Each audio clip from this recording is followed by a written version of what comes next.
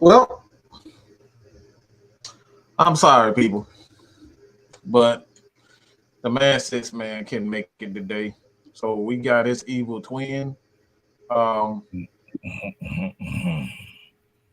Yeah. introduce yourself to the people today. They know me as, you see me as Six Man KStylzz. Well, today I am Evil Man Kevin. uh,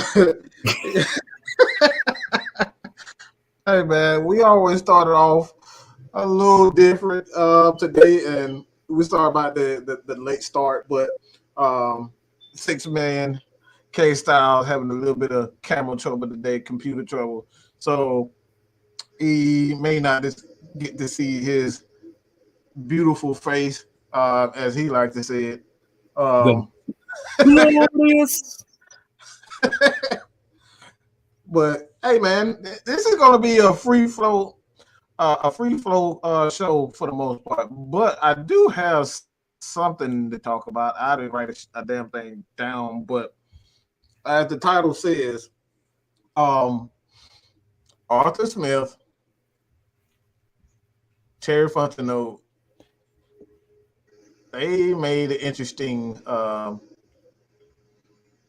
Hey, they look. I think something may be on the horizon, man. I don't know if a lot of you guys follow the Falcons on YouTube. If you do, they had a press conference set for March 1st.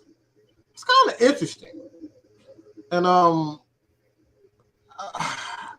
I don't know what to really think about. To be honest, I really don't know what to think about it. I will say this: I just find it interesting that they chose March 1st, and today those guys, the Falcons team, actually, um, I guess they posted a bunch of Matt Ryan stuff.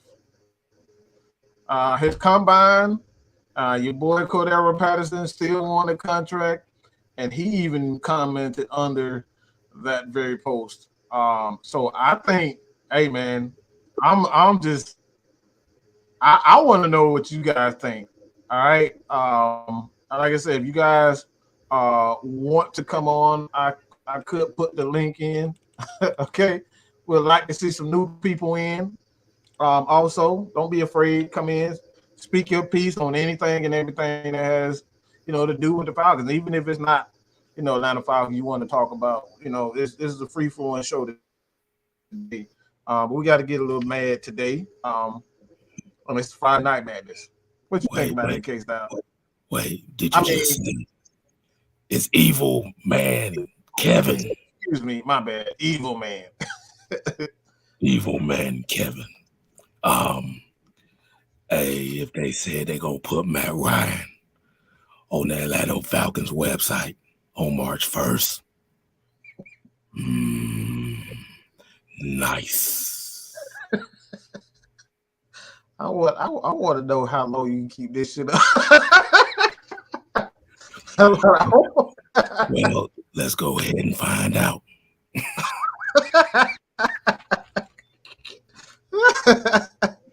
Okay. The power of evil will compel all.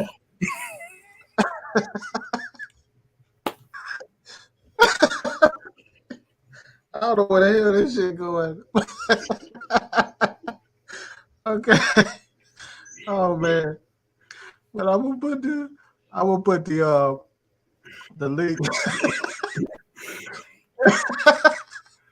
But this coming right here. Remember, this is not KStylzz. This is Evil Man Kevin.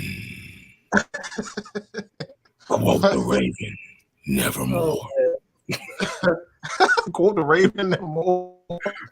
Wow. He even told us some. Oh my god. Hey man. Hey, hey, sounds like Eric, we got a couple super chats, which belongs to Evil Man Kevin. Oh, he just so. Oh, Evil Man just snatching soul today. Eric McDowell with $5. The $5. $5.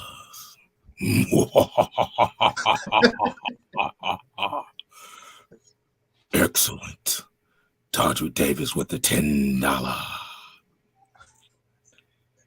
He said, hey, fellas, question if you were GM and could take one of the following running backs, wide receivers, who would you take? And in what round would you take them in? Cook, Spiller, Robinson, Pickens, Burks, London. Thanks, fellas.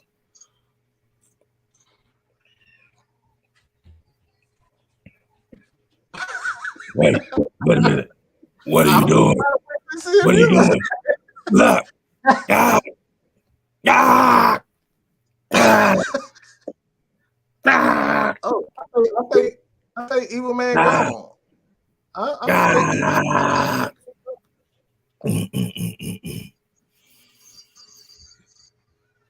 Whew.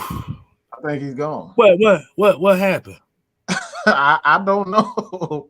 I don't know. There's some I don't know. Some evil character came in, and I'm guessing you just woke up from a coma or something, because I don't know who this dude was, but some dude, Evil Man, came in and he hijacked the show. I mean, we couldn't even start on time. I mean, he had technical difficulties. So look, it's already weird. Okay, it's already weird. Oh man, what?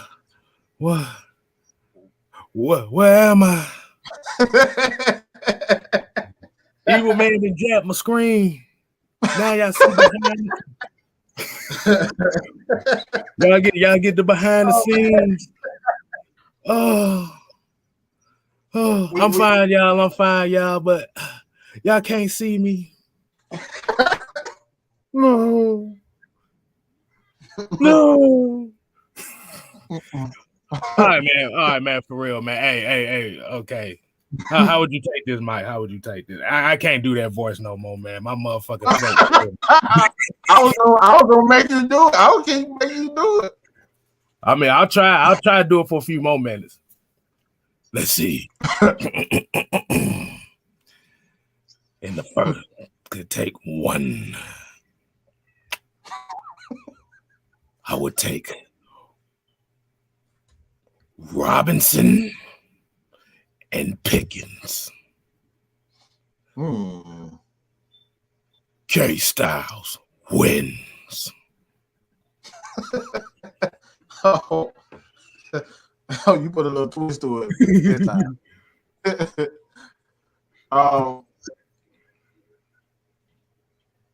Who would I take? The first running back and wide receiver, one of each. I'm gonna go complete opposite of what he just did. I'm gonna say Cook, because you can move him around, do different things in London, because he's obviously a big guy. I think that's what they need. They need some size on offense, and they need guys who can, they can move around and do multiple things. So like I like Cook, and I like London Drake. But yep. Oh, my bad. Hey, man, hold on. I just kind of rewind back at the show. It was something that we didn't do. Oh, we didn't do. We didn't do it. Oh, good gosh. Hey, look, the Evil Man, I told you, he hijacked the damn show. We couldn't. Yeah, hijacked the show. So I guess we got to do the real roll call. You want to do that? Let's save it for the middle of the show. Let's save it for the middle of the show. I think they already kind of got the thing. They know I'm in here. But very, very interesting. You said March 1st. Why March 1st. Isn't that around the same time Julio said he wanted out? Mm-hmm.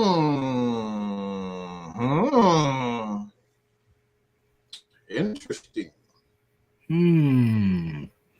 Acknowledge me at once for that comment. Nah, but what? that's kind of interesting because I looking at the timeline, it's almost like it was right around that same exact time last year Julio said he wanted out. Mm-hmm. Because my thing is this. We know for a fact um, that there are changes need to be done. Like changes need that, but we don't know exactly what's going on with Calvin Ridley. We do know we need money and we need it bad, and it's getting close to free agency. So we're going to go in free agency with no damn money. We ain't got no money. Mm-mm. We Just think about that. So we got about, I don't know when free agency starts. Let me see when free agency starts. I think free agencies start on this. I think that's the same day free agency start. I think no, that's the calendar. I know that. No, that's the calendar football Calendar year. year? Okay. Let's see. I put the damn thing in the damn YouTube tab. I tell you how much I'm always on YouTube. Oh no, free agency starts on March 16th. So they still got about 3 weeks, 2 weeks, and a couple of days. So almost 3 weeks to kind of get everything going. So something is definitely going to have to happen in the next couple of weeks, to be honest. So it's going to be interesting. It's going to be interesting to see what happens. I want to know how many people think is going to happen. What's going to happen in this particular instance? And people probably looking at this screen right here in the middle, right below. 5 years, 120. What does that mean? I was just going to ask you, does that sound like an extension? I believe so. Like I believe it has to be a 5-year deal, and I think it has to be a massive deal where they're able to move money around and move it around. I think it has to be a 3 to 4 year deal. In that 5th year, it has to be the money for that year has to be massive, if that makes sense. Because what you want to do is have the freedom to move it back and forth. If you front load it, that'll be that. I mean, obviously that's going to be the case. They're going to have to front load because they have so much money tied up right now. But if there's a way that the Falcons can either void this contract and pretty much extend them so they avoid this year, the $48 million year, I think that they can, for the most part, give them about $35 million. And then towards the end of it, it started to decrease. So I think that's an extra. Honestly, I think that's an excellent way to go about it, man. Front load a lot of this stuff. Front load it. If they can void this final year, find a way that they can void this year. And both parties decide, all right, this is gonna be it. I doubt that can happen. I doubt that can happen. I doubt it will happen. But if they can come to an agreement to avoid this final year, this will really that'll benefit both sides, to be honest. Do you know how very, very, very pissed off the city of Atlanta would be if that was to happen? Yeah. Oh, absolutely. Oh man. But yeah, it's going to have to come down to that, and we've talked about it last night. As far as like I said, the extension cannot be no little small ass extension, because you're really going to not only defeat the purpose, you're going to put yourself in a deeper hole. So it's going to have to be something long term. But I kind of have a feeling if they do that, they're going to have some type of out clause on those final couple years too, just to be on the safe side. Which begs the question. Look. Well, it begs the question too. If they pull this extension out, are you thinking that Terry Fontenot and Arthur Smith might look at quarterback this year or next year? Like you said, we don't. Like I said, the way that they how shrewd this shit looking right now, we damn well don't know what the hell's gonna happen. I think they already know the quarterbacks that they're going to target in a few years. I don't think as like right now when you look at the quarterbacks in college, obviously there's no one as a top ranked quarterback in college right now that's ready to come out. Most of these guys are young. So it's going to be 2 to 3 years before you even think about setting yourself up to even get a Bryce, someone, Arch, or one of those guys. So it's gonna take time to even get to those guys anyway.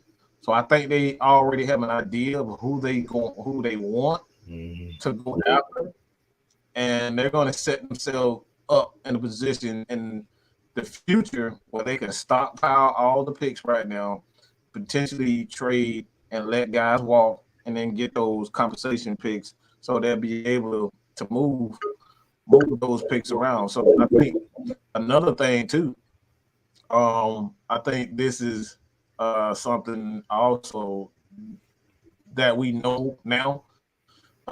Actually, some people know quite some time is you can actually trade those compensation picks. Before, I think like 2 years ago or something like that, you couldn't trade those compensation picks. So I think you can trade those picks now, and use them in order to go after guys.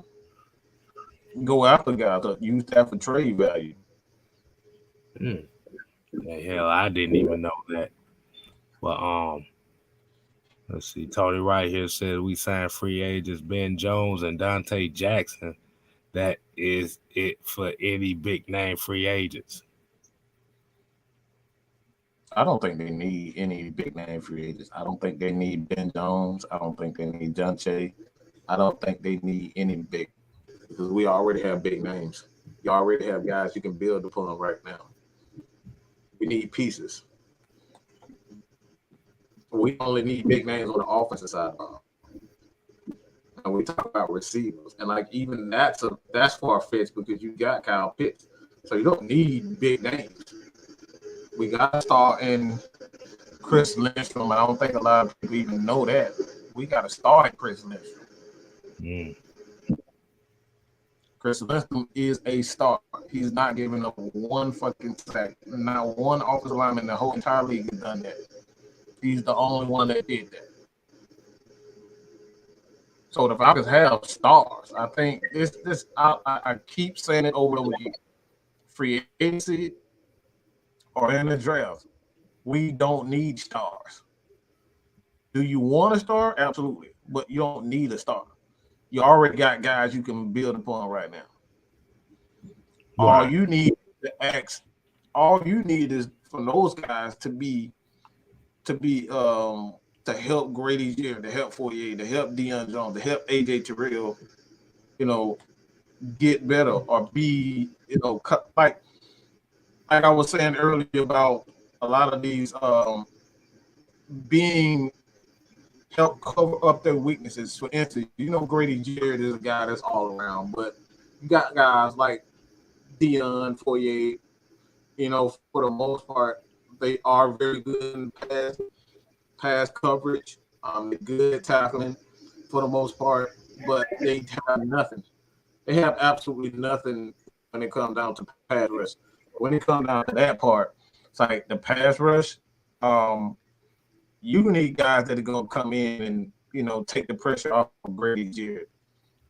So you're not necessarily looking for a start. You're looking for guys that's going to help Grady Jarrett. You're going to need guys that's going to help get the most out of a Grady Jarrett or Foyer, AJ Terrell. Like that's what you're looking for. So like as far as like AJ Terrell, the only thing he needs is two things. He needs a safety behind him and he needs some guys in front of him to help, maximize his ability and get those turnovers we need. All right. So as you were saying about that extension for Matt Ryan, what do you think they're gonna do as far as extension for Grady Jarrett or Deion Jones? Because you never know, that might be something they try to pull out their asses as well. Mm-hmm. It could be Deion. That's a great point. That's something that I didn't think about. It could be trying to extend Deion. It really could be that. They could try to extend. Also, he restructured his contract with Jake Matthews. They could be trying to extend him as well. Like I said, it's a whole bunch of damn things that can happen here. Mm-hmm. It's a lot. But you want to go ahead and start getting some folks on here? Oh yeah. In the green room. Oh yeah. This ain't the casting couch, but this backstage. No, not yet. We ain't got the casting couch just yet. Oh God, we ain't got the audience for that either. We ain't gonna do that. All right. Let's get Alex, you ready? Let me know. But we're gonna get this psycho on right here.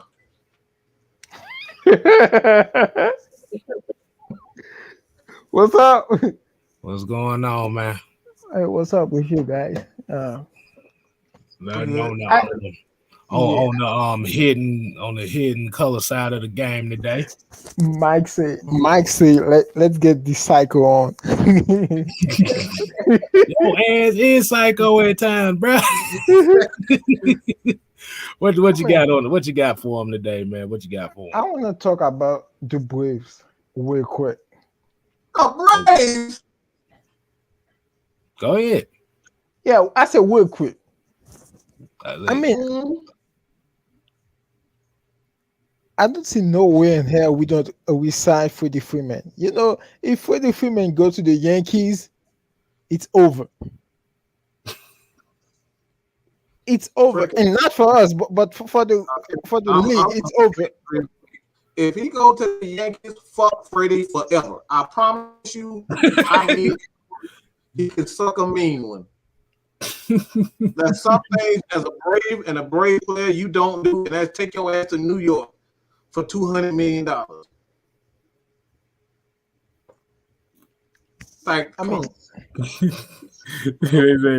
say you can take your ass to goddamn. Like if Freddie Freeman go to the Yankees, I will draw that comparison to when like KD went to the Warriors. No, that ain't nothing. It ain't like because Freddie, like you got to know what the coach is in Atlanta, and it's like the Falcons. It's like Matt Ryan deciding in his prime, he in his prime he gonna take his ass to the Saints. Come on, bro. It's certain things you just don't do. Yeah, but it's a business though. Man, get out of here with that political bullshit. No, ain't no damn business. That's what politicians. We need to resign the dude, man. My second thing, it's a joke now. My second thing is that last year I don't even know why in the hell like we keep rushing the passer. Really? Yeah, really, bro. I mean, drop everybody in coverage. Fuck it. Really, And that was the same thing the year before that got us annihilated too. we actually did that on the Dan Quinn. That's all we actually did was No, drop them. I'm talking about drop everybody in coverage. All We did it. 11 guys. We did that before. Had guys spying. Spy is pretty much coverage. We literally had everybody spying and it's moving around. Yeah, we've done everything. None of that shit worked.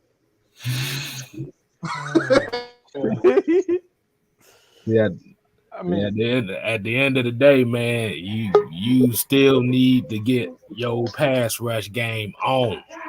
So they gonna have to.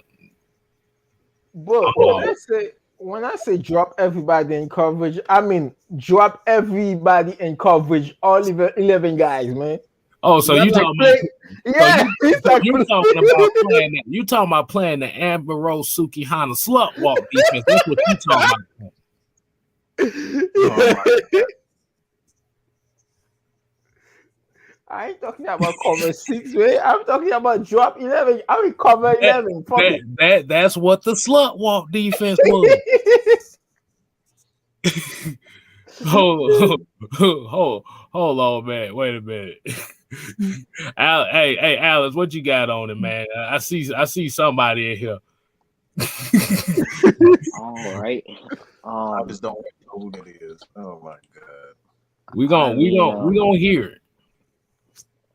I mean, I think that there's a guy, there's a wide receiver in this draft class that is starting to get a little bit more attention. That he did pretty good in the Senior Bowl, and people are starting to talk about him now. At least my sources are. And that's Jalen Tolbert. I think that he's a nice receiver from South Alabama, and I think that if we trade Calvin Ridley for like a second, if that's what we're gonna do, I think we would basically just be trading Calvin Ridley for Jalen Tolbert, which, if you ask me, isn't a bad trade. I got the question. Which one is that dude projected? I think he might even be projected to go in a third, but my sources that who really like scout wide receivers, they think that he's a second round talent. So like maybe like high second round talent. And I agree with him. I think that there's a few guys that are going under the radar, like Sky Moore out of Western Michigan, who I think is also a second round talent, projected to go maybe somewhere in the late second, early third. So there's some guys in this receiving class that I like. Okay, that's a name that I haven't really heard. Like you said, that's a name I haven't really heard much of. It's like the only names I hear is Drake London, Traylon Burks, and fucking Christian Watson.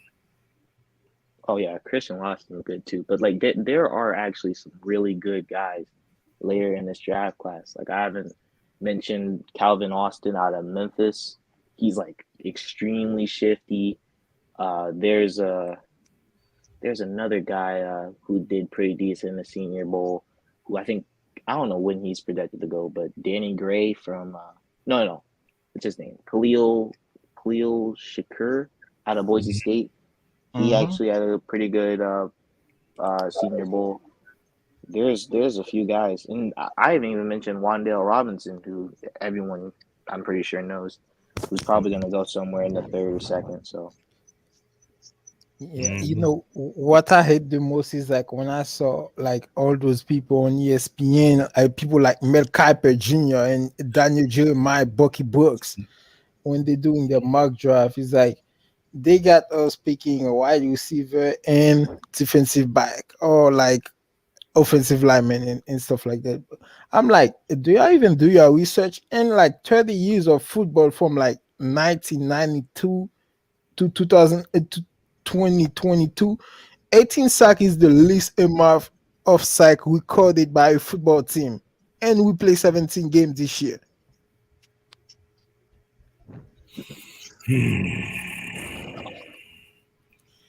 Now that sounds very, very, very depressing right there. Man, I'll say this. let this jackass speak real quick. Everybody tell who your name. Tell us who you are.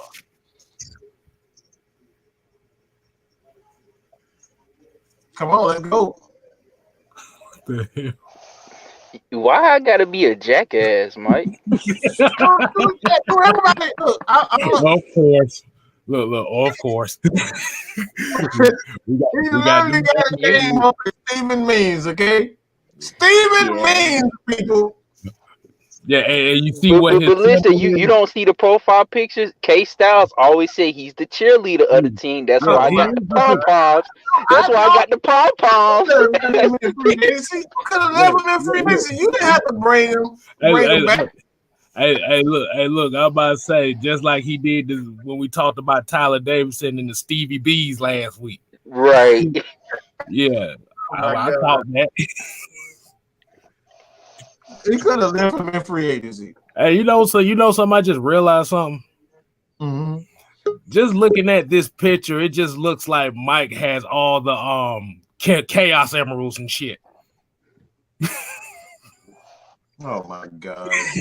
That boy got the power of the stones over here, boy. Oh, hey, really? Oh my God. Can I address something real quick? I just and I normally don't do this, but for those that got children around you or you're in a setting where foul language isn't allowed, please put your headphones in. So it came out 2 days ago that Tom Brady is making a movie on the Falcons Super Bowl. Yep. Oh, I heard fucking about it. Tom Brady, you are such a hoe. Like you are so bitch made. Like, bruh, do you realize that you didn't do anything to win that Super Bowl? If it wasn't for Kyle Shanahan's and Dan Quinn's fourth quarter meltdown, you would have never won that Super Bowl, bro. You play like absolute crap, bro. You play like absolute buns, and it's like almost the same thing with every Super Bowl except for the first one versus the Eagles. You play bad and you get bailed out. The first two you got bailed out by Adam Vinatieri. The next one against the Seahawks, you get bailed out by Malcolm Butler. Then you got bailed out against us with Kyle Shanahan and Dan Quinn, and then you got bailed out by Sony Michel in 2018, and then you get bailed out by the Tampa Bay defense last year. You get carried to Super Bowls, and you supposed to be the GOAT. You literally threw 3 picks in the NFC Championship and still won, bruh. And still won. So is his new nickname bailed out?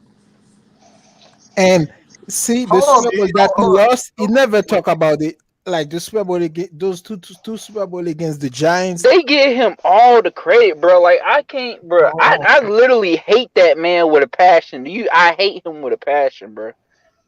But didn't I say that before? They give him all the credit, none of the blame. Those two Super Bowl that he lost against the Giants and the one that he lost against the Eagles, he never talk about them. Right, that man did all that cheating just to get his head beat in by Eli Manning and Nick Foles. Come on, bro. He never you did all that cheating, and you got your head beat in by Eli twice. I even got Patriots fans in the barbershop that said, "Boy, I'm glad Peyton Manning retired. He gave us hell. I'm so glad he retired."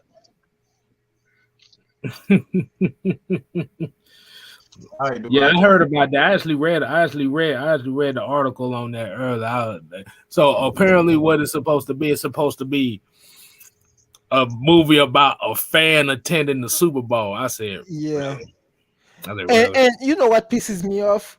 It's like when I see all those people who's not even from Boston and shit like that up in Massachusetts, Connecticut, and they fucking Patriots fan. This shit pisses me off. White people. Ain't nothing up there in Boston but the Klan. That's all that is. Sasha Banks stays there. That's one of like 6%. That's one of like 3%. I don't see no Patriots fan these days. Do y'all see any? Oh nah. It's just like with LeBron James fans. Tom Brady left, they left with him. Mm-hmm. All right, Undertaker, what you got? Boom. He probably clueless to what we even said. Go ahead, Todd. What you got, boy? How y'all doing today? Hey man, we good. We man. good. We good. What you know, good man. Nothing, just getting off from work. Oh yeah, I already know that, man. Boy, what you got? What you got for the top? What you got for the topic tonight? You got something you want to get off the chest?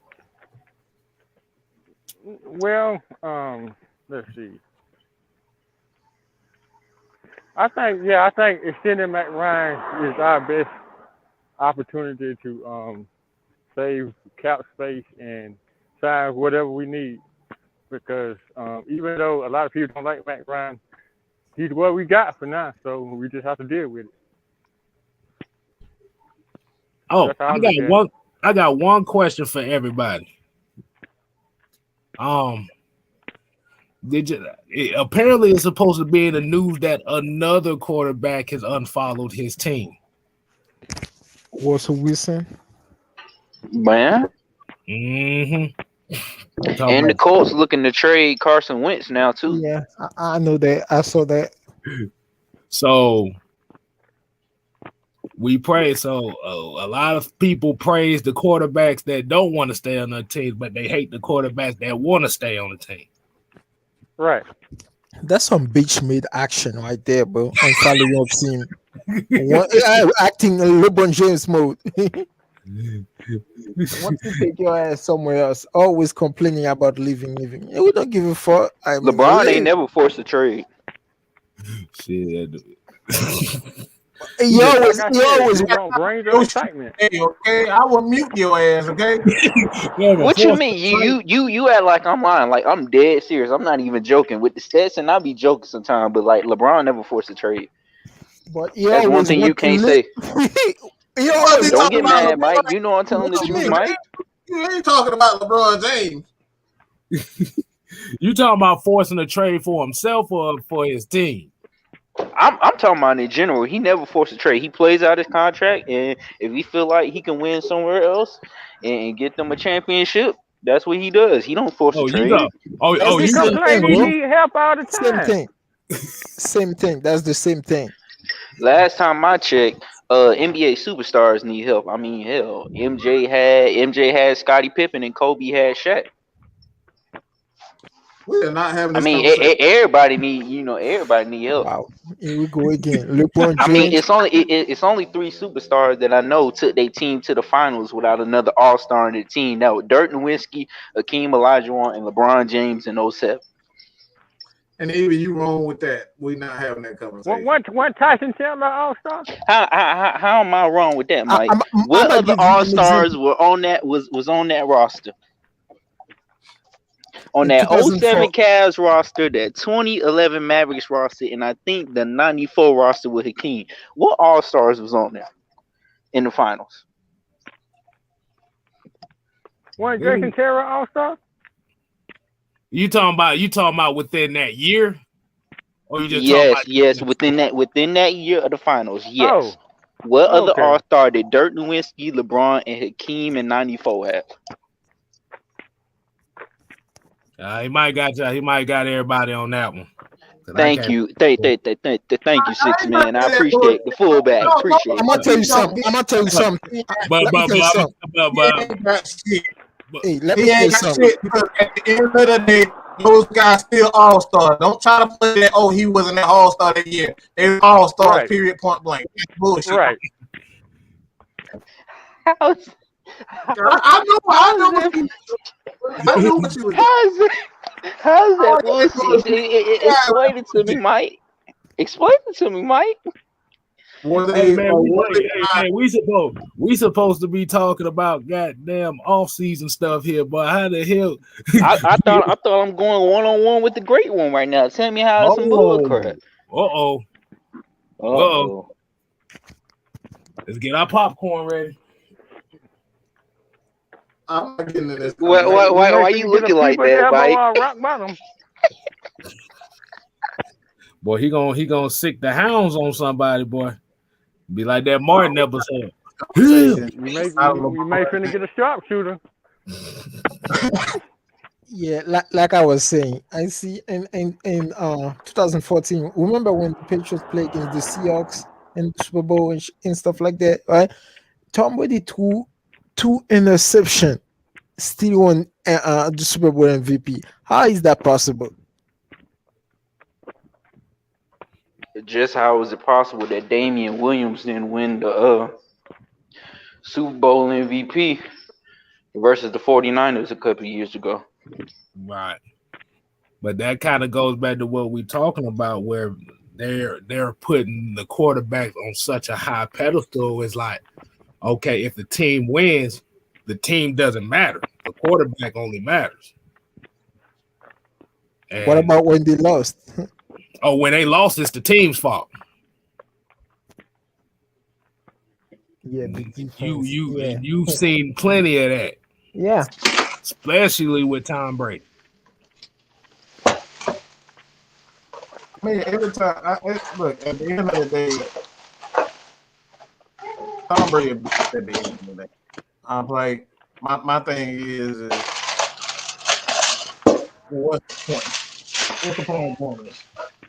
I'm usually like watching TV. I mean, you feeling old and decrepit. You feeling old and decrepit. You got to start picking. Like, it's just like the bully in the school. He get beat up. He get his ass kicked one good time, and he want to come back and start picking on the same guy that he know he can beat up from. Oh no! Somebody said Michael Butler won the Super Bowl MVP that year, not Tom.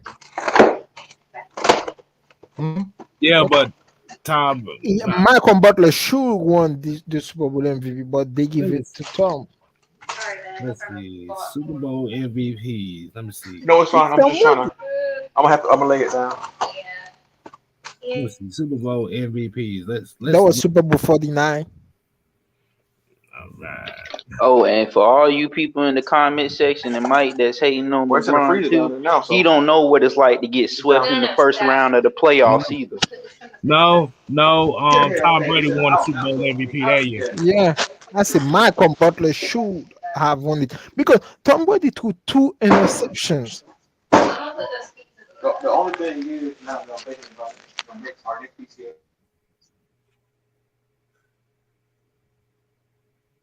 Oh, what? I think he had like 280 some yards, and like most of these yards came in the 4th quarter. Right. He was playing ass the first 3 quarters. He was playing like ass. That's why I said the only Super Bowl that Tom Brady really played good in was against the Eagles. I mean, can you really say that? Nah, I say like I'm talking about both of them, Mike. The 05 and the 2017. Could remember Donovan McNabb threw 3 picks in that first Super Bowl. And he puked. He tore up. And the crazy part is T.O. put over 150 yards on him with a broken leg. That's wild. I said the first ones against the Rams, way back. I mean, for a backup quarterback, he played well enough, I would say.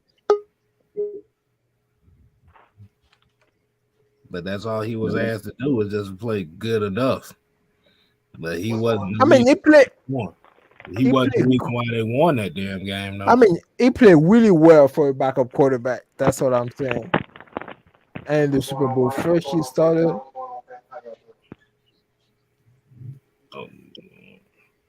We got I wonder, do y'all think that Matt Ryan should get $40 million on his new extension? Do y'all think that? You said what? Do y'all think Matt Ryan should get $40 million on his new extension if we get an extension? That's probably what's going to essentially happen. I mean, because that's the going rate for the quarterbacks now. That was that you have to pay attention. Like I said, we pay attention to the market. The market right now was set by Dak Prescott, so it's right around that 42 to 45 million. I think they should front load it though.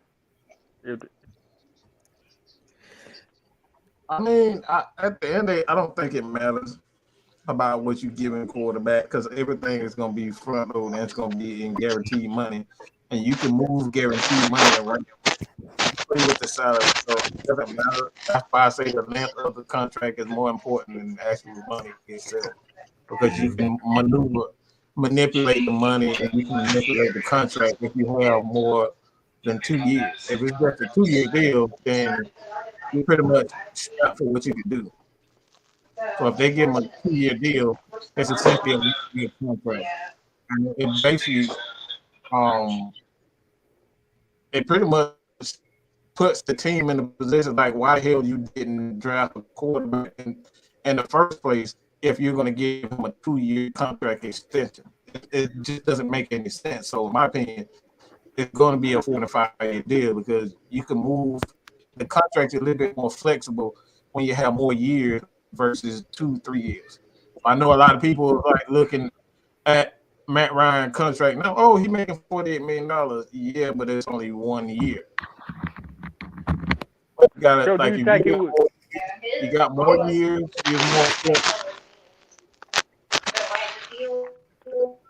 Do you think it was a mistake for Dimitrov to restructure him 3 times? So he No, because of the position we in right now. Is everything at this point in time is 2 people's fault. It's Julio Jones' fault and it's Quintero's fault. His bitch ass would have been patient. The Falcons would have been a lot more. You're right about that. I'm being serious. I'm being dead at if Julio was patient, we could get. If we would have played this contract out, we wouldn't be in this position. If he would have just been patient, it's not about the money. If he would have waited his turn, we could have been. We could have gave Fourier money. We could have gave Fourier something. We could have gave a lot of guys something. We could have did a lot of things, even with the offensive line. But he forced our hands into like even the offensive line. We was forced to do. We could have kept Alex Mack. Because Alex Mack was still playing good money.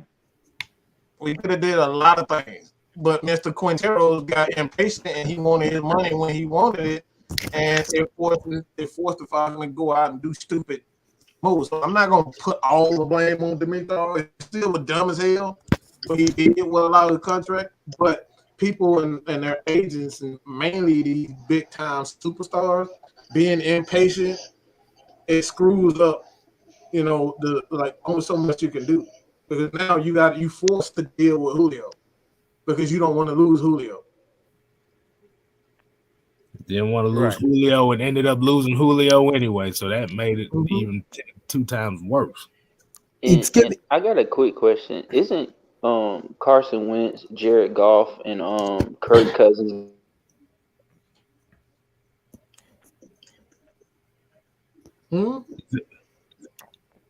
It's getting to a point now where like the price for quarterback is only going up.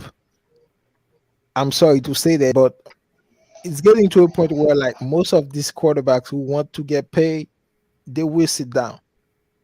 Nobody will be able to afford that kind of money. But I'm just saying, you can't have them quarterbacks making more money than Matt. Like, let me say this. Is the contracts on a I guess the contract for itself, like if you just looking at the numbers, all right, the numbers are gonna go up. But the numbers in itself for quarterbacks are not changing. The only thing is changing is voidable years. You're gonna have incentive, like you're gonna have quarterbacks with making $300 million, but they're gonna have a lot of options in it. So it's like if the contracts in itself aren't changing, it's just you're gonna have a lot more, especially with the situation with Julio, Calvin Ridley, Hopkins deciding like he just don't want to negotiate any more deals. He don't want to do anything. So you force the organization to do things. So they're not going to give you these long 3, 4, 5-year contracts guaranteed anymore. They're going to give you 2-year deals for like 40, 50 million. So a quarterback going to make $100 million in the first year. But if they feel like, he's not worth it, they're going to go back to the negotiating table after those 2 years, and they're going to end up, either letting them go or re-sign them. So like the contracts are going to get shorter. They still going to get a lot of money, but it's going to be 2, 3-year deals instead of 4, 5-year deals. Hey, Mike, do you think that the NFL with the TV deal is going to be something that's good for as far as the salary cap? I know the TV deal is supposed to be kicking in probably 2023, but how do you feel about that? I hear you say it again. All right, hold on. Somebody mic messing up too. Mm-hmm. Yeah. But yeah, just like you were saying about the contracts, like you said, I'll use the perfect example is if you look at Patrick Mahomes' contract. Right. Yeah, it's a 10-year, $500 million deal, which sounds crazy as hell. But it probably got some opt-outs in it. What I was saying, Mike. I'm sorry. Yeah. My bad. Go ahead. I'm sorry about that, KStylzz. What I was saying on the thing was, how do y'all feel about the new TV deals that's supposed to be kicking in? I know it's not kicking in anytime soon, but do the new TV deals make it a little bit better for the salary cap with those? Because from what I'm hearing, is the player's supposed to be a part of that TV deal, getting some of that money. So would that kind of offset and help the salary cap a little bit? What do y'all think on it? Your thoughts on it, excuse me. Yeah, it should. Yeah, because that's gonna be that's part of the revenue. That's part of the revenue pot for the whole league. So, yeah, those TV deals are definitely gonna help the salary cap as well. Hey, because it's only going up from here. Pretty soon, a quarterback's making $60 million a year. I hear what Mike is saying as far as they're not giving you this long-term deal anymore. So quarterbacks can easily, the what ifs come in. Quarterbacks can either say, you know what, well, screw it. If you're not going to give me these long-term deals, or whether it be a wide receiver, you're not going to give me these long-term deals, hey, I want $60 million a year. So, like you said, Quinteris Jones or Julio held the Falcons hostage. You're going to get that a lot from a lot of players now, knowing that they can get away with it. But I do see some things in the contracts that's going to be more of a, okay, look at the Julio Jones situation, look at the Calvin Ridley situation. All right, with that being said, look at these addendums that we put in here. Okay, if you say that, okay, I'm gonna leave the team because I got mental issues. Well, with that being said, that means you're forfeiting this pay. Right now, if you look at these contracts, it's like, okay, damn, I can't really do nothing because it's guaranteed money whether he played or not. But with these addendums that can be put in there, the addendums coming, man. Just like a military contract, these addendums coming. If you cannot do certain parts of your contract and that is agreed upon, then guess what? You're going to forfeit your pay or this amount of money or whatever. So it's coming. It's going to be a battle between the Players Association and the NFL. I already see it coming, plus with the owners. So here's my question. With Kyler Murray requesting a $50 to $55 million contract, what do y'all think Derek Carr and Lamar Jackson is going to get? It's just going to be based on who gets paid first. Okay, even though Kyler Murray might want that $55 million deal, it's all going to depend on who gets the first contract. Who's going to set the I think Kirk Cousins on his last deal too, last year too.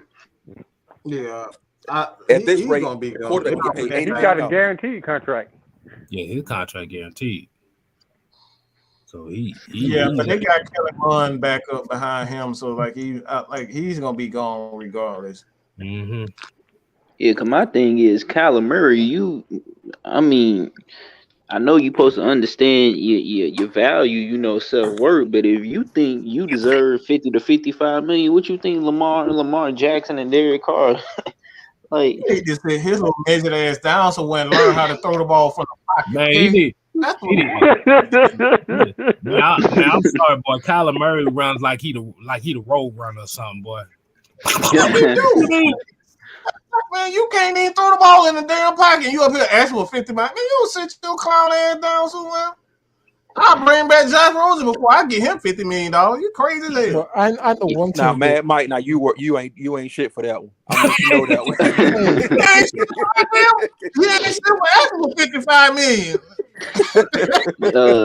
million. Triple G, I don't know. Derek Carr, he's not a bad quarterback. He's a good quarterback. He might get that 30. I don't know. He might get that 30. He might. I think he might. He already close to 30 right now. Yeah, I think he might get about 36. Everybody, I want everybody to answer this question. This right here. This is the question I really want. I want an answer to this. Mm-hmm. What has Kyler Murray done to demand $55 million? Have you seen his feet move when he's running? He's mobile. He's That's mobile. That's gonna be the main thing. Everybody say he's mobile. He's mobile. Mobile. I mean, he's T-Mobile. But here's Well, the funny that's but you know here's the funny thing that nobody talks about Kyler Murray is, and what Arizona is. If you notice the last 3 years, they always start off 7-1, 6-1, 8-2 playoffs, or like and getting they knocked out. always miss the playoffs. And see, if I was a GM, I would not pay a quarterback that kind of money, because paying a quarterback $50 million a year, like, you will not be able to sign anybody. But T, that with the same thing is, I hear what you're saying, T. But look at it this way: if you don't pay the quarterback whatever they're demanding at this price or whatever, you ain't gonna never have a quarterback. Right? Because I give you an example though. I'm gonna give you an example though. You think Mac Jones for that get that kind of money? Hell no. Man, he only played 1 year. We don't know what Mac Jones can be. What?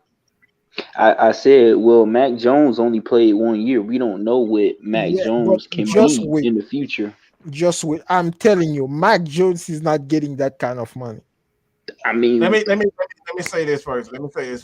It is what we're talking about when we talk about guys and quarterbacks getting money. You have to have the accomplishments. You have to have the awards behind it. So like when you talk about a guy like Matt Ryan, when he's won the MVP, he's made it to the NFC Championship. These are the things that go inside the contract. So you got a guy like a Matthew Stafford, who has, when you look at his entirety, his complete, we talking about all his years in the NFL. The dude has threw over 50,000 pass yards. So just based on that alone, he's going to get a healthy contract because of his tenure. Aaron, he hasn't done anything. He has not accomplished anything to even qualify for X amount of dollars. This is how guys go when they go to the negotiating table. The team is like, okay, what have you done? Have you taken us to a playoff game? Have you done this? These are the things that was even in Matt Ryan. A lot of these contracts has incentives in it. You got to win us X amount of games. You got to run for X amount of yards. These are the things that's in there. He hasn't done a lot of this. Mm-hmm. But think about it, Mike. Look, in KStylzz and everybody on here. Then we talk about NBA contracts, because NBA contracts, you get those max deals based off of your accolades, right? If you've been to the All-Star game, you won first team defense, first team. So if that's the case, then I see where you're going with it, and I agree with that. With that the terminology or the process of doing that, because now everybody, I just heard on the show with KStylzz not too long ago, and Matt White was talking. Oh, everybody now is putting Matthew Stafford at the top. Oh, he's a Hall of Famer now because he got a Super Bowl. I'm like, hold on, but what about his body of work when he was with the Lions? Now, don't get me wrong. Everything is a team sport in the NBA, in the NFL. So I understand that everything for the Lions wasn't his fault. But look at the body of work that he had at the Lions versus what he have now with all of this talent around him. Can we truly say that he's a Hall of Famer? Yes, because I can say that, because you don't it's not easy to pass for 50,000 yards. Let's just try to stop that. True enough. That in itself is an accomplishment. He's done it. whether or not he's a first ballot Hall of Famer or like he's gonna have to struggle like a lot of guys like Warren Moon, Dan Fouts, and those guys. Mm-hmm. Is he going to struggle? I believe he's going to struggle, but he's a Hall of Famer. Okay. I'm gonna say it. I'm gonna say it like this: if Tony Romo gets into the Hall of Fame, there is no standard. Matt Ryan better be in that motherfucker. I'm telling you, if Tony Romo gets there, Matt Ryan better be in there. I mean, stop playing. Tony Romo ain't getting in the Hall of Fame. Come on, stop playing now. But don't get me wrong. It's the same thing with what happened to T.O. and Randy Moss. Randy Moss started working for Fox. Randy Moss wasn't looked at for the Hall of Fame until he started really working for Fox, and he got into the Hall of Fame. So hey, Tony Romo worked for the TV. It's like when they start choosing people to get into the Hall of Fame, from my research, it's like the people in the Hall of Fame has to choose you to join them. It's not like the choice of the people on the outside. I can sit here and tell you this person is an Hall of Fame, that person is an Hall of Fame, but for the people who are in the Hall of Fame, is this person in the Hall of Fame? Is that person that we're talking about in the Hall of Fame? This is what I discovered from my research. And what's your to the left of me? What's your name, sir? Me? The one to the left of me at the bottom. That's Jarvis. Yeah, Jarvis and Mike, y'all made a really good point about the individual accomplishments. Because now that I think about it, Lamar won an MVP in his second year. Now that I think about it, that boy finna get paid. About to get paid.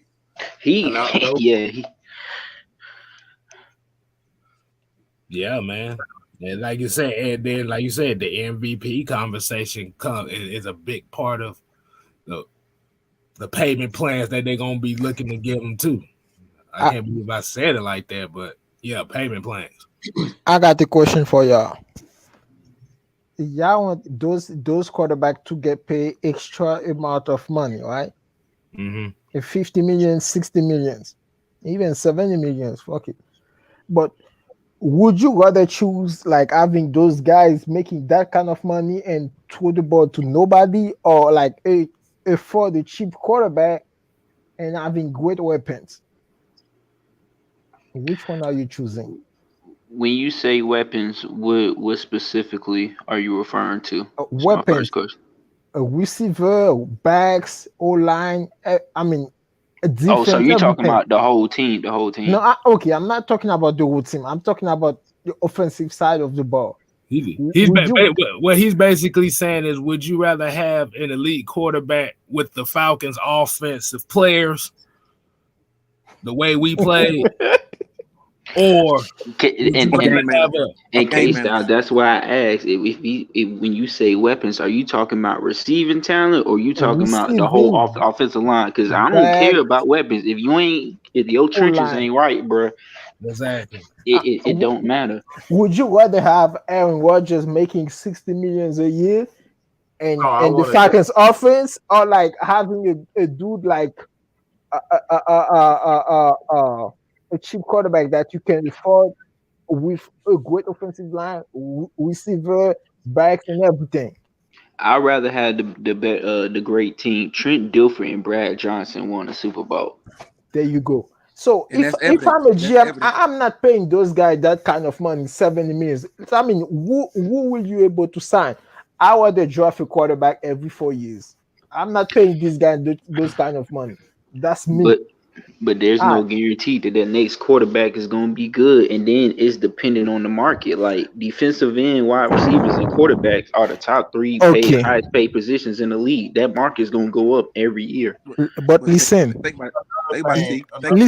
remember. Look at the Jets and the Cleveland Browns. They've been trying to find a quarterback for the left. Everybody want to say, "Oh, Baker Mayfield is this and that and the third." I don't give a damn about that. Baker Mayfield ain't showed me shit. Okay, they tried to put him on the pedestal. He came out.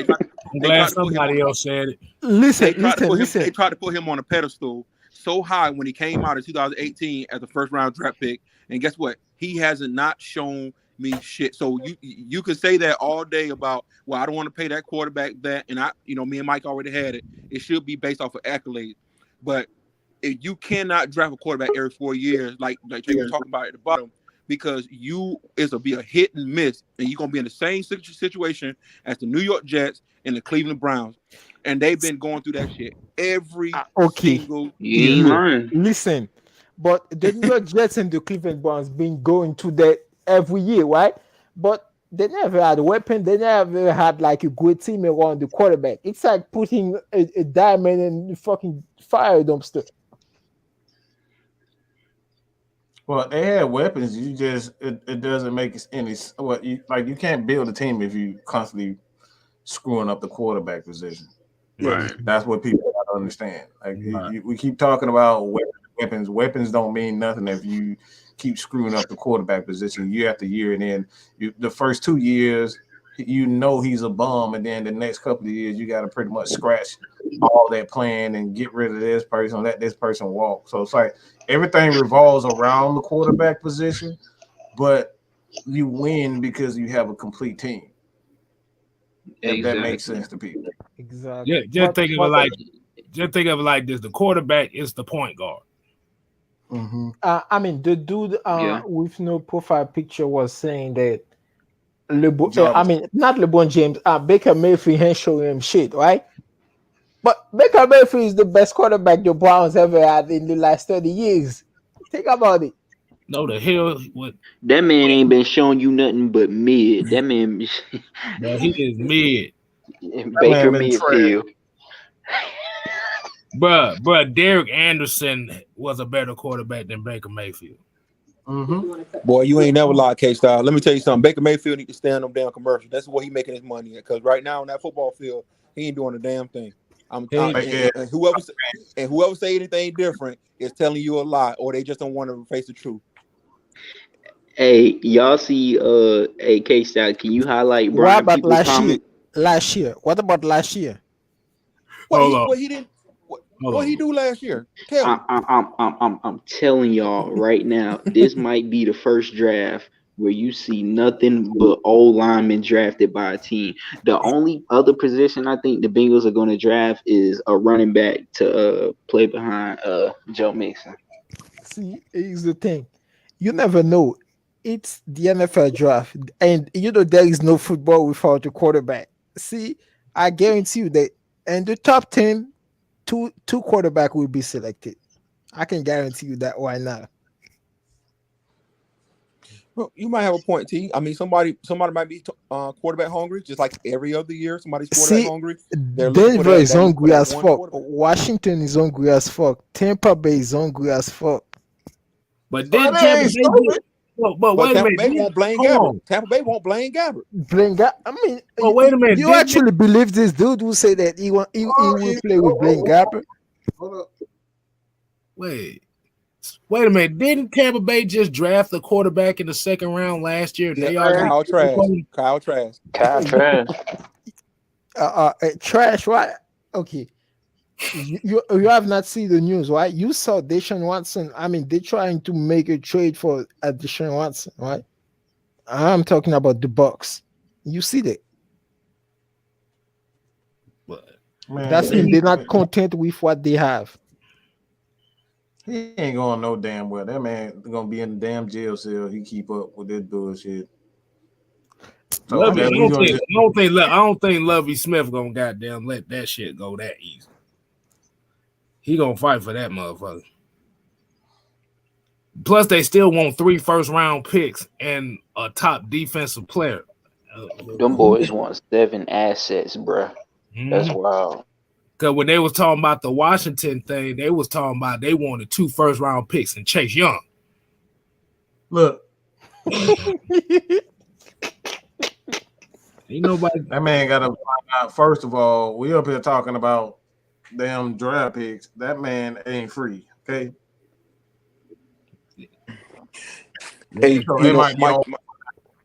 Mike and KStylzz. So this is what I seen on Bleacher Report. You know how Bleacher Report got the community tab where everybody posts whatever they want to post. Mm-hmm. So on there, somebody posted a Falcons fan, or what they call it. Sometime if Falcons fan posted on there. Look, and you talking about the Falcons can't do certain things and this and that and the third. Look at the Rams. They're $49 million in the cap and under over the cap, and they still won a Super Bowl. Why we can't just do that and go over the cap and get all these players and win the Super Bowl?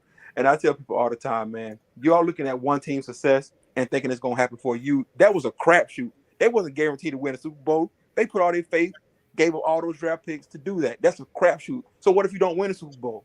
What if you don't win a Super Bowl? Now you put yourself in over the cap for $49 million, and now you got all of these players that's around here that's making all of this money or whatever it can be, and you can't sign anybody. Not only that, you don't have the draft capital to replace that. I just hate when people look at other people's success and other teams' success and try to make it all. I don't like it either. Yeah, that's a very, very immature take to go after. Like you said, there's no right or wrong way as far as how to construct the team, but the main ingredient is you have to build the trenches. That's like the most constant of all teams that win is the trenches. But like you said, you can crap shoot it all day. Look at the Saints; they done crap shooted that team for so long. Look at them now. $80 billion in over the cap. Go ahead. So somebody asked me this question: who the fuck you gonna go get? Ain't nobody free. You cannot force teams to trade guys to you. Mm-hmm. I mean, I kind of see.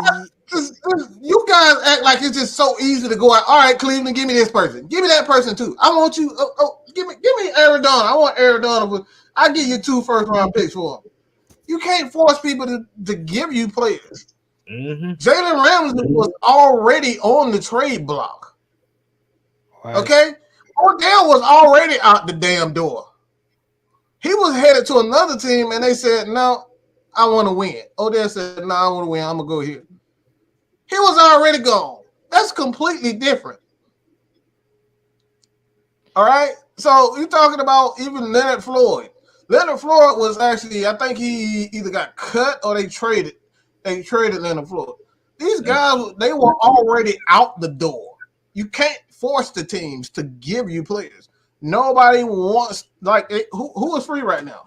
Von Miller? You think Von Miller is looking for a payday? Von Miller trying to collect championships. He's not Chandler Jones.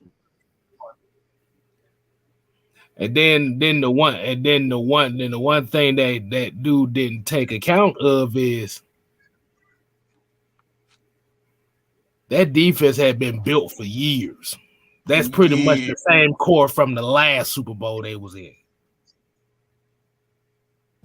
I kind of see other teams do the way the Rams build their team, like give up draft picks and go after those guys, right? I kind of see other teams do it too because, this league is like a copycat team. But the thing is, every year is unpredictable. Like you said, it'll work for 1 year. I mean, sometimes these good players, they just retire. Mm-hmm. This is like Von Miller might wake up tomorrow, or damn Aaron Donald might wake up tomorrow and just say, I can't do it. I thought I could do it, but I'm just not. Mm-hmm. That's literally what happened to Tom Brady. That's literally what happened to Drew Brees. That's literally what happened to Luke Kuechly. I could keep going on and on and on. These guys, like sometimes these guys just don't. They're not the same after year. Julio Jones, in a year we saw he ain't the same Julio. He literally his career damn near died. Yeah, that's this year. You know what I'm saying? Like just because guys, and I already see people. No, he ain't gonna do it. We are seeing this time and time again that players just like they just can't take it. I forget the guy from San Francisco 49ers, the linebacker. He's just like he was on top of his Patrick game. Willis. Patrick Willis just decided he wanted, like he was on top of his game. He was just like, yeah, I'm done. You talk about Patrick Willis, right? Mm-hmm. Mm-hmm. No guarantee. Like I said, everybody got all these brilliant ideas, but it was not easy for the Rams to do that. That's why they had to mortgage every bit of their future. And they didn't know that this thing is going to work well for them. They just take a chance.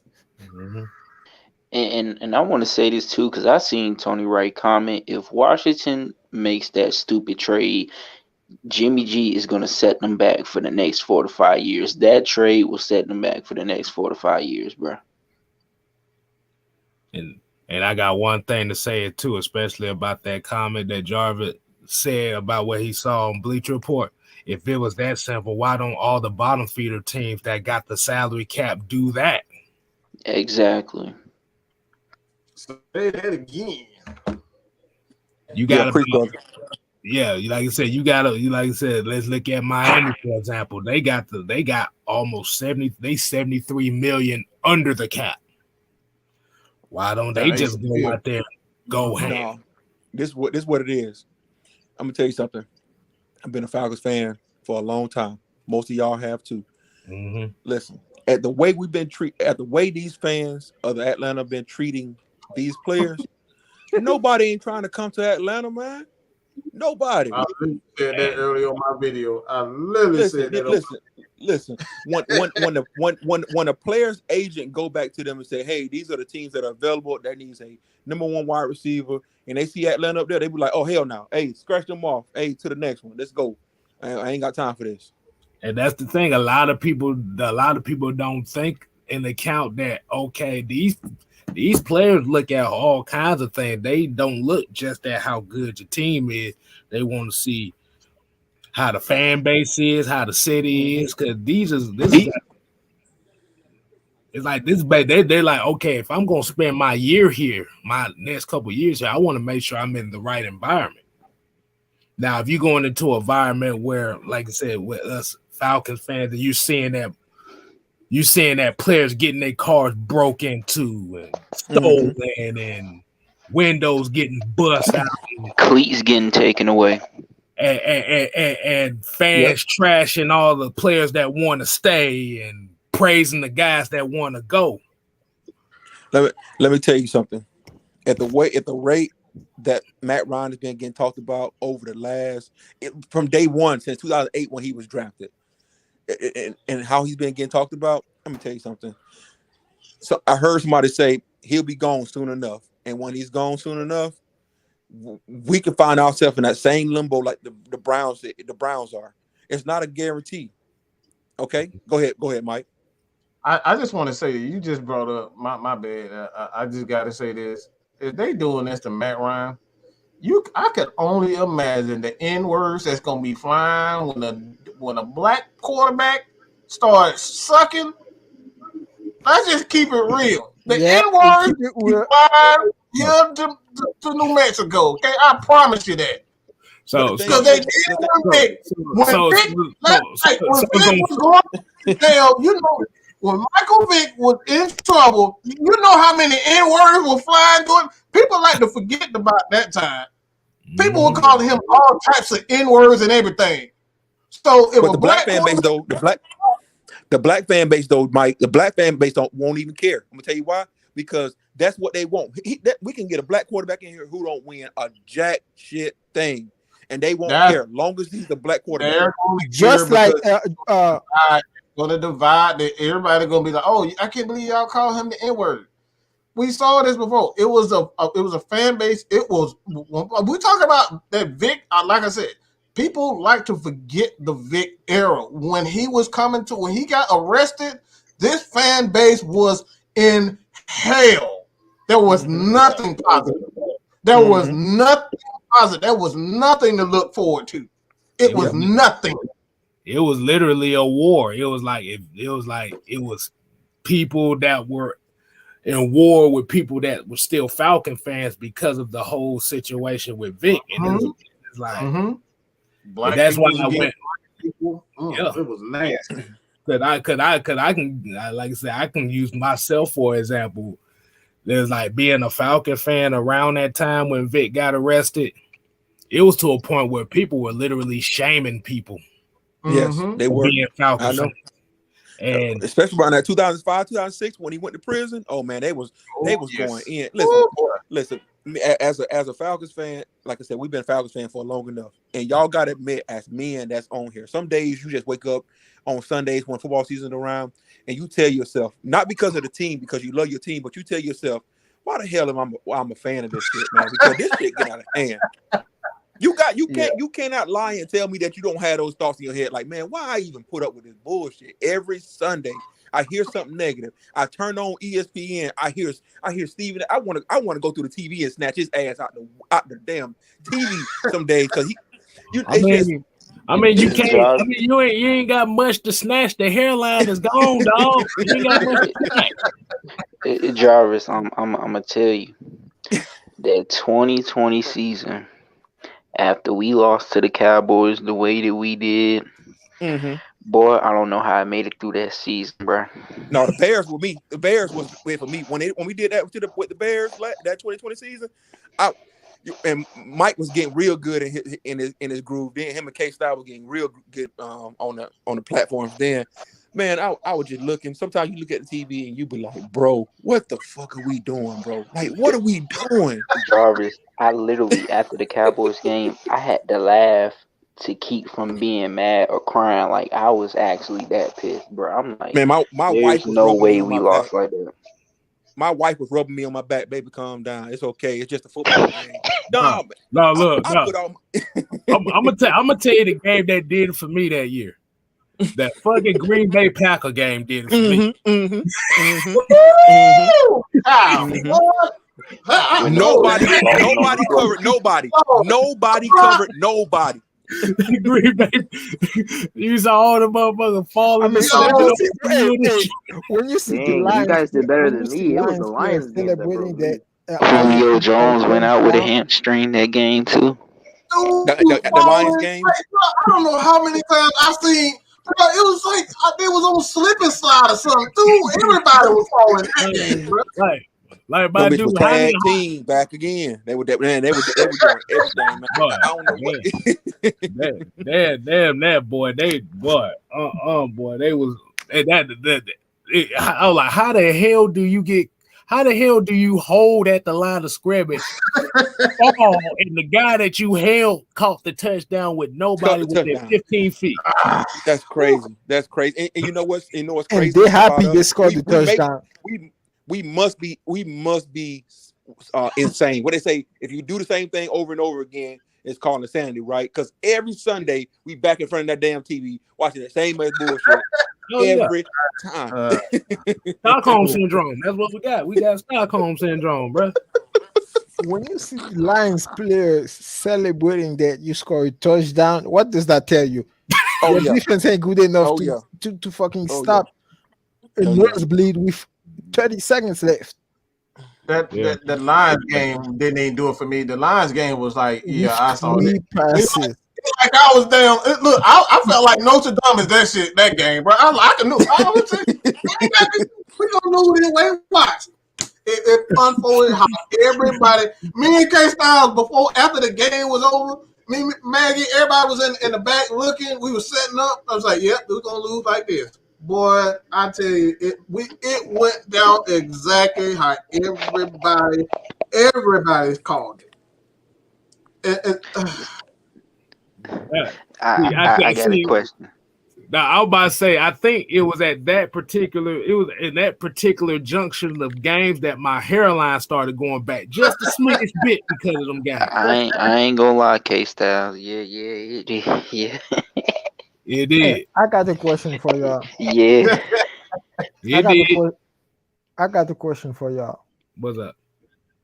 Y'all talk about when Michael V got arrested. That was a long time ago, right? Mm-hmm. And you say that was a shame to be a Falcons fan back then, right?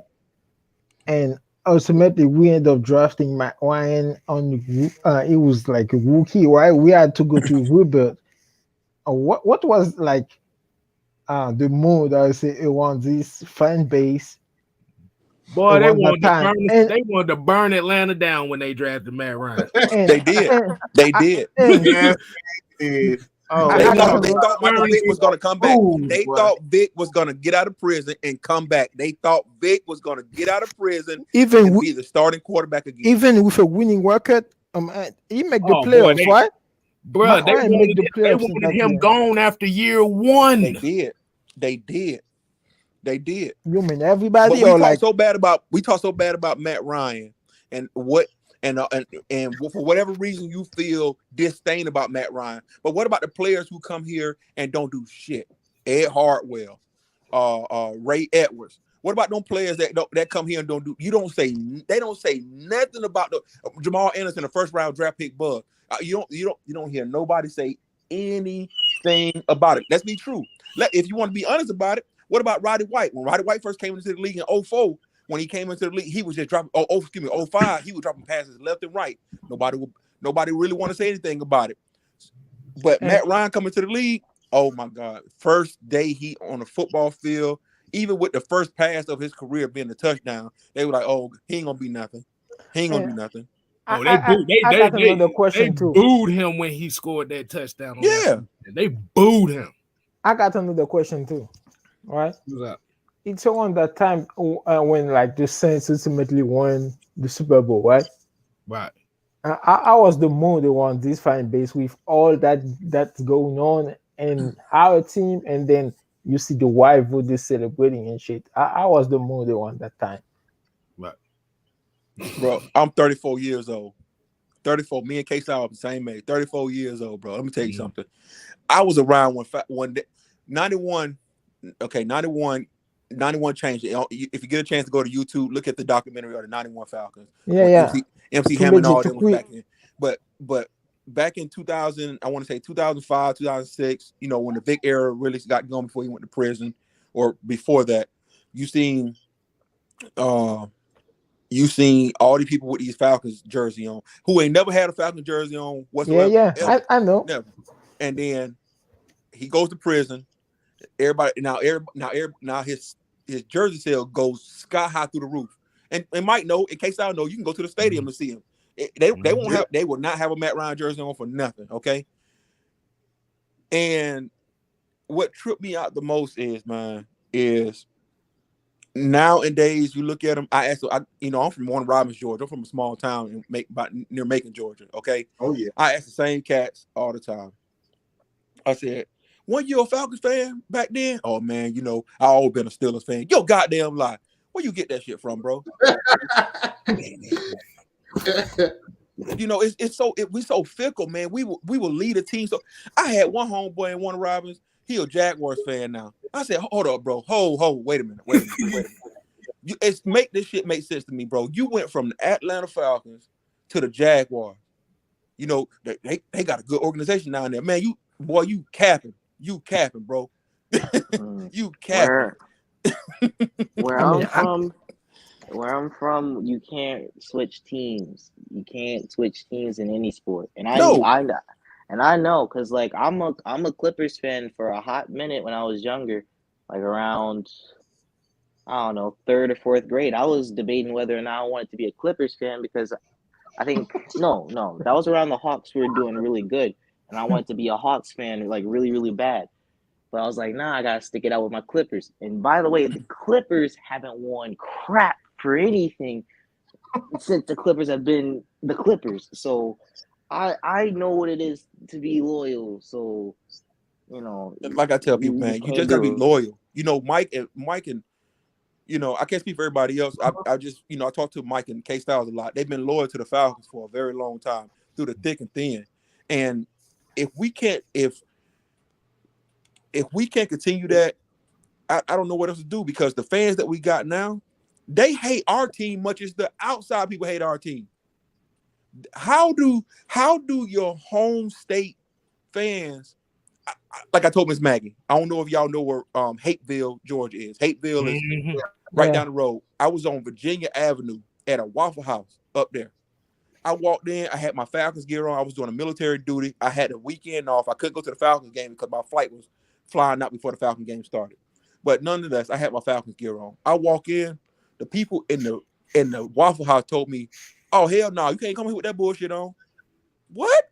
Hold up. You are in Atlanta and you tell me I can't come in here with the stuff on? Man, you can't come in here with that bullshit on. Yeah, I eat that all the time. And that's sad to me, man. I like, how does this happen?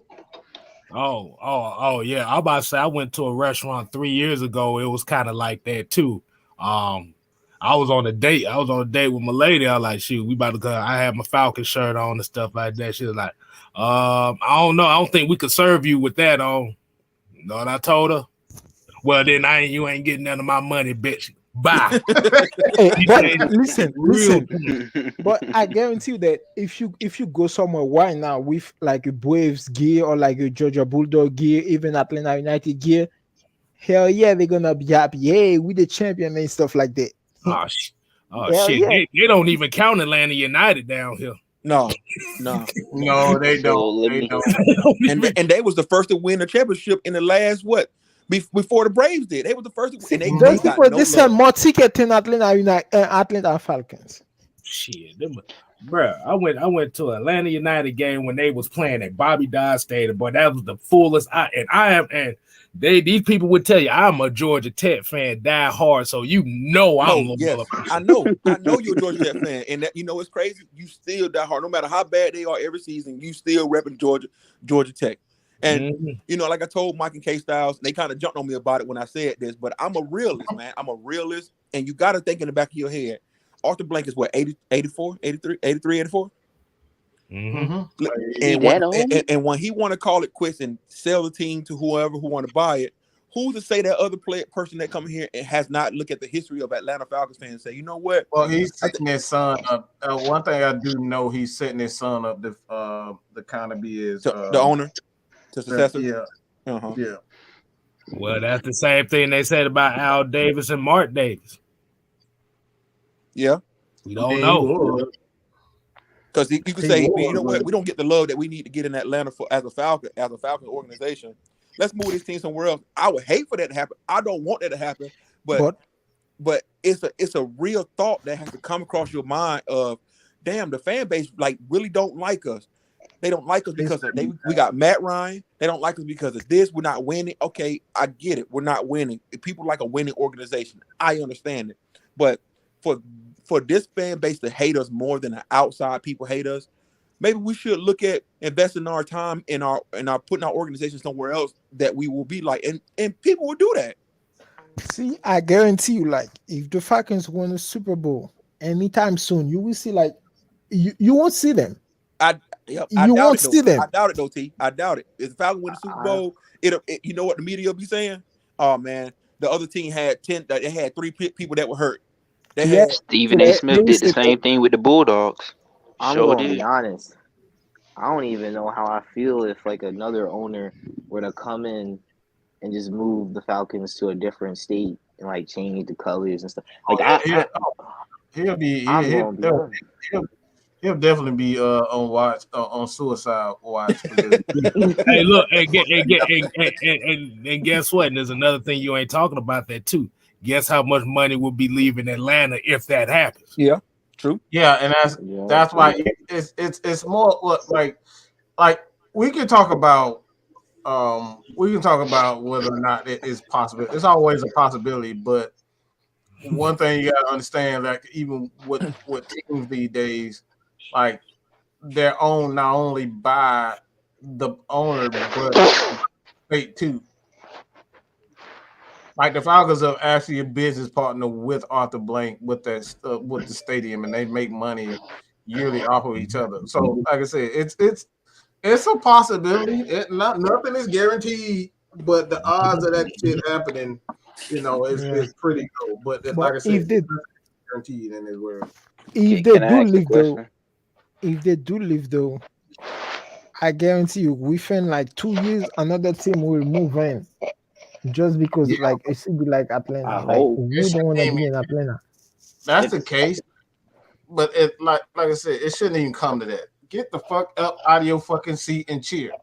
How we ain't gotta get a nigga. I'm sorry, I ain't gotta get a nigga in for y'all to damn be loyal to a damn team. I try not to use that damn word on this show, but we gotta get a nigga on the damn team for y'all to damn act right. That shit just stand up. That shit just became demonetized. Nah, it's past the 2-minute mark. I like this comment right here. I like this comment. I right like here. KStylzz. No, I try my best not to use that word, but like this is what it's gonna take for these people to start acting right. We got to get the biggest, blackest nigga and put him at quarterback so he run fast and throw 100 yards. Like this is what it's gonna take for y'all to be They damn. want Mark Henry at quarterback. They want Mark. Can I ask this question real quick? Can I ask this question? Yeah. This topic hasn't really been addressed, so I want to know y'all viewpoints. But what do you think about these NFL players coming at the NFL about not wanting to play on turf anymore? That they should ban turf?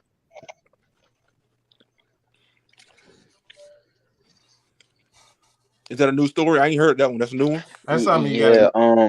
Yeah.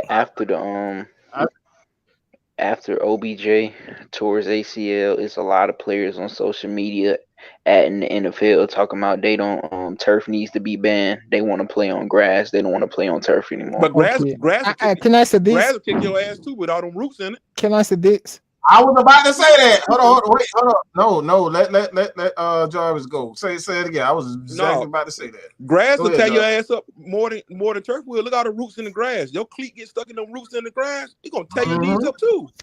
Yeah, but I think there was a study. Done that says playing on turf increases your lower leg injuries by like 26 to 30%. See, I bet playing on grass. I think when you think about it, not every. It's because you go from playing on grass to turf. Going from playing from grass to turf and turf to grass is the difference. It's not which one.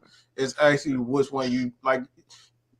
Every team has to be playing on one particular surface, and like teams like Chicago, Pittsburgh, like they don't want to play on like real grass. I mean, they don't want to play on turf. So it's actually just it's like going from playing on hardwood and then playing on concrete. That shit'll fuck your knees up. Exactly. And then the NFL are going to kind of look at it from a standpoint as the maintenance of trying to keep the grass up is going to cost more. Yeah, because landscaping is no joke. That shit ain't cheap. Oh, we know. Exactly, yo. You go like you talking about you got the motherfuckers mowing turf, boy. Imagine trying to mow some damn grass that ain't been used in about 3-4 months. It gonna look like the Amazon rainforest. I'm gonna tell you something. The day they tell them they got to use real grass, I'm gonna put my resignation in for the military, and I'm gonna go open up a fucking contract to start cutting grass. Exactly. We going to cut grass. We're gonna go cut some grass for the NFL, boy.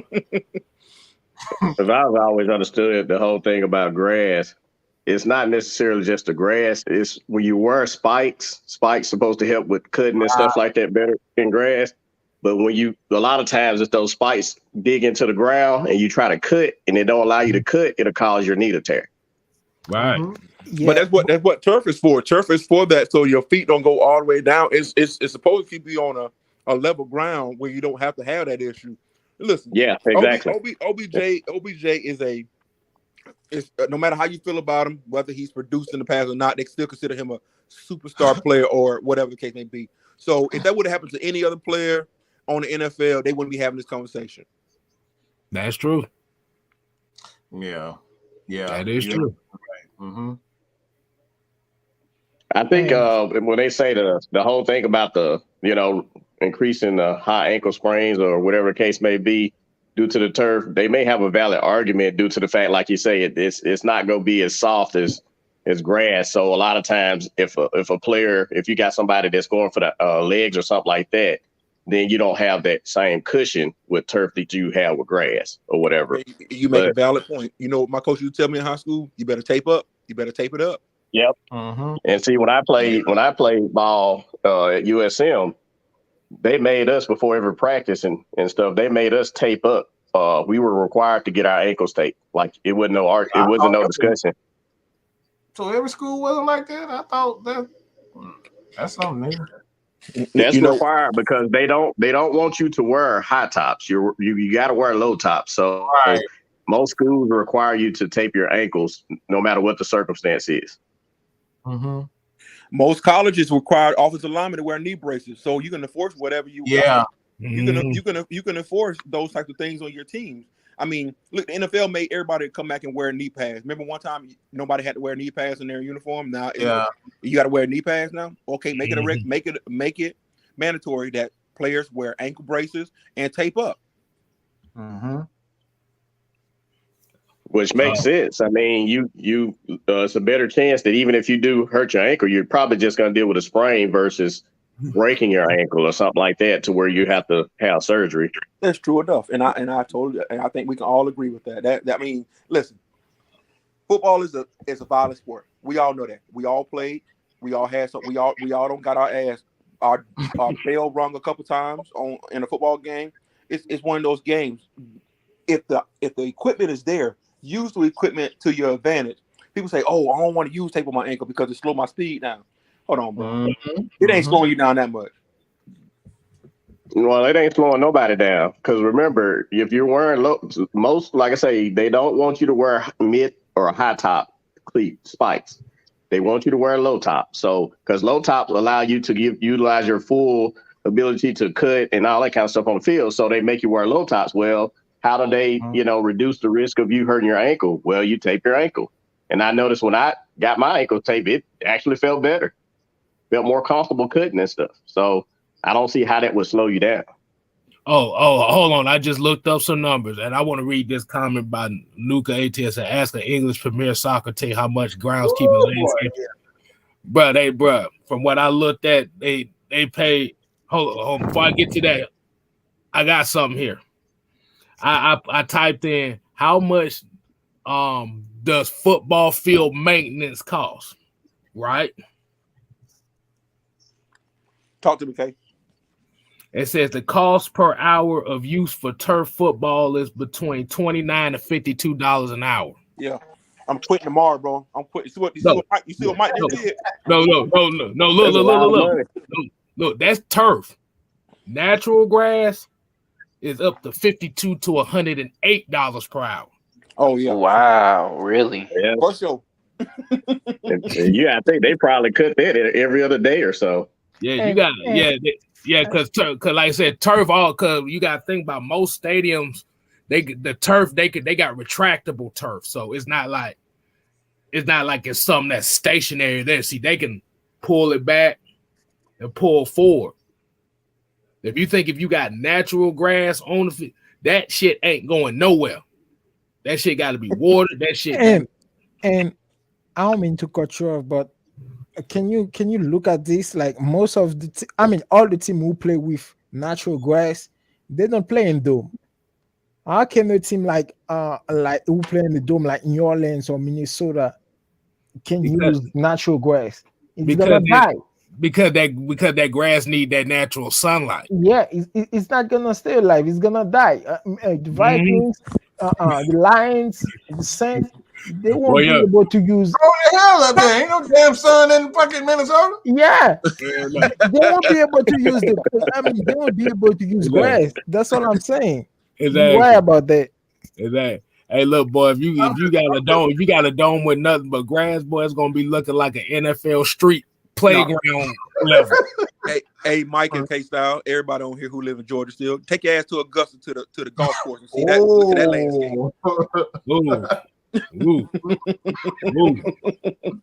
Woo. Maintain the grass is hard to do because you got to make sure it doesn't have any little spots in it and stuff. Little, a lot of stuff that occur on that grass is tearing it up and stuff. So it's a lot of maintenance.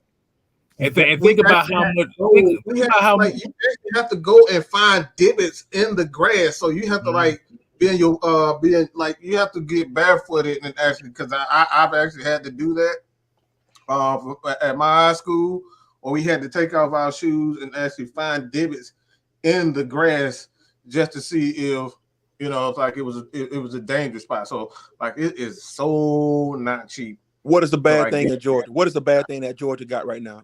Being from Georgia, Georgia got a whole lot of gnats. You best around and put some real grass in that stadium if you want.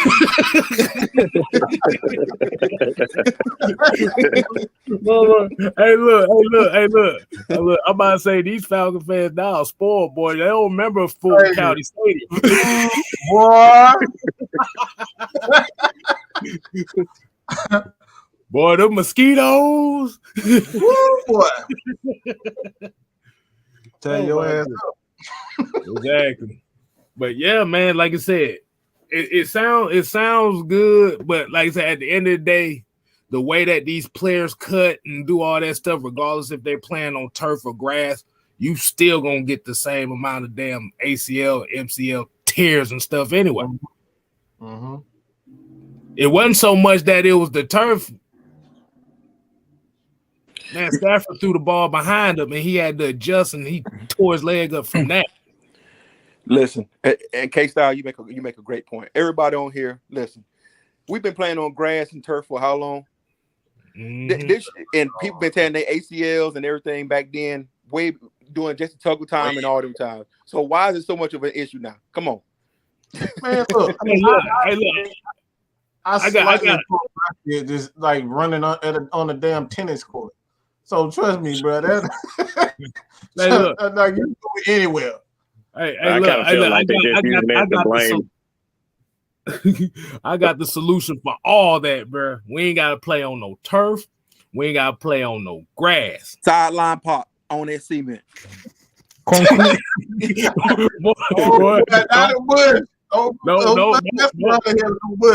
No. What they could do is put a field full of pillows. Oh my God, this dude. KStylzz, that's a lot of maintenance too, though. Don't playing that. Hey, like I said, just make it all pillows with no spots on them and nothing like that. You ain't got to worry about tearing you ain't gonna run fast, but guess what?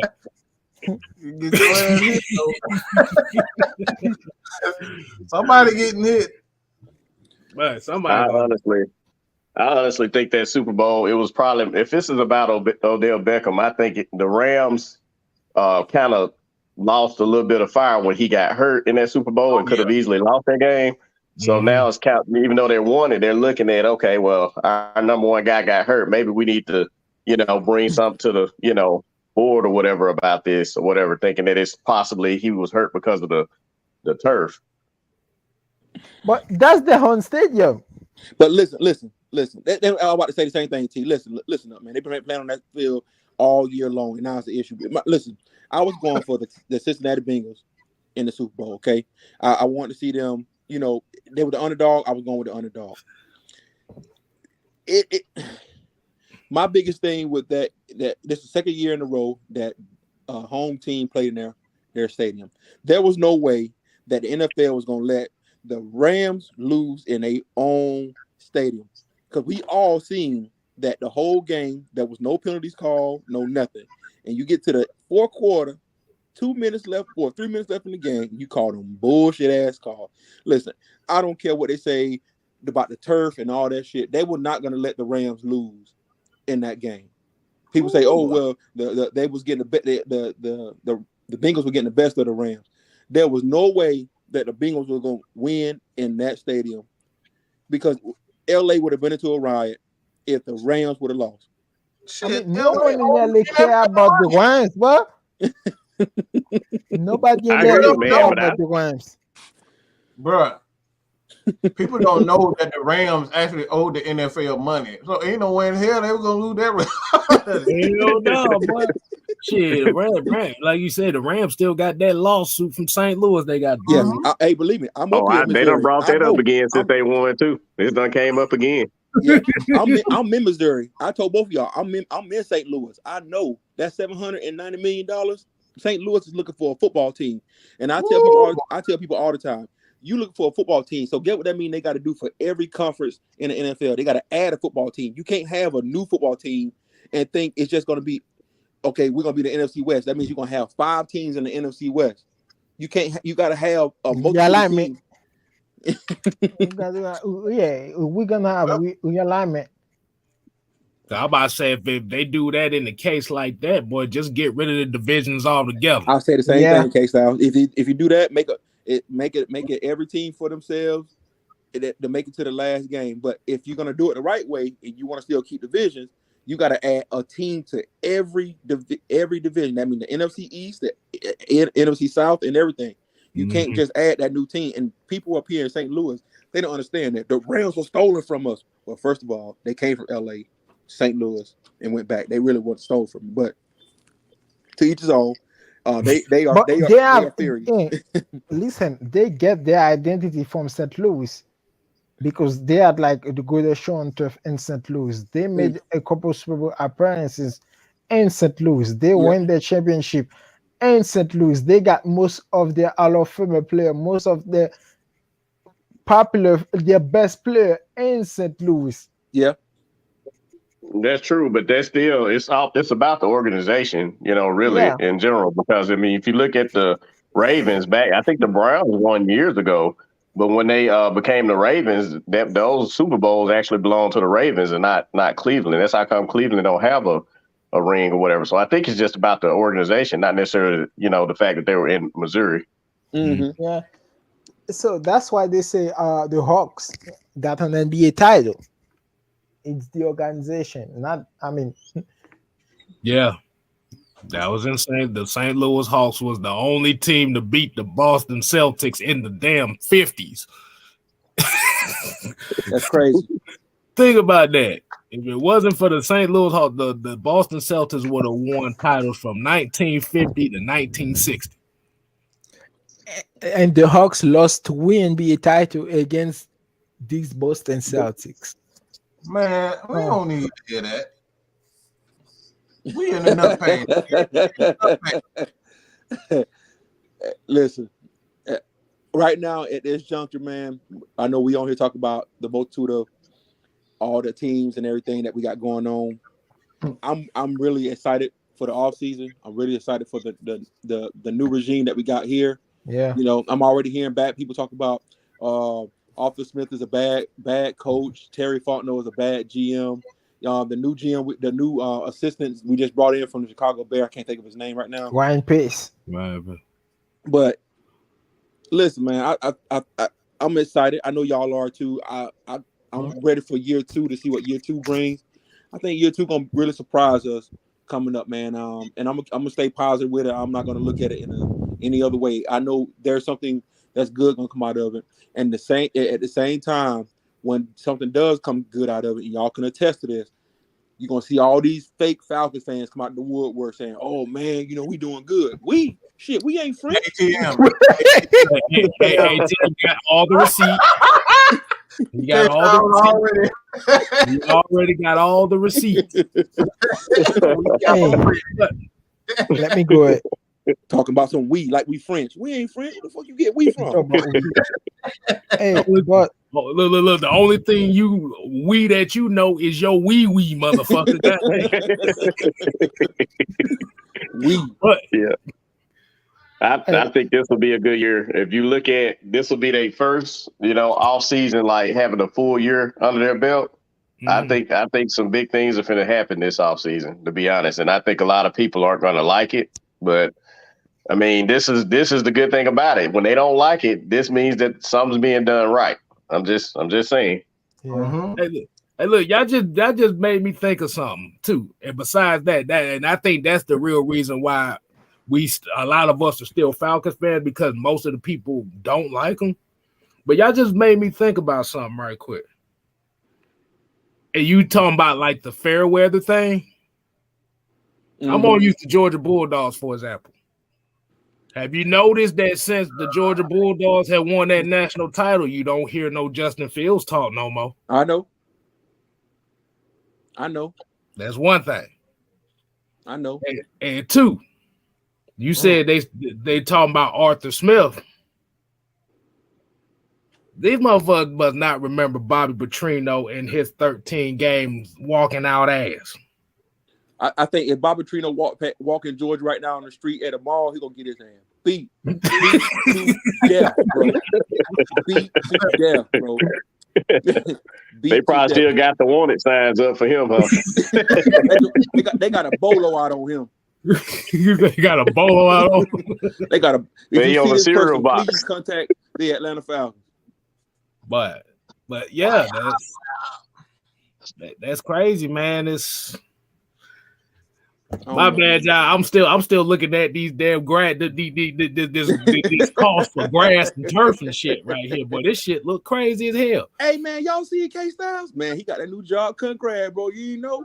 Exactly. Well, look at this shit. They said the price for equipment to maintain natural grass football fields range from $40,000 to $100,000. That's just the equipment. That's the equipment, bro. Now you said equipment maintenance or the actual equipment? No, that's the equipment to maintenance. Okay, so what about the equipment maintenance? Does it say anything about like to keep it up? For equipment. See, when you cut grass, there's a lot of maintenance that had to be done on the equipment when you cut grass. Ain't got no numbers by how much it's gonna cost to keep that equipment up. It just said the equipment costs between $40,000 to $100,000. Gotcha. So basically, you just gonna add some more money on top of that for maintenance. Yeah. So you might have to add about another $25,000 that, and then it costs us $50,000 a year to maintain the grass. Mm-hmm. That's why they went turf.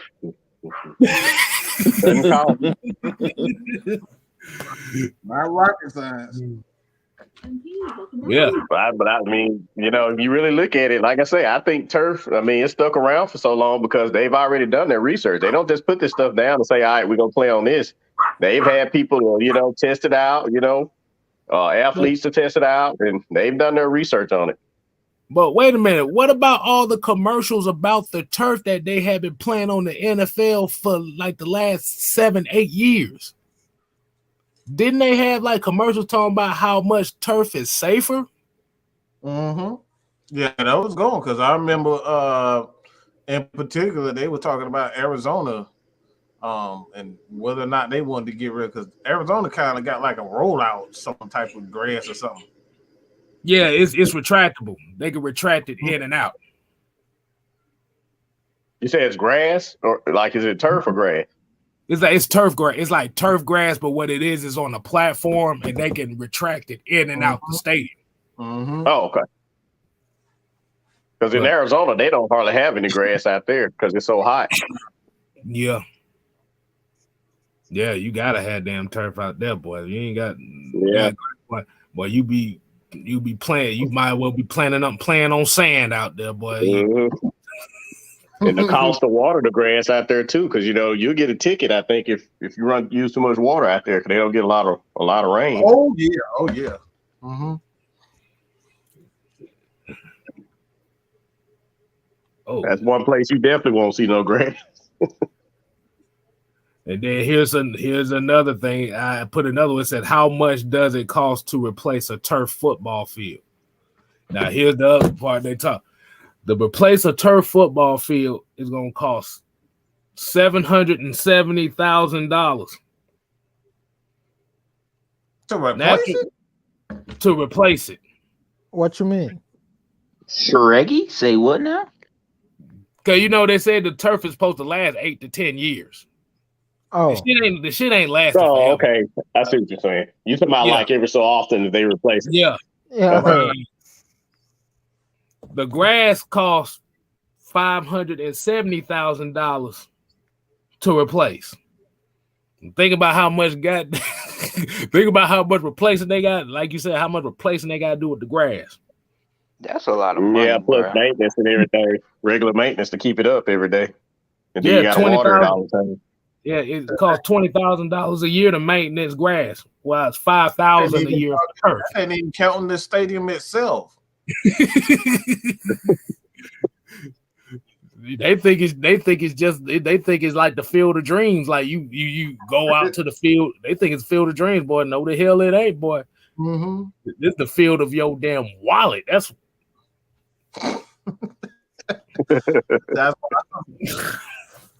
these folks got to remember, man.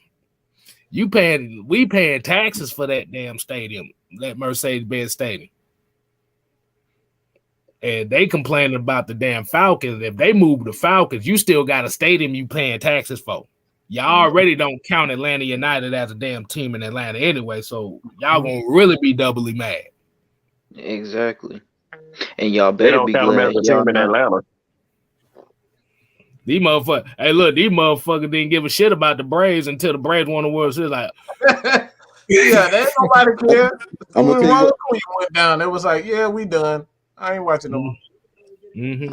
I'm gonna be like your boy Gucci Man when he said it back in 2006. He said, "I'm about the Falcons and calling East Atlanta Bird." Oh my god! Exactly. You must have bought a high school team named the damn Falcons because your ass damn show ain't.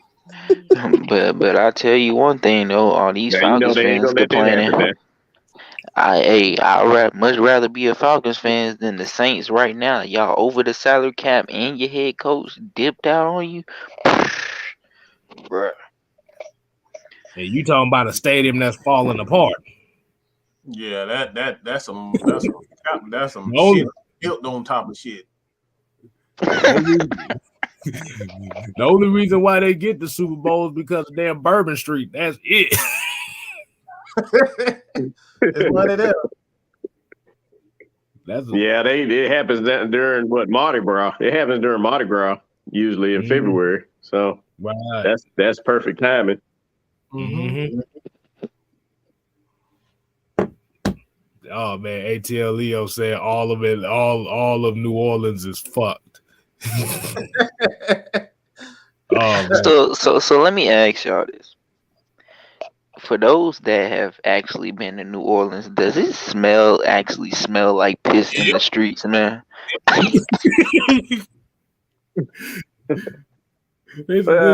guess it depends on what day you go down there. I'm from Mississippi, so we go down there very often. And certain days we go down there, it's not bad. I guess it depends on where you're at. If you go on Bourbon Street, they've actually improved it lately here. Because I remember when I very first went to Bourbon Street, it was horrible. The road was in bad condition. It was potholes and stuff. But they've actually improved that whole strip now, so it does look better than it has in the past. But I think it just depends on what day you go down there. That's all. So basically, it still got that same funk, huh?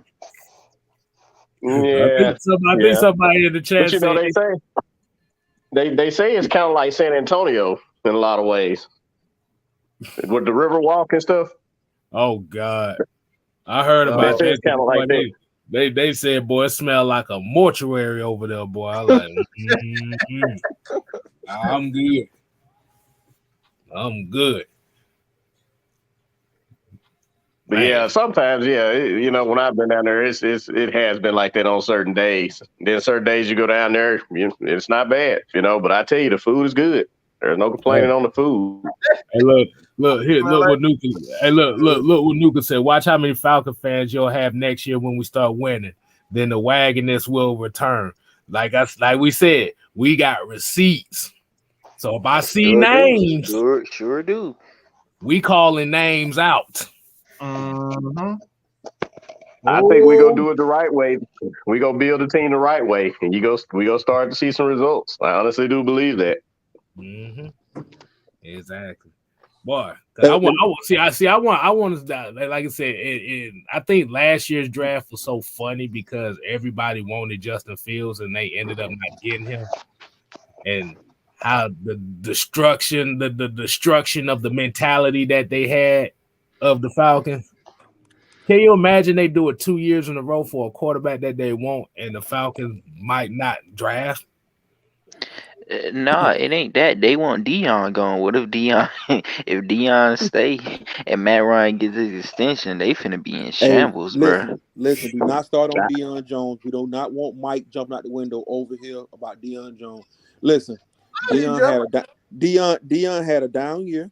Like Mike always said, he just had a down year to our standard. Of course. To our standard. I ain't jumping off the rails because people want him gone. I'm jumping off the rail because motherfuckers be talking about he missed 17 tackles. Oh, he saw. So hold on. Yeah. Because we had this show. People say the dumbest thing to get rid of people. Dude said Dion. They be saying Dion's one of the worst tacklers in the league because he missed 17 tackles. Okay. So he missed 17 tackles, but he had over 150 of them. Okay, so tell me how. So I want you to pull up the stats for me right here. Pull up Bobby Wagner's tackles, missed tackles, and pull up Fred Warner and tell me how many tackles they missed. And the crazy thing is, it be content creators that be saying this dumb stuff, bruh. No, call them out. Mike can call them out. I already know Mike can call them out. Call them out. They tired of me calling them out. All right, that's all they would do. I don't understand what's the problem though. I mean, he had to have a year to adjust to the new defense and stuff. So a lot of people were expecting the Deion Jones that turns the ball, get turnovers, run the ball all the way back. But this is a different defense. So you have to give the players a chance to, build on it, learn it. And then, when they come back, they'll be more comfortable, and I think he still had a good year. Exactly. Personally. It's the same thing with had 14 missed tackles. Mm-hmm. Yeah. That's three less. And what about Fred Warner? That's three less than Deion. Fred Warner.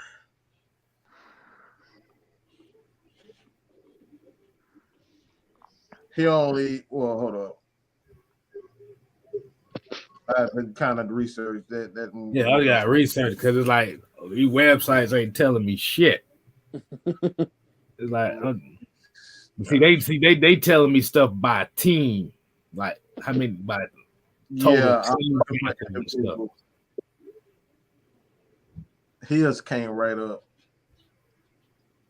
But Fred Warner, I guess, and he sucked anyway. He is not coming up. But what's the overall thing I'm trying to prove here is people miss tackles. It's not nothing new. Right.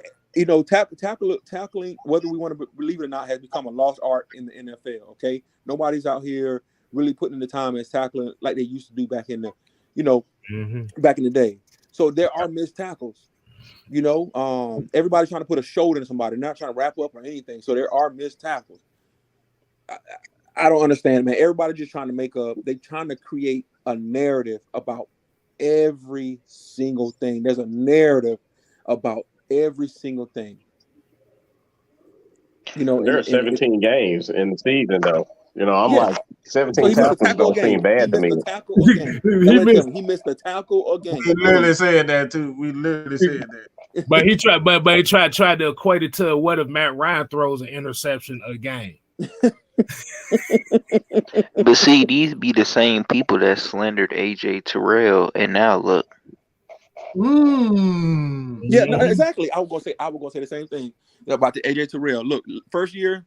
He was drafted number 16 in the first round. Oh my God, why we draft him? He ain't no good. We should have got Trayvon Diggs. I mean, what his name is? Diggs from CJ Henderson. Or you see, CJ. Or Okuda. We should have got CJ Henderson. Or they should have traded up and got Okuda. Okuda. Yeah, Jeff. Where's Okuda at? You can't even find Okuda. Okuda got Okuda. Look, check this out though. Look, it's a video. Top Billing did a video on that. I watched the video. And I didn't realize. I mean, we drafted AJ Terrell. I was okay with it, but I honestly didn't realize that this guy had covered a lot of the big time players and the big time receivers in the ACC and SEC, to include Jamar Chase. But then when you compare him to who Okuda went up against in the Big Ten and all that, nobody. It wasn't even a comparison. Nobody. He had me out there. He guarded me out there. That was the competition he had. You know what's so crazy? The fact that you and that just reminded me the fact that you brought up top billing. I remember a rant that Mad Mike did, and he said, "I'm sorry, but for you to compare Michael Thomas to Jerry Rice is so irresponsible." No, Mike had me laugh when he was like, "Top billing." What kind of shit is that? That man said he said his Michael Thomas route running. He compared Michael Thomas to Jerry Rice. Yeah, he did. Yeah. Wait. What? I love Top Billing, but that was some bullshit, bro. Oh, wait, whoa. I need a link on that one. I need to see this shit. It was what, a year ago, Mike? It was like a year ago. I was gonna say I ain't seen it. Yeah, he compared Mike about 2 years ago. Man, You can't even compare him to Keyshawn. The only person you can compare Michael Thomas to is Keyshawn Johnson. That's his uncle. That's it. That's it. At least I can see Jerry Rice running complete routes. Nigga, I've seen one route from Michael Thomas his whole damn Slant career. Thomas. Running slants. Jerry Rice had breakaway speed too, though. Huh? They said Jerry Rice always had that game speed too. Like his 40 time wasn't fast, but he could run. Like he'd go deep, and players couldn't catch him and stuff like that. That ain't Michael Thomas. Hell no. I heard a content creator said if the Saints release Michael Thomas, being that Terry Fontenot came from the Saints, it's more than likely he'll be on the Falcons. You guys to be shitting me. Well, I wouldn't have a problem with that, man. The reason why I wouldn't have. Well, the money may be an issue if he wants more money, but if he came to the Falcons, I think that's the type of receiver that Arthur Smith would be able to use because he kind of does a lot of middle, type routes for his receivers or whatever, and that's kind of what Michael Thomas is good. I wouldn't mind having Slant Boy. I'm saying it from the injury aspect of it. How many games over the last 2 years Michael Thomas has played? I mean, last season was an issue, but I think before that he was playing, wasn't he? No, he came back week 7 against the it was against the Bucks when the Saints blew him out. That's when he came back. But last year he delayed his surgery. He intentionally got surgery before the season because him and the Saints weren't seeing eye to eye. So he showed back up like Calvin Ridley. Oh, my bad, I ain't into that shit. My bad, folks. Hey, let me ask y'all a question. Let me ask y'all a question. Okay, so as we got a lot of these mock drafts going on with the Falcons. And everybody talking about Falcons need to draft a quarterback and wide receiver. Mm-hmm. It better not be in the first round. No, they talking about 8th overall. They talking about wide receiver or quarterback. You got to be kidding me. Let me read something. Let me read something to you. Okay. As we know, Atlanta Falcons had 18 sacks last year, right? 18. Right. Mm-hmm. Guess who was one spot better than them? The Saints? The Philadelphia Eagles. Oh. They had second worst sack total in the league. And guess where their sack total was? 19. 29. Wow. That's man, they're way ahead of us. I got a question. And they considered the worst? The second worst? Yeah, second worst. Now I got a question. What was the last time we had 29 sacks? 2016. Yeah, 16 is when we had it. But Vic had about 15 of them. Vic had 15 and a half sacks. And I ain't gonna lie, I'm sure missing Vic Beasley right now. You can call me crazy. Oh, don't do that. Don't do that. Because Mike said that shit. When he left, when he was gone, y'all gonna say that. Mike, when did you say? I remember you saying that when Vic Beasley left, it was like, oh, now he's gone. Y'all gonna wish he stayed. Because the last year he was here, he got 8 sacks. Mm-hmm. Honestly, he's been good in this defense. I think he was, I was the only person on Twitter with Vic Beasley #1 fan. I was the only person for that too, Mike. And Dante Fowler got you. Decorations. I don't decorate. Don't call him Dante Fowler. No. I don't say it all the time. But when I focus on one player and I say that one player is good, they always turn out to be good. I said it about Vic Beasley. I said it about Isaiah Oliver. That's it. Yeah, listen, Dante Fowler got Dante Failure. Dante Failure got 7 sacks, 7.5 sacks in 2 years. At least Vic gave you 8 in 1. In 1. Right. 1 year. And I don't do. Hold on. Since I said Vic Beasley, let's look at Vic Beasley right now. I'm speaking. Let's look at Vic Beasley as I am speaking right now. Y'all go and keep talking. I'm Vic Beasley I is want to not do I a was doing gonna video say- on what went wrong. Vic You Beasley guys is will be not interested. even in the league no more. okay. Let me ask Let's see. you guys- I want to ask you guys something. Would you be interested in, and everybody in the comment section, would you be interested in video on myself and KStylzz making a video on what went wrong with Vic Beasley and the Yes. Atlanta? Yeah, I would like to see Yeah. that video Definitely. because you might give us some insight that we didn't think about. Look, you go from 16 and a half, you go from 15 and a half sacks, 15 and a half sacks. Led the league in And sacks. then the next year after that, that's 17, you had 5 sacks. And then you bust around and had another 5 sacks? I think 5.9. I got it right here. His Let's first year. make that a showcase style. What went wrong with the Falcons, Vic Beasley and the I think in his first year he got 8 sacks. As long as you don't do no damn video, what happened to Tack McKinley? I don't want to see none of that. I want to see that. I want to see that. Hey, we could do both of them. I'm putting that down. But think about this. Vic Beasley's worst sack season was his rookie year with 4. With 4, yes. Okay. After that, he had no less than 5. His last year in Atlanta, he had 8 sacks. 8 sacks, yes.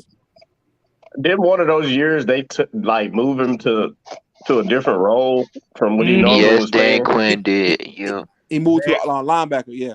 Yeah, Dan Quinn tried to make him into Croy Bierman. Mm-hmm. Yeah. Oh my God. No. What happened with his career? Let me read this part to you too. So Vic Beasley in his career in Atlanta had 37 and a half sacks, right? Mm-hmm. He had 36 tackles for losses and 46 quarterback hits. Mm-hmm.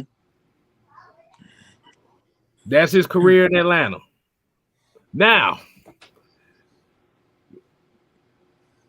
let's look at Mr. Dante Fowler. Kung Fu Panda. But this shit ain't even close, bro. Dante failure. Failure, Fowler, ass wipe, whatever the fuck y'all want to call him.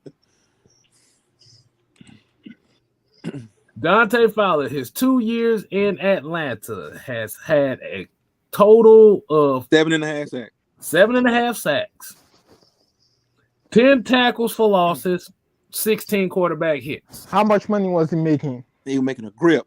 That's all you know. He was making a grip. Big money grip. Okay. I remember there was a game against Buffalo. What? If he get a sack, he would get a bonus. $2 million. Right? It was a $2 million bonus if he got at least 5.5 sacks. Yes. He had 2 games to get 1 sack. He had 9 games to get 1 sack. Mm-hmm. And got stiffed on by every quarterback that he played against. But KStylzz, they be like, stay broke, motherfucker.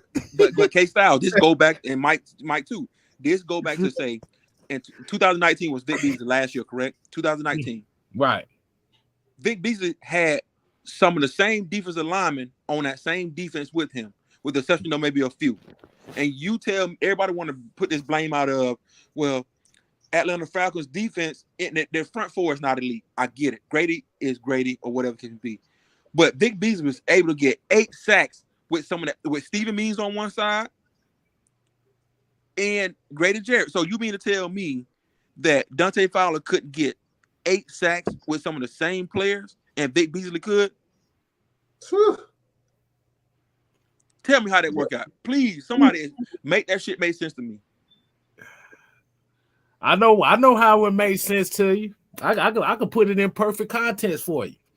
If you watch how both of them rush, one is Kung Fu Panda and the other one's speed, just kind of come out the edge fast. That's all. No, look. One of them, Vic Beasley, occasionally fell on his face. Yeah, he did. He got put on his face. But the thing about it was he was still on the ground. Mm-hmm. Dante Fowler was in the air. That bit with Luke Kane. Exactly. That boy was bicycle taking in the air, boy. There's a difference. Would you rather have a pass rusher that's that stays on the ground and try to get to the quarterback? You want a pass rusher that tries to jump up in the air and try to jump over block? Well, I want somebody to be on the ground because at least he can get up and still make effort to get to the quarterback. So, bro, I'm telling you, boy, that Buffalo game last year made me mad looking at Dante Fowler, bro.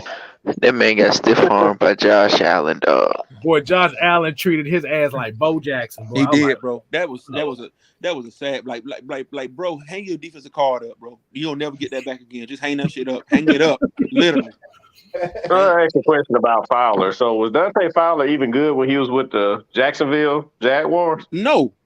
I mean, he was pretty decent. He was okay. He was pretty decent. Injured 2 of the years he was there. He was injured the first couple of years. He tore his ACL, so like he was hurt. See, the problem he had a good season with the Rams. That's the problem, though, boss. That's the problem. So we do this. The old regime did this every time. Thomas Dimitroff did this with Ray Edwards. Ray Edwards had Pat and Kevin Williams in the middle. Okay, he had them. So you take his production, and be like, oh, he had 9.5 sacks. Let's bring that to Atlanta. Look what he was surrounded by. We always get somebody's other talent who we're not looking at everybody who's around him. Look at same thing with Dante Fowler. Dante Fowler had Aaron Donald, and he had Quinn, the other linebacker on the other side. And don't forget Ndamukong Suh. And Ndamukong Suh and Brockers. And so you had all of that other talent around him, and you like, oh, Dante Fowler had 11.5 sacks. Okay, but what contributed to that? But we don't. The old regime didn't look at that. All they seen was, oh, he had 11.5 sacks. If I was a GM or if I was a scout, I'm looking at everybody else around him that's contributing. And it seemed like we just got tunnel vision on looking just at that player instead of what contributed to his success. And we've done that multiple times with pass rushers. Multiple times. Not one time, multiple times. Everybody was like, oh, well, let's bring in Ed Hartwell from the Ravens. That dude literally played next to one of the greatest linebackers that ever played the game. But the old regimes weren't looking at that. They was like, oh, we're gonna just bring him in. I don't know, man. So it's easier just to really develop your own talent. If you draft well, develop your own talent, you know what you got. Yep. You know? Exactly. Yeah, okay. So we got Dante Fowler right here. Okay. First year, 4 sacks. Okay. As a rookie, you would think, okay, you can improve on that. Second year, 8 sacks. That was a damn good improvement. You can get to the next level, right? Go from 4 to 8. You would think. Yeah. The year after that, he ended up playing for 2 teams and got 4 sacks. Then he went right back to Jacksonville and got 2 sacks. Went to the Rams the first year, got 2 sacks. Good God. Then that 2019 season, he had 11.5 sacks. So that was too big of a jump. That was too big of a jump. 2 sacks to 11. That should have been like, oh, that could have been a fluke here. That's a red flag all over the place. I mean, why in the fuck we signed this guy for? Why in the hell we even signed It's this guy like, for? hey, you know what it's like? It's like seeing Barry Bonds with the damn Pirates, and then the next year he got his head about this damn big, and that motherfucker like 250 pounds. Oh, I know what you're talking about. Floyd. I think he'd be a good rotational player. I mean, like you said, the thing about it was, I looking at the Falcons, bro. The Falcons, like they showed like game start. They said Dante Fowler only started 6 games this year. Only 6 games? Oh yeah, because he was on injury reserve. He was on injury and COVID. He was on COVID and injury reserve. But he played in 14 games. You said he only started 6 games and he played in 14? Yeah. Well, dang. It's a sad reality, guys, that we spent all that money on that pass rusher and got that little out of it. And not only did we do that that time, we've been doing this for the last 10 years, bringing in these people thinking they're going to be this all-time whatever. I remember Dan Quinn brought in Stephen Means was like, oh, he's a great pass rusher. He got great skills and set the edge real well and everything. I heard that during free agency, and it pissed me off. I was like, bro, you got to be kidding me. This guy's he's a cheerleader for the Falcons. Every time somebody else make a play, he's there jumping on them. You see the picture. You see the picture, right, with the pom-poms. Exactly why, bro. Hey, look, I'm glad you said that because I just brought up Stephen Means. Let's bring up Stephen Means. Those numbers ain't gonna be very good for sack numbers. Okay, so he's been in the let me see, 1, 2, 3, 4, 5, 6. Okay, so he's been in the league 7 years. Give me what the Eagles got. What he had for the Eagles? He had 2 sacks, 6 tackles. How many quarterback hits? He had 2 quarterback hits. Boy, stop lying. Stop lying, bro. Stop capping, bro. Crazy. Hey, bro. He played in combined 2 years. He played in 14 games with no starts. Oh my God. Okay. Those stats was for 2 years, or just a season? No, that was for his whole tenure in Philadelphia. You kept lying now, bro. You lying. You just made it worse, man. I thought it was for a season. If y'all ever been to GameStop and y'all see that little bin right there, when it be like $5, $10, that's where the free agency be. That's what we always going through them. All right, let's and KStylzz, how much did Thomas Dimitroff pay Jamon Brown and James Carpenter again? How much money? No, we're gonna get to them later. $60 million for 320 pounds of pudding and diarrhea. And didn't care that they were changing the scheme. And drafted 2 linemen on top of that. A bag of potatoes. What was this smoking? What was them motherfuckers smoking? I don't know. I'm trying to figure out, boy. They was on that Colombian white girl or something. They was on shrooms. Hey, look, they was down there in Miami with that coach sniffing the line. Yeah, they was on. He was on that Miami yacht. Shit. That's what they was. They was on that African shit. They went on no American shit. That's that shit that make you see. It was snorting monkey bones and shit. Them boys was on bath salt. That's that Miami yacht with 6 women shit. Exactly. Oh no. Okay. Hey, look. We gonna look at Stephen Means 3 years in Atlanta. Yay. You said 3. Man, don't do that to you. Don't do that, man. Don't do that. I'm finna do it because it's right here and I gotta get this out. Just show your screen and show the wall. We'll get the stats. No. Y'all gonna hold on. This is depressing. I'm gonna go cut his fucking dreads off his head. Let me go check it out before you throw it out there. Hey, hold on. No. Speaking of dreads, Jack McKinley still owe us 2 for that bet. Mm-hmm. Okay, so for the Atlanta Falcons, he has played in 38 games with 29 starts. Oh my God! Don't do this, K. Don't do it, man. How many tackles for loss, my guy? He had 8 tackles for loss. 8. And 4 sacks. He set the edge real well, doesn't he? He set the edge. Man, here's the thing. Might ask half of that. Exactly. The only reason why I'm reading this off because people need to know like how our pass rush has been. What Mike said, what Mike and KStylzz said, our pass rush has been since Abraham left. I mean, Vic Beasley and Dwight Freeney had like one good year. Who guess who decided to get rid of him on that? Oh, Dimitroff. Smithers. Do you know how annoying it is to say, hey, we have a pass rush problem. Let's just continue to throw 5th through 7th round picks on here. Let's throw Stanley Mapanga on here. Let's just throw Jonathan Don't do that. Don't do that. Don't do that. No, I'm gonna keep going. Cliff Matthews. I don't even know what he looks like. That's not even me this time. KStylzz. Yo. Remember what I said in the beginning of the show? I didn't even know why the hell we watched the quarterback last year. We might as well drop everybody in fucking coverage. See, but look, I'm about to say, look, You know bro. what? You're I'm correct. forgetting some names, y'all. Let's go get Prince Shimbo. Hey, look, bro. Hey, let's not do As that. bad as the pass rush was, you couldn't. It looked like they was all dropping 11 back. The way that pass rush looked. Brent Shimbo Well, look, should I'm be gonna in. say this. I think I got some good news for us as fans. Our pass rush can't get any worse. It can only get go up. better. It can only get better. I'm thinking this I'm gonna be the year. This gonna be the year right here, y'all. gonna just say this.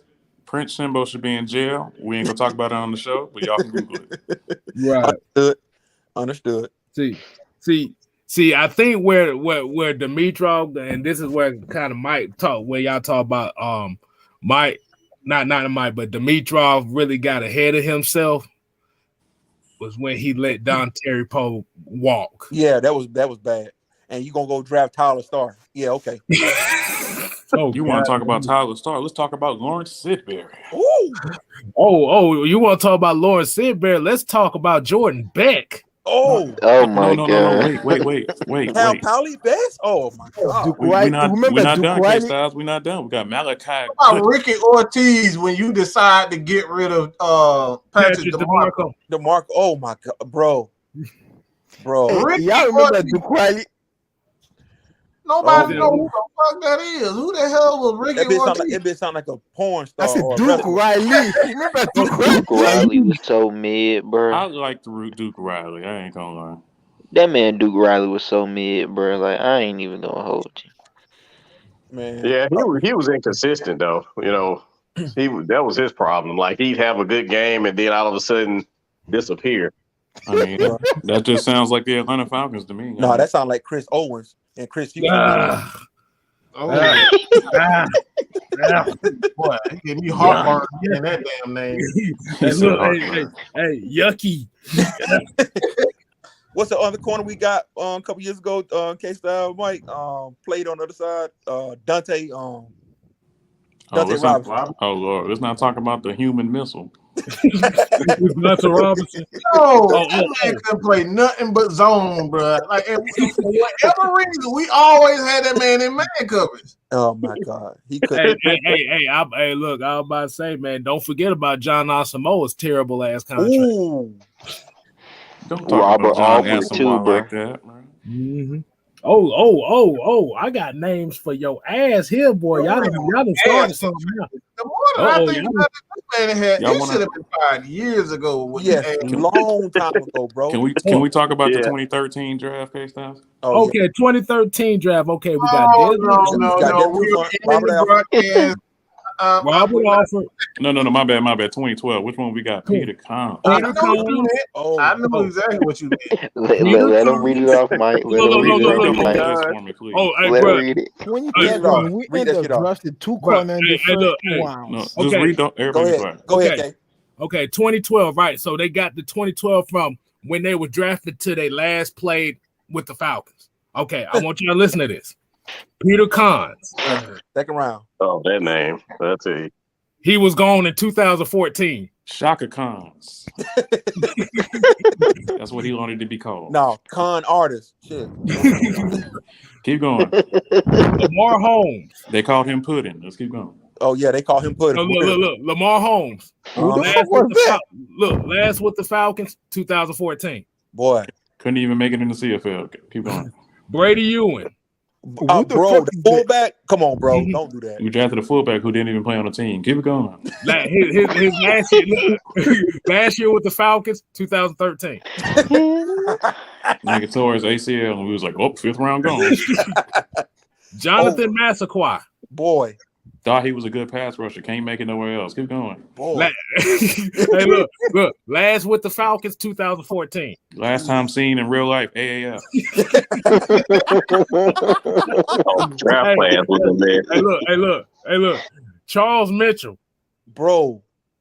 The safety out of Mississippi? Oh, nowhere be found. Look. Last seen in the Falcon uniform, 2012. Bro. Wow. You might as well just put auto draft and just go. Hey, last pick of the draft. Travion Robertson. Your nephew, damn pick the damn pick. What was the last pick? Travion Robertson. Now, Last seen in Falcon uniform 2014. So you literally might as well that say whole he was the best one in the dang draft. That's trash. That whole draft, look, bro, that whole draft class didn't last Stop. with the team for 2 years. Stop. Yo, We got to let the people in the chat, all the people that watching this video right now, let them know that Thomas Dimitrov got a podcast on YouTube with 200 subscribers. Exactly. Exactly. Hey, did y'all know he was interviewed by the line? I'm gonna put the link in the chat. Oh no, I didn't realize that Thomas Dimitrov had gotten an interview before they hired Brad Holmes with the Lions. Yeah, he did. I was shocked anybody wanted to interview him. He didn't get one after that either. Exactly. That's why he got that damn podcast. Talk about the shit he did. Hey, look. I'm gonna put the link of his podcast in the chat. Man, don't Please, put that shit in the chat, man. hey, just throw a piece of trash. Okay, look. I want y'all. Hey, look, we got the 2009 draft class. Bro, nowhere in the league, nowhere. Hit me with it. I might have forgot. Parade Jerry. Bro. Last in the Falcon uniform, 2013. Injury concern. So, Look at Mike. He holding his head. That's what Parade Jerry look like right now. You know why? You know why, KStylzz? I'm gonna say that, KStylzz, why you do that. The reason Mike look like that is because we keep watching the bullshit over and over and over and over. And this man got a job, bro. But they wanted to talk about he wasn't a bad GM. He just come on, dog. He was giving coffee to damn Bill Belichick. Man, let's just keep it real. Keep it real. Okay, back to 2009. William Moore. William Moore always ready. I like William Moore. I like William Moore already. Always ready. This is where it completely goes off the rail here. We only in the third round. Okay, third round. Okay, Chris Owens. Bro, I told you about that name, man. And he on Twitter. Don't he do something else? Oh no. The next pick, Lawrence Sidbury. Bro, Sidbury spin. You ain't never seen a spin move on the league at all. Yeah, he'll dance a bear now. Yeah. William Middleton. Whoa. I don't even. Is that a wide receiver? That's a safety out of Middleton. That's a safety out of Foreman. They tried to convert into a corner. Yeah, he went to Foreman University. I don't even. That's like an NFL head coach move. I don't even know. Yeah, because he was out. He got cut from the Falcons that year too. So that was last time I seen the Falcons uniform. What was the point? Garrett Reynolds. Bro, that tackle right there was a turnstile, boy. He was in the league for a good minute though. Spencer Atkins. Bro. A D block legend. D block legend, bro. Vance Walker. Oh, he was only good when he was. Hey, that's at Georgia Tech though. That's at Georgia Tech for you though. He was only good in a 3-4. No, he was not. He's good as a rotational player. So he wasn't great. His best year was in Denver though. Yeah, he wasn't no Peters though. He was Peter showed out, boy. I like him. Okay. Speaking of that, let's look at 2010, shall we? He the only one in the league still from KStylzz, I got a question. What is the can you look up what is the worst NFL draft class of all time? It's the Falcons. Shit, 2012. I can guarantee it. I'm sorry. The worst NFL draft class of all time. Ain't no way. The worst team draft of all time. Oh, the worst NFL team draft. Okay, hold on. Yeah. The 2000 NBA. No, never mind.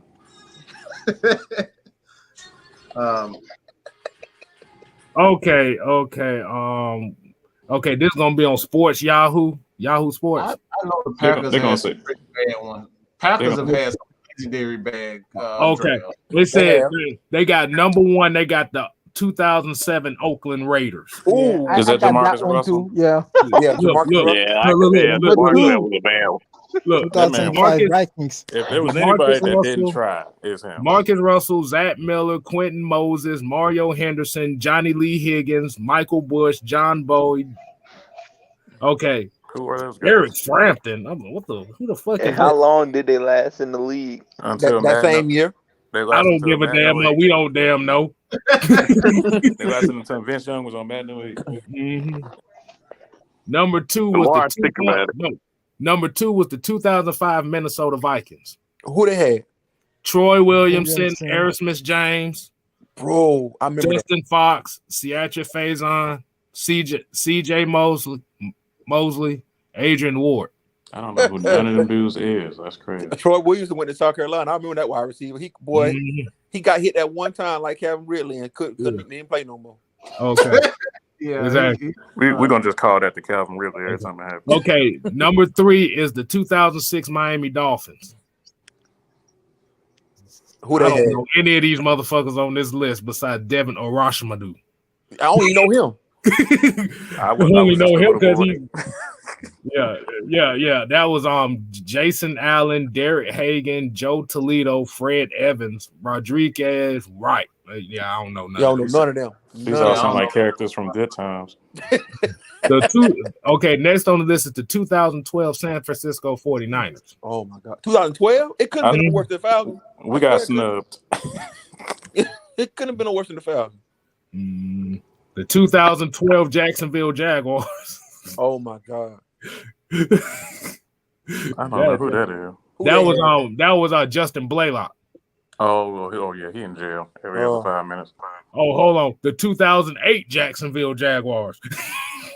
Damn, they made the list twice. Damn, 2 times? Back to back. And we Derek Harvey, Quentin Groves, Thomas Williams, Trey Williams, Chauncey Washington.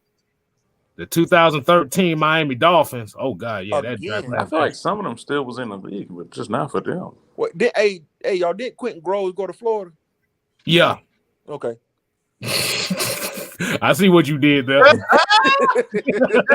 said, let's just get people in state and hope they could be good. The 2006 St. Louis Rams. 2006. Who came in? Ty Hill, Joe Kloppenstein. Ty Hill was so trash.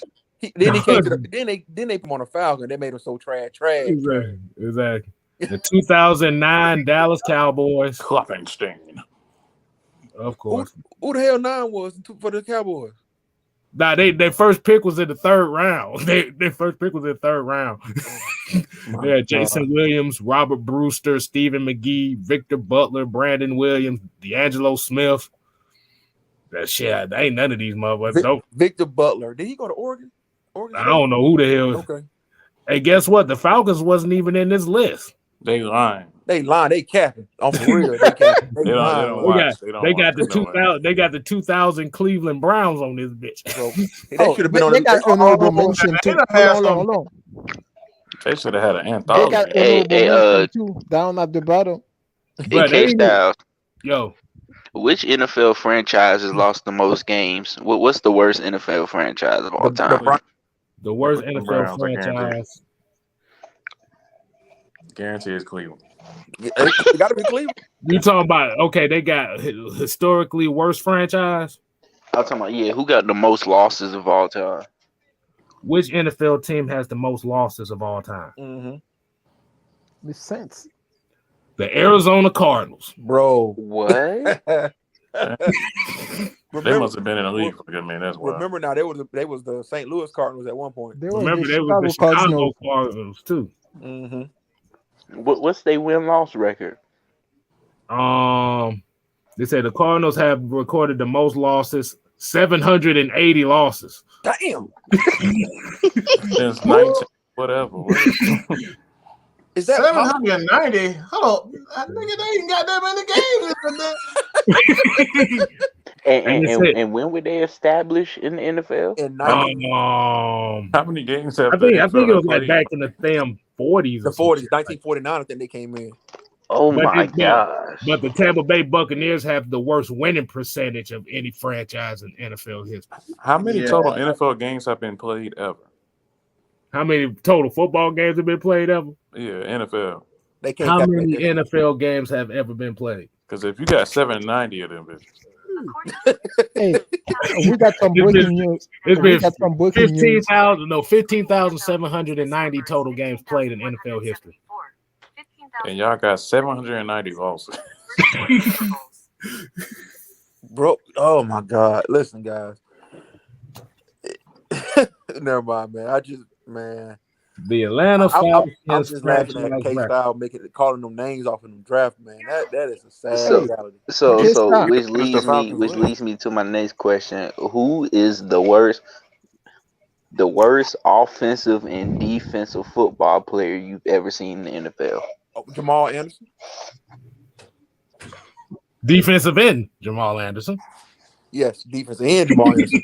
And who's the worst offensive player you've seen? Ryan Leaf.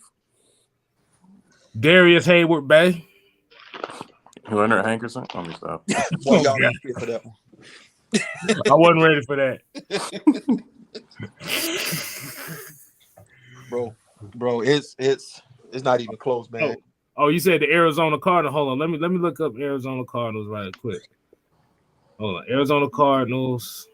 Hey, that's my wife's favorite team. She from Arizona. I should have said. Oh no, the Arizona Cardinals is one of the oldest franchises in the league. No. They was established in 1920. I don't even think my grandma was born yet. Boy, I just don't know, man. I'm gonna tell you something though. 2022 draft is gonna produce a lot of people that you don't think is gonna be stars. It's gonna be some stars, man. I'm telling you. For sure. So wait a minute. The Cardinals been losing for an entire century, bro. Yes. Yeah, oh my gosh. Their record is 577 wins, 777 losses, and 41 ties. Well, it wasn't ties. They've been losing since the Great Depression. Boy, they wow. been losing. Hey, look, we already going into World War III. They was the World War I goddamn team. Come on, man. Damn. They came close one time, didn't they? Damn. That is motherfucking crazy, bro. I ain't never, bro. That is the Detroit Lions. Oh God, let's look at the Detroit Lions. Oh, man, you know what? Don't do that, man. You gonna kill a plant. Yeah, I was gonna say that's Trent Richardson. Oh yeah, I agree. Trent Richardson had no eyes. Trent Richardson was. That man just grabbed the ball and just run. Don't even look nowhere. Oh, the Detroit Lions been around for 92 seasons. Oh, 92 seasons. 92. What's they record, bro? 570 wins, 694 losses, and 34 ties. Okay. But where the fuck is all these ties coming from? I don't know, man. Hey, KStylzz. What's up? Which team has lost the most playoff games? Okay. Which NFL team has lost the most playoff games? The Miami Dolphins. The Minnesota Vikings. Yep. Oh Lord. Yep. How many people? What's the team that lost the mini Super Bowl? The Buffalo Bills. Exactly. How many playoff losses does the Vikings have? They have 30 playoff losses. Man. The Falcons? Lord have mercy. They need a therapist over there in Minnesota. I mean, they try to do their therapist on that boat, and you see what happened. Oh Lord Jesus. All I gotta say, KStylzz, is skull. Exactly. Skull. Oh yeah, they was scoring all right, boy. They were scoring. There's a difference. They missed a few words out of that. And look, these people talking about how the hell do you get that many ties? But I don't know what the fuck. What they were doing. I don't know what the hell. They was running the football in the mud and then we scored 3 points. Exactly. Man, the Dallas Cowboys got the second most losses, playoff losses. That was they can't get past first round. That was before or after Jerry Jones bought him? Shit, that's just all time. Shit, hold on. Well, he about as old as the team itself. Yeah, he is. This is true.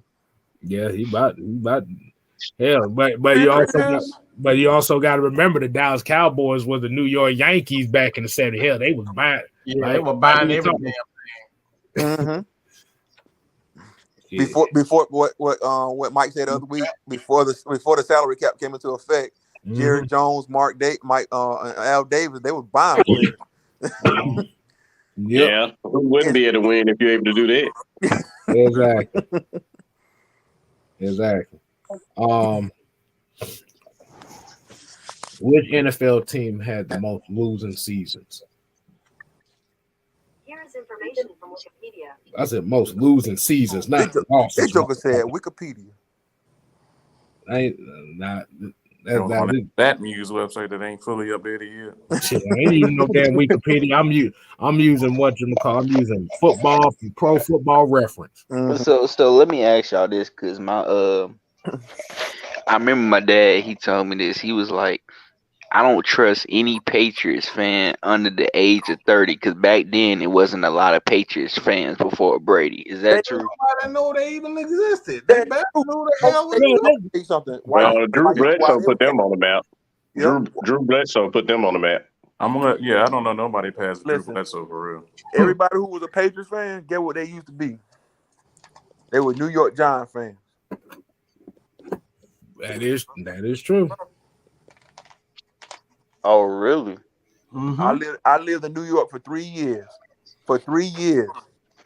And I said, man, where all these New England Patriots fans come from? They were all New York Giants fans at one point. They probably really think they're playing New England. You look at the Patriots when Tom Brady took over, that team was already built by the time he came in there. They went to a Super Bowl with Drew Bledsoe. How many times have the Patriots won a division since the year 2000? Yep, Mike will tell you real quick. Tom Brady has had a top 10 defense every year. They went to the Super Bowl. Do you know you know how trash their division been that they just now looking competent? Yep. But you want to call Tom Brady the GOAT? Come on. As soon as Tom Brady's division started looking good, where he went to the NFC South. I got a question. How many times does since 2000 to 2019 when Tom Brady left? How many times does an AFC team has a winning record, and how many times does an AFC West team make the playoffs? Oh, okay. Just a couple times. Hold on. Yeah, look. Listen to this. Yeah, if it ain't the Jets, I don't know. Look. Listen to this. How many times did Tom Brady win his division? 17. 17 division titles in 18 years. Wow. And what was the record of his opposing? I don't know what it is. There is no competition. But you want to call him? What was the record of the AFC East from 2000 to 2019? That's gonna be a nasty stat. I hope it pull up. I hope it does too. they got a whole art. They got bruh. Gonna be like 40 and 170. Hold on. Who's in the AFC East? You got the Miami Dolphins, the Buffalo Bills, and the Jets. New York Jets, right? The Bills didn't become relevant until 3 years ago. Yeah. And the Jets ain't been good since dang Rex Ryan. Oh, sexy Rexy. Since the butt fumble. Mm-hmm. I got the Terminator on my team. Hold on. Let me see. We need to get they got a tough defense that year. Shut up. Not that website, motherfucker. Okay, so let me see. So Mike and Kay, do y'all feel that there will ever be another contract like Patrick Mahomes, another 10-year, $500 million? Only cosmetic contract. So hell yeah, I do. They're gonna be simple. Yeah, it will. Because, like I said, if you look at Patrick Mahomes' contract, they can literally cut him with no penalties after next season. Okay. Yep. Say what? Yeah, because a lot of void years. Yeah, it's a 10-year contract, but there's no dead cap hit. There's no dead cap hit after year 5. Wow. They signed him to a baseball contract. Yeah. So basically, after year 5, if he doesn't do anything, they can cut him with no penalty. I can tell you right now. I went to the Pittsburgh Steelers in Kansas City game while I was here in Missouri. I went to the playoff game that was here, and Patrick Mahomes did his thing as advertised on TV. Of course, they went to play Buffalo Bills. That was a shootout. Y'all all seen that on TV. That was a shootout back and forth. That caused the whole thing of, well, the other team should get a chance to get the ball too. They only said that because there was one of those games or with Josh Allen and whomever. Okay, and then got to play the Bengals. Bengals came out slow. They put up 21 points real easy on the Bengals. Second half showed something different. So this is what I'm gonna say right here. They do it to every person, or not every. I won't say every person, but they do it to a lot of people. If Patrick Mahomes don't go to the Super Bowl next year, the first thing gonna come up is his contract, and y'all know that it's gonna be the first thing to come up because after the 2019 Super Bowl where they won, they lost to the Buccaneers, and then they got put out the playoffs at home against the Bengals this year. If next year Patrick Mahomes don't get them to the Super Bowl, the first thing gonna come into question is his contract. Well, it better since they want to talk about Matt contract. I'll be the first one to start the conversation. What happened with Patrick Mahomes?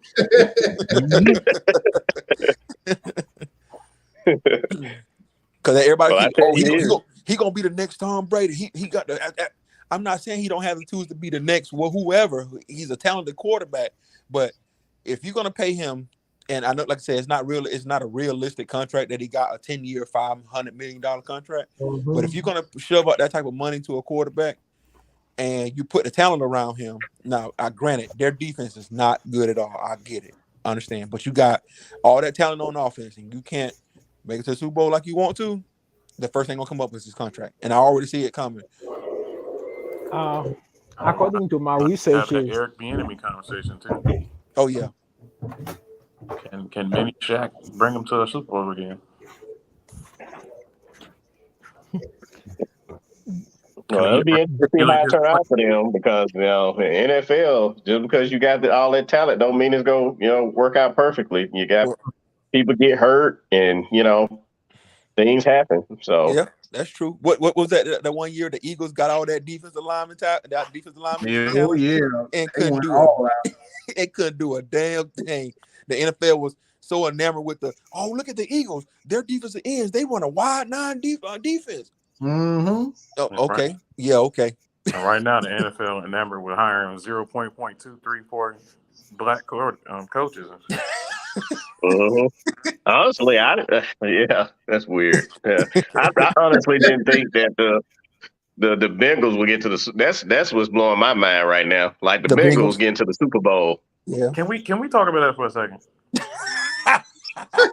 I don't care how trash their OL is. They were trash. Let's say they got to the Super Bowl with a trash OL. Why can't Matt do it? Because Matt ain't got a defense that can just keep giving you chance after chance. They were 31st in offensive snaps. Listen, Joe Burrow. And we didn't have the benefit of playing Ryan Tannehill either. Ryan Tannehill. No, you talking about the guy that's been told to be better than Matt for some reason? The guy. And I hope they don't still think that. The guy Julio wanted to play with. Yeah, that guy. Him over there. Yeah, okay. And Julio had his I didn't understand why they even made that comparison. He can't. There's no way you could have thought that Tannehill was better than Matt Ryan. I don't see that. And Mike ain't shit for this. Mike, I'm gonna tell you what. So when Tennessee lost they playoff game, Mike put that damn meme up there with Julio's face looking like, oh shit, we just lost. And he kept replaying that shit. That shit was. I said, Mike ain't shit for that, bro.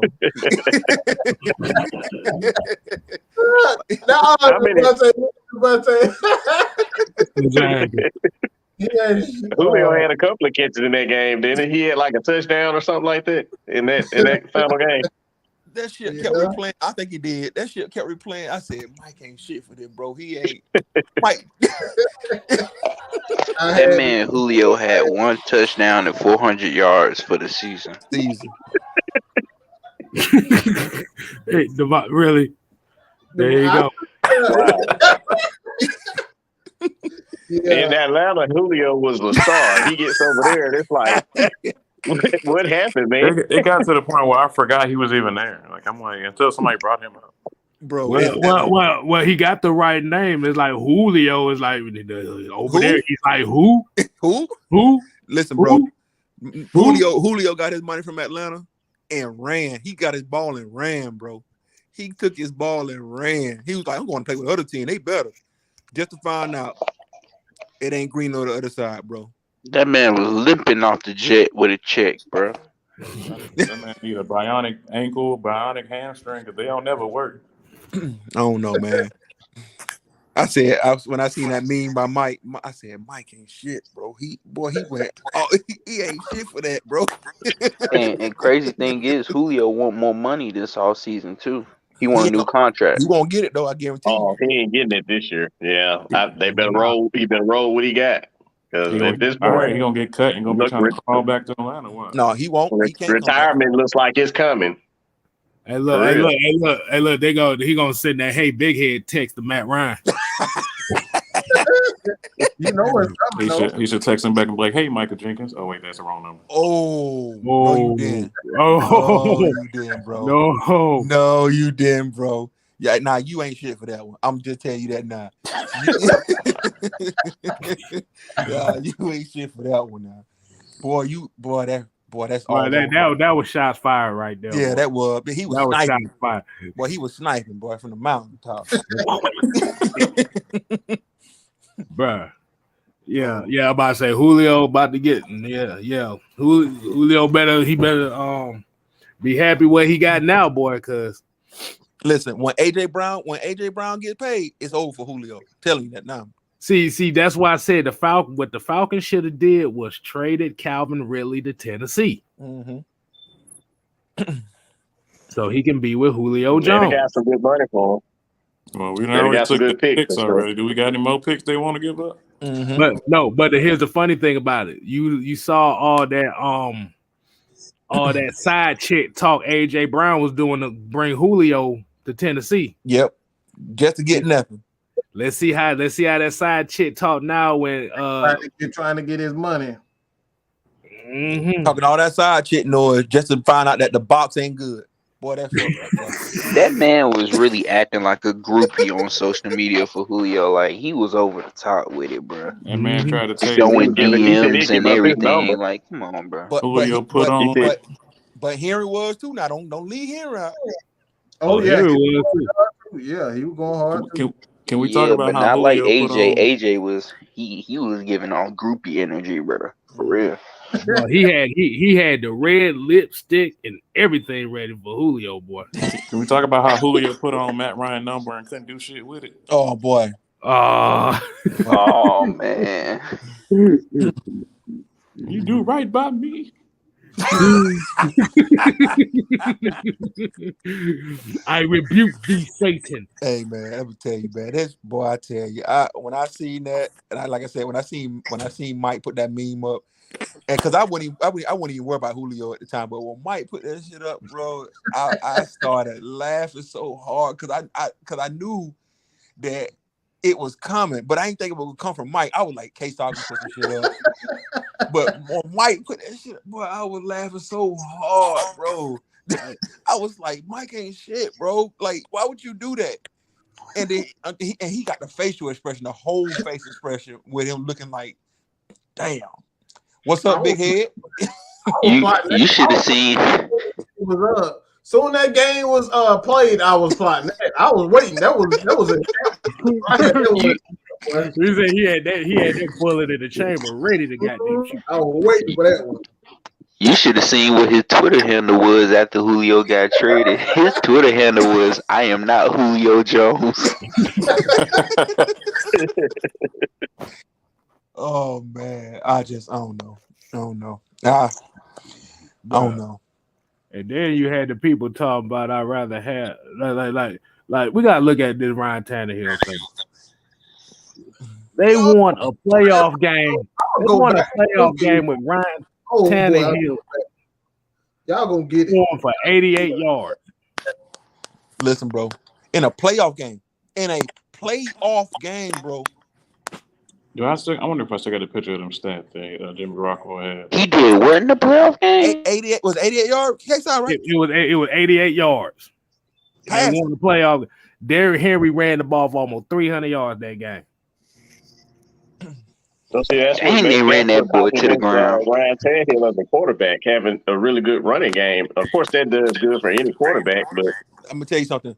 Your boy, whoever they want to call him King Henry, I ain't calling him King Henry. Derrick Henry is gonna be Michael Turner in the next 2 years. Yeah, you're right. Oh, it's coming. It's coming. You put 300 carries on any running back, 300 plus on any running back. Oh, That's it's what over happened with. to Jamal. That's the same thing happened to Jamal Anderson. Hey, they better be able to keep Ben Jones. Y'all think that's what's happening to Zeke right now? Man, Zeke. Mhm. No, Oh let me tell yeah. you Oh something. yeah. Zeke don't ate too many hamburgers over the all season, bro. It's over with, But nah, did you see with the Panthers? They said they're about to make Christian McCaffrey a slot receiver now. bro. They He's capping. Wait, not what? even tall. What's up? They capping. No, because they don't want him taking that many hits. Yeah, it's actually true. Look it up. They're gonna And make stop Christian running the McCaffrey ball a like slot that. receiver. That's what Build a they're They gonna got a do. new they got a new offensive game, man. Man, listen. Yeah, Look at for real, Saquon for Barkley. real. Saquon on the been in the league since 2018. Saquon is Mr. Glass. He turned into Samuel L. Jackson out here, bro. I bet you can't name an offensive lineman on the Giants. I bet I can't. Shit. You got who you got? You got Hernandez. One of them's from Georgia. Oh my lord, I can't believe I forgot his name. Hernandez a free agent. Andrew Yeah, Andrew Thompson Thomas. just had his first good season. Dang. And But yeah, everybody want to throw, McCaffrey gonna be in the slot now, bro. Yeah, that's crazy. but everybody want to throw I think Daniel Jones that under the bus. why I think that's happening though with McCaffrey. I think that's happening because they are going in a different direction because they got that new offensive coordinator coming in there, so they're kind of changing the whole offense. So we ain't gonna know what they expect next year. No, Hey, that's a cool thing to bring up because then they say Joe Brady should have been the head coach of the Falcons. Yeah, exactly. Look how that worked out. And then they ain't just do that for McCaffrey like that because the new offensive coordinator. They did it because that damn cap hit that they just when they paid him that money, they got to try to find out what to do with it. And then he been hurt the past 2 seasons too. Though. Yeah. Mm-hmm. He already was the guy that caught out the backfield more than anything. That's what they mainly used him for.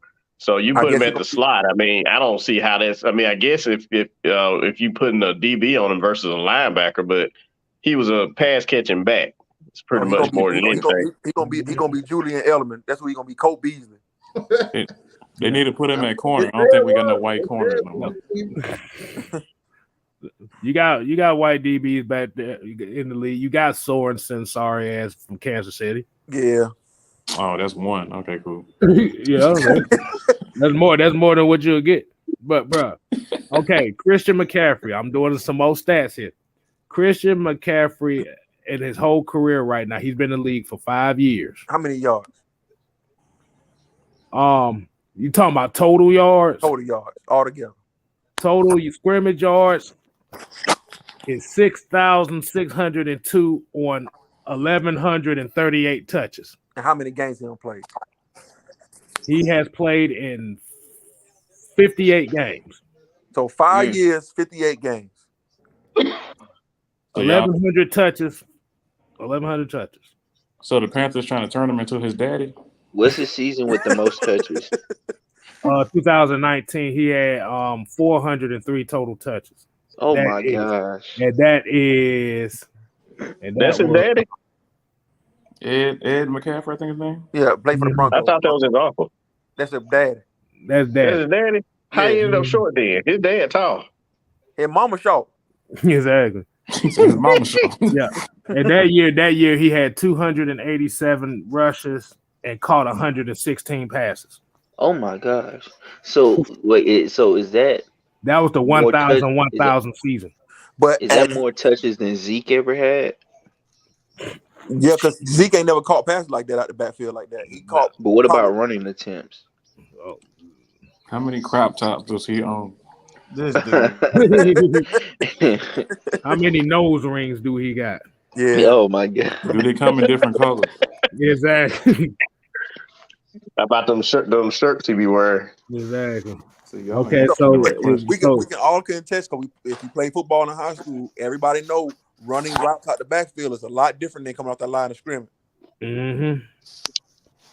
Yeah, you have to match linebacker up against the running back, so it's harder to, it's a lot harder for a linebacker to run with a running back like that. Yeah. Now you put that slot corner on him, it's gonna be a different game. It's gonna be a different game. Yep. Right. So Zeke's been in the league 6 years. He has 1,650 rushing attempts. You said 1,650? Mm-hmm. So which season is the most? His rookie year, 322. Oh my lord! And for the last couple of years, it's been about around 250 or so. 244, 237. But as you see, he wearing down real fast.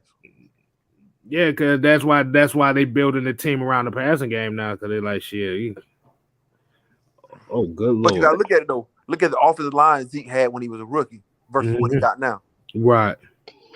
Yeah, but Tony Pollard was playing some good ball this year too. Behind that same offensive line. Yeah, Tony Pollard's probably going to be their guy next year. They probably going to have to figure out how to get up under that Zeke contract for real. I'm gonna tell you something. I guarantee you, Jerry Jones came in that office like, "Hey Zeke, I need to holler at you right quick. Hey, sit down right quick. Hey, real quick. We about to go ahead and move on with Tony Pollard. But Jerry, now ain't no but nothing. I'm gonna tell you right now, son. We probably gonna end up trading you within trade deadlines coming up around free agency. So be prepared. That shit he gonna end up on the Denver Broncos somewhere. That man about to get rid of everybody on that team. He ain't got enough. I mean, even Dak may be on there for real because they didn't have him under a long contract anyway, did it? No, it was a 4-year deal. I think it was. Was it 4? Okay. I don't know why I was thinking it was 3. It was 4. And can you believe it's Cowboys fans that are tired of Dak Prescott already? They want to get already. I got some Cowboys friends in the military with me. They were like, man, we so sick of Dak. And I'd be like, man, y'all talk about Dak like we talk about Matt Ryan. Well, we'd rather have Matt Ryan than Dak, bro. Oh, Matt Ryan better than Dak.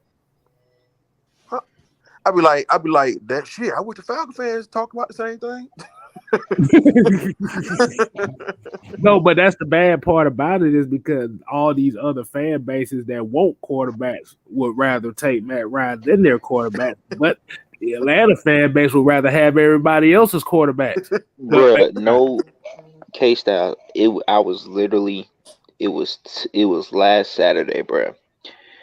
We were talking about Taylor Heineke, and it was the other barber's a Carolina Panthers fan, and he said if we had Taylor Heineke, we would have did well. I said, nah, Taylor Heineke really some mid. I mean, And then his client was like, well, if Taylor Heineke is a bad quarterback, what does that make Matt Ryan? Because Taylor Heineke had a better season than Matt.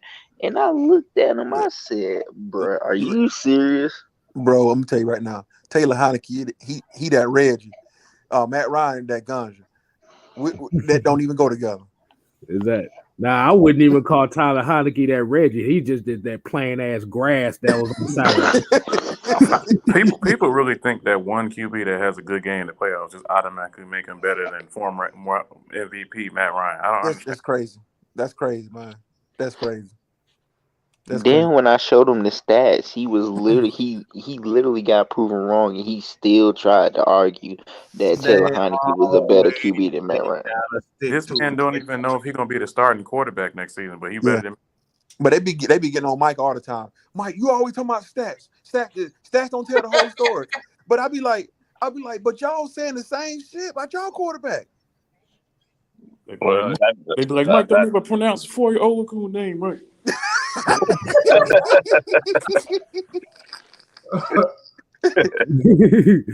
ain't think his name was for you. I thought it was for you, but shit, hey.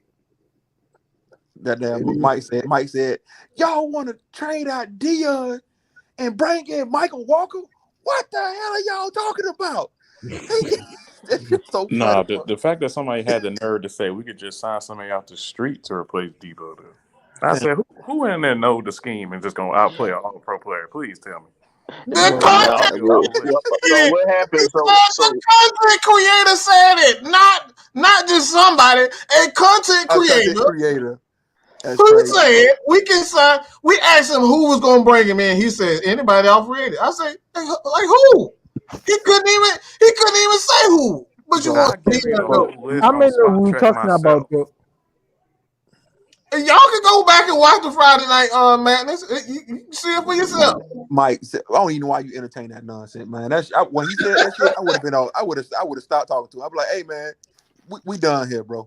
Just for y'all to come to the same conclusion. The talent around Deion Jones was not good. Just for y'all to come to the same conclusion. The defensive line was horrible.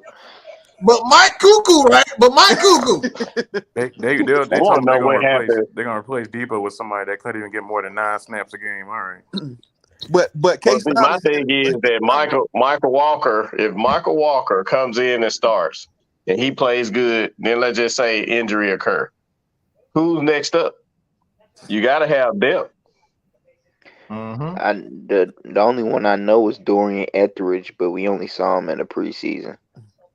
And like I say, he's still developing. But like I like the fact of having both Michael Walker and Deion. One of them gets hurt, the other one ready to step up, and then they compliment one another. Mike and KStylzz said this 2 months ago. It was on one of the things. Mike said, "Why can't it just be that we got a great linebacker position? Why we got to trade away our linebackers? Because you think one is better than why can't we just have a great linebacker?" Because in Atlanta, people think that you can't have more than one good thing. They honestly do. I'm sorry. It don't matter what sport it is. It could be, oh man, Austin Riley can just replace Freddie. Don't worry about it. That's all. You can't never have more than one good player. Yeah, but them same people talking about John Collins is the top 5 player. Okay. It goes back. It goes back to what Mike said a few months ago. We are trying to rebuild the defense. Why would you trade the best player, Grady Jarrett, on our defense? That makes no sense. They think they can just throw pieces on there and just make a cake with it. You can't. You got to make sure everything go together. Then they got to actually learn to play together. You can't just throw pieces together and think it's just gonna work. All we gotta do is get Jordan Davis, Devontae Wyatt, and just win. Like you got to keep your players and build around them. You can't just throw players on there and think that's just what's going to work. You can't trade Deion Jones and just say, all right, let's just replace whatever. What's that? That y'all was talking about KStylzz earlier? Well, with Mike, for Mike or KStylzz, I seen it. It was on one of the things where they said, I'm tired of hearing people say, "Oh, we're just wasting these players' primes." Oh yeah, that was yesterday. Yeah, we're just tired. We're wasting these, and like you said, Mike. This is the NFL. It's not guaranteed for nobody. The average length in the NFL for a player is between 2 to 3 years. 2 to 3 every year. I mean, we just went through the whole damn draft in 2012. Motherfucker didn't even last 2 years. Some of them didn't even last a year. He done had he had already had a damn a more than average career. Just like they look at it at Super Bowl though, Mike. They look at if you don't win a Super Bowl, then you wasted your career. That doesn't make any. That's not true. A lot of quarterbacks, a lot of players don't make Super Bowls. There's a lot of players in the NBA who don't ever play in an NBA final. Look at Charles Barkley. He never won a ring. So you mean to tell me Charles Barkley not a Hall of Famer? He's not a great player. For some reason, he literally sitting on less than 50, like at the very least $50 million. Y'all up here talking about he wasted his career. I'm like, give me $2 million. I'm like, I'm happy. Shit. For some reason, people like to talk about a team accomplishment and act like it's just all about one individual when that just couldn't be completely further from the case. Mm-hmm. Yep. Football is I think either then you got Michael Walker. Like I say, in his second year, he's still on a rookie deal, so you don't have to pay him like a lot of money right now. So I think this is where you want to, give him a chance to develop more. He'll play in packages, and then when the time comes where Deion decides he wants to retire or move on, then you got him ready to go. There are players. You're right, man. And let me tell you, there are players on this team who wants to be here. Look at Cordell Patterson. He out here caping, bro. He got here with a Batman cape on, talking about he want to be. Cordell Patterson doing everything except for taking his kids to school, man. Like, please, Terry Fontenot. I think that's awesome. Look, I think that's awesome. If they want to be here and they've already proven to be an asset, why not bring them back? That's what you really want. You want these players to be on fire. That's why he said that the best way is to bring your own guys back. That's instead of just grabbing everybody from everywhere else. Develop your own in-house. Exactly. But the thing is, and I say again, like y'all said on here earlier, we gotta stop as fans bashing players left and right. Like, when Mike said that, he said, I don't talk about players personally because I don't know them personally. I talk about their play on the football field. So when we talk about them, we're not here bashing them, talking about, man, they some bad people and this and that and the third. We talk about their play on the football field. Or adding players on social media too. Yeah, or who said that DMing shit? them. Who said that to Mike Davis? Who said that shit to Mike Davis? Oh, you're Oh, the same and guy he that ain't get no tried to backlash. the same Can guy I, that can tried I to get. say it or you don't want me to say it? Because I say it. Crackerjack, go ahead. Okay, there you go. That man ain't getting no backlash for it. It was hypocritical But talking about Mike, but then he could just say it to Mike Davis. That's, man, I don't know. But my thing is, but like we said, once it get brought up of Matt Ryan family getting talked about and Jalen Mayfield getting bullied, people in the space They don't have that they same energy. get quiet. They don't got the same energy. You can type in Caleb They ain't got nothing McGarry's to name say. right now and just go to Google Images. You're going to find the image of him in a KKK mask. That's going to be on the internet forever from our fan base. I don't know, man. I just, I love being from Georgia. I wouldn't want to be from nowhere else in the world. I like to visit other places. But as far as our football team, bro, I ain't never seen so much inner hate. It's like hating yourself. Like you look in your mirror and just hate yourself every day. That's how you do your football team. Do you think it'll change if we actually win a Super Bowl? No, it won't. Hell It's no. because it's not even because they won it. It's because they didn't win it the way that they wanted to win it. Right. And with the quarterback they wanted to win it with. They didn't have Michael Vick and his Superman cape. That's how I think they'll be. I think they'll be more hearing, mad. I think they'll be more mad if the Falcons won the Super Bowl with Matt Ryan. Right. They will burn the Mercedes-Benz Stadium down over there if Matt Ryan win the Super Bowl. They will burn that motherfucker to the ground.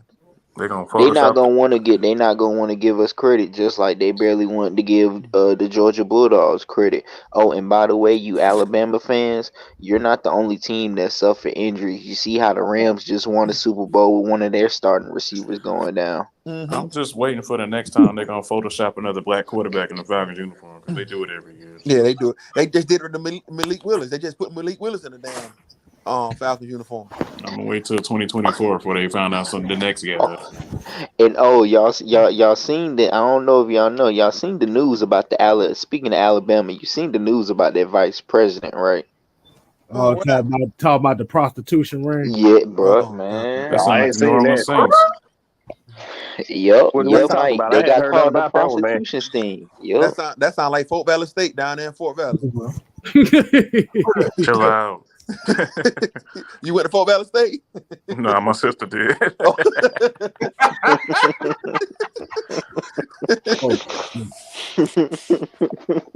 Oh Lord, I did not need to see this list. 2007 draft class was pretty bad too. Oh God. From who? For the Falcons. Mm-hmm. Who was that brings a lot of question on the scouting for I know we talk about Tommy Dimitrov, but like that was before I started paying attention. So let me know. Let's see. We got Jamal Anderson, of course. God. Justin Blaylock, not too bad. Blaylock. Chris Houston. Oh. Loren Robinson. Oh my God. Bro, you went. Oh my God, bro. Got a whole draft of castaways. Stephen Nicholas. Stephen was pretty good though. Saint Nicholas. That's why I say he was serviceable. That's why I'm not really shitting on that one. Martrez Milner. Who was that? Tight end? Yeah. Oh my God, bro. Why do you remember that? From Georgia? From Georgia, yeah. Trey Lewis. The defensive tackle out of Washburn? Mm-hmm. Oh, come on, bro. Trey Lewis, David Irons. Y'all memory is impeccable for y'all.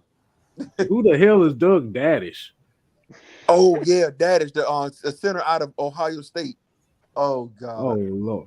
Darren the position and the school every time.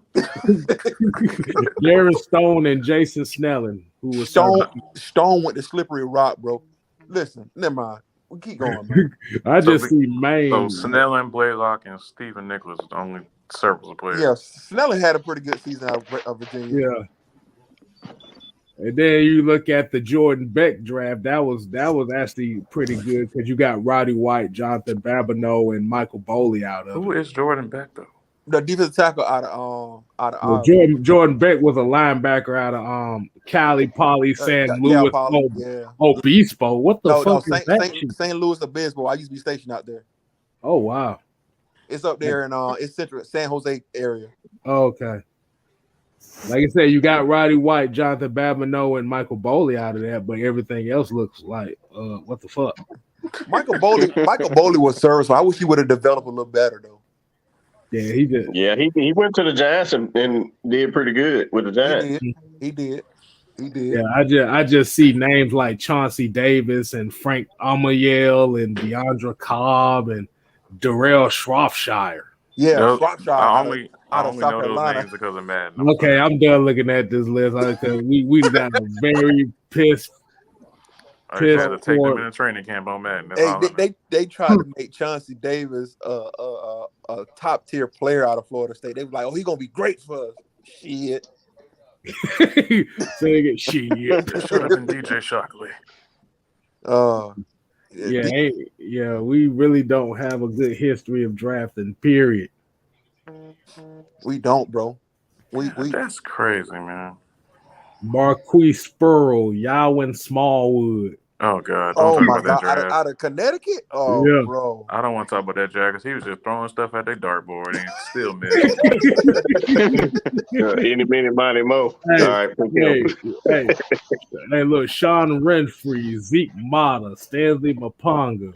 Didn't Zeke Mata sue the Falcons? He did. I think so. He sued him because of an injury settlement. Yeah. Mm-hmm. Dominique Frank, Shan Schillinger, Cliff Matthews, Andrew Jackson. Yeah. You said Dominique Frank? What was the other linebacker that they drafted in the Yawin Smallwood draft? I forgot his name. Yawin Smallwood. It was the other guy. They drafted him too. Prince Shembo. No, Marquise Spurl. Marquise Spurl out of Syracuse. Desmond Southwood. Oh my God. Aaron Freeman. Who the fuck are those guys? Exactly. You got the right response. Just know that. Mucho Grunt. Mucho said Shockley barely got held. Shockley got hurt. Yeah, Shockley got hurt. Shockley was originally supposed to have been the heir apparent, but he got hurt.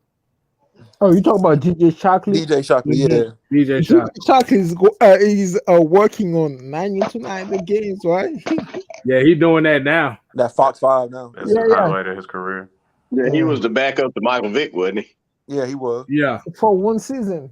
Oh, Madden he was. I don't know about real started, right? Yeah, he got hurt. You said that they was planning to make him the starter, right? Yeah, they was gonna say because he was the Georgia boy. He was the Georgia kid. Wow. Yeah. I know. But he really messed his leg up and he lost his career. Yeah, that was it for him. What's the other names on that list? No, but what year? Just in general? Yeah, in general. Yeah. Just in general. Oh, let's get to Justin. Adam Jennings, Quinn Ojanaka. Hold on, let's go ahead to Adam Jennings. Wait. Is that Moose from TNA? Yep. let's go back to Adam Jennings from Fresno State. What was the Falcons thinking about when they drafted this kid out of Fresno State? I don't know who. He only lasted 3 years, so he really wasn't worth a damn. They thought he was a Greg. Let's see. You had Ettrick Pruitt, Quincy Wilson. Ettrick. They drafted Ettrick Pruitt? Yeah, from Mississippi. Yeah, I remember Ettrick Pruitt. I thought he drafted by Seattle. No, he was with us. Yeah. Yeah, he went to Seattle the year after and then came back. Oh, okay. Then you got John Olinger, Wayne Bacon, Demetrian Veal. Who are you people? I'm going all the way back to the 2000s. I'm just looking at Kevin McAdam, Kurt Kittner, Khalil Hill. Wow. Kurt Kittner. Not Kurt. Oh, God. Bro, our drafting was really this bad, bro. It Like, is. Hey, we reminding ourselves, aren't we? Might as well put a name And into a see, hat and shake some it of y'all up, bro. real young. That Like, I got changes the now. question. Hell, That 2001. changes now.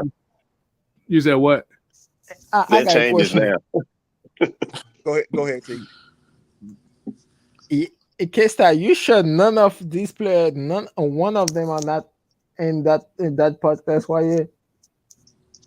You said they ain't in that podcast too. Yeah. Oh, they probably do have a damn podcast. Hell, they were probably doing podcasts before it got popular. Shit, I don't know. But you gotta look at it, though. We have some bad drafting, man. We got some bad drafting. I ain't like, I mean, the thing is, my thing is, bro, bro. the can't be worst this part bad. is that we can't get to the quarterback. At I all. got a question on that though. I think some of that could be probably coaching and development as well. Now, I'm not yeah. saying all of It it. That's is. exactly what I was Hey. thinking. I Exactly. It is. mean, when you got Brian Cox asking people about I their got sexual something in my mind orientation, right now. I Let don't me know. drop it. Most of these players that are on that list right here, Mhm. they are defensive players. Yeah. Most of them. Yeah. They are defensive players.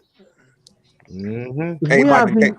Michael Our KStylzz, what's best the defensive last? line coach retired because his family was sick. So, and then Yeah. after that, what does it mean? But look at it this way: the last time you had a formidable defensive line was when, correct me if I'm wrong, Patrick Kearney, Chuck Smith. Hall, Smith, and what was the other defensive end name played for the Falcons? Not Shane Durnett, but Archambault? yeah. What year was it? That was 2001. 98.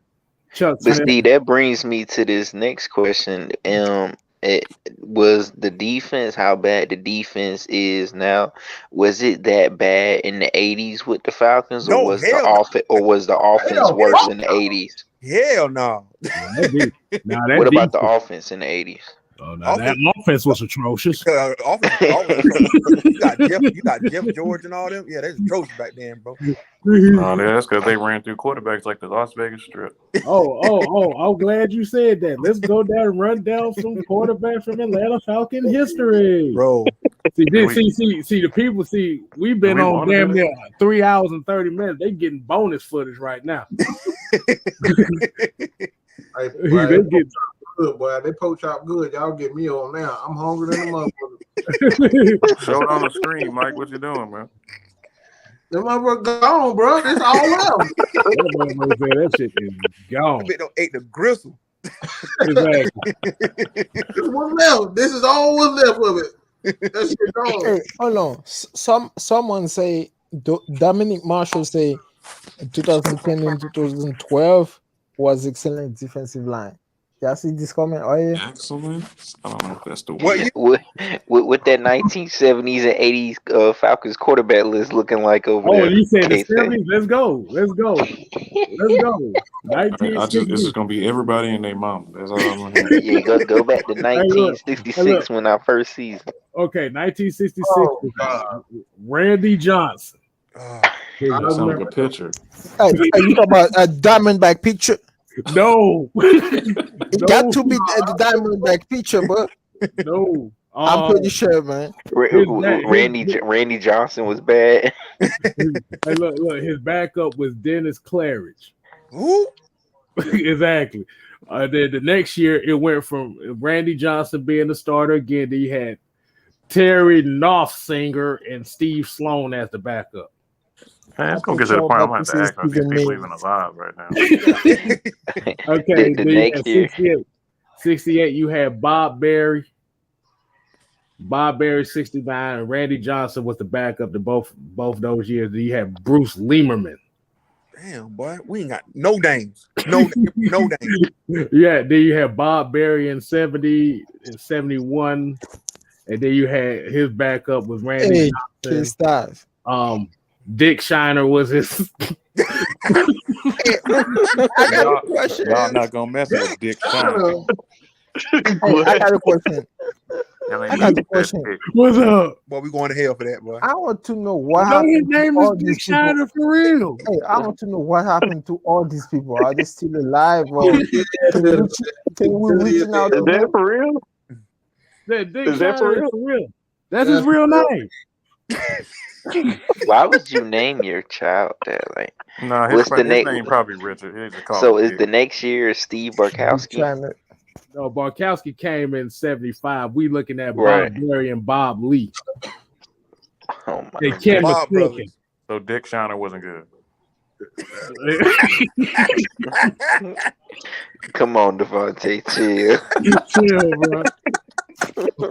Hey, don't forget. Devontae out here, man. Wow, boy. Hey, look, don't forget good old Ken McQuilkin. Quilkin. Damn. Then you had Steve Barkowski, June Jones, Dave Archer. Talk about which Dave Archer? David The one Archer. who work at 92.9 the game? Yes, that's him. Yeah. Oh. Then you had Turk Schnort. That sounds like a smurf. Then you have John Shockery. Oh, drug addict. Then you had Eric Kramer, Chris Miller, Jeff Van. Oh Lord, Jeff George. I thought it said Jeff Van Rapist for a second, but nah, it says Rapports. It's Rapports. That's what it says. Jeff Van Rapports. Rapist. Wow. Boy, you wild, man. Real, boy.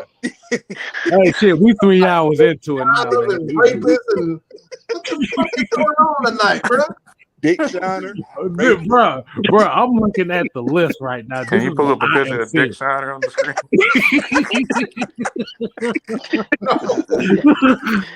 So you said Chris Miller. Who was at the Chris Miller? Chris Miller, Scott Campbell, Billy Joe Tolliver, Oh God. Damn, Jeff boy. George, Bobby Oh, we Hughes. drafted him, though? Huh? I thought the Colts drafted Jeff George. We drafted Jeff George. 1994. Nah, we ain't draft him. Oh, I'm about to say. Oh, we traded for him. If I'm Yeah. not Traded So for remember Brett Favre was a Falcon. They traded him to get his ass away from the crack cocaine thing up in Buckhead and shit. Yeah. So yeah. Nobody ever want to talk about that. No, he did Yeah, that. Brett was a cokehead. Yeah, he was serious cokehead. But if you look at if you ever look at the 1991 thing with him on there, he was like, I was gonna show Glanville I can play some football, but you don't talk about that coke problem, did you? Okay. Mm-hmm. Oh yeah, Man, Brett for an Favre. You know, interception, Brett his Favre first actually time. lives here. Exactly. He lives here, not too far from us. Oh, Brett Favre live in Atlanta? Mm-hmm. Nah, in Mississippi. Mississippi in the silk. Oh, he still got the Yep. Wrangler jeans on. Exactly. Yeah, he's still down here. Like I said, you got Bobby Haybear, you got Chris Chandler, Tony Graziani, Steve Oh, God. DeBerg, Danny Cannell, Doug Johnson, Bro, Michael Vick, don't do that. Michael Vick, their favorite one. Bro, Kurt- leave Doug Johnson out of this, bro. Kirk Kittner, Matt Shaw, DG Chakri. Todd Detmer. Ty Chris Chandler, he Dedman. was drafted by the Oilers, wasn't he? Yeah. Yep. When we Okay, gonna get to Chris I Redman? remember. Oh God! And then here we go: Joey Harrington, Chris Redmond, Byron Leftwich. Hey, remember those? And then, Y'all talking about Matt Ryan. Yeah, I Y'all remember talking that. Y'all and talking then about Matt from Ryan. two there. So did you see all them names that was named right there? Yes. Now from Yeah. 2008 to 2021 is all Matt Ryan. So Y'all wasn't here which with that quarterback 2007 out that list was the worst one? Which one is? Yeah, I wasn't watching football for most of them. Shit. Listen, but that goes back to what Chris Mike and Chandler KStylzz was drafted by the Colts. That goes back to what Mike and KStylzz was saying. Y'all talk so bad about Matt Ryan, but y'all want to go back to them damn years with Ty Detmer, Doug Johnson, Jordy Harrington. Old ass, I'm fucked up, my shoulder fucked up, my knee shook like that. Let me say this real quick. Let me just say this. There has been since I've been a fan, the only year I refused to watch games was 2007. Oh yeah, That speaks volumes. Bob Petrino, yeah, walk out. I refused to watch it. It made me sick. that made you think twice about actually being a football fan watching that season. That shit was It was atrocious. That was I thought Arthur Blank was gonna sell the damn team. That shit was awful. That was horrible. That was bad. Well, since you said that, let's go ahead and look at some things. Look at the what? Chris Redmond threw for more touchdowns that season than Joey Harrington and Byron Leftwich combined. Oh God. That man KStylzz said, I see Byron Leftwich throw the football in the stands.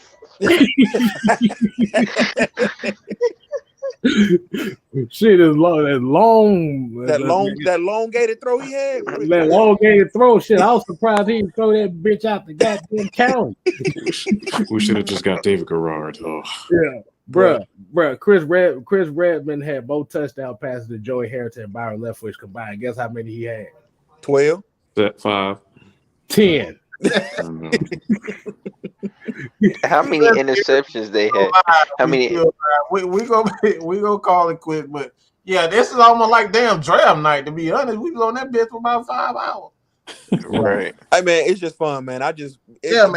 We learn a lot about history, man, because the history of this football team. And like I said, we just keep coming back every year.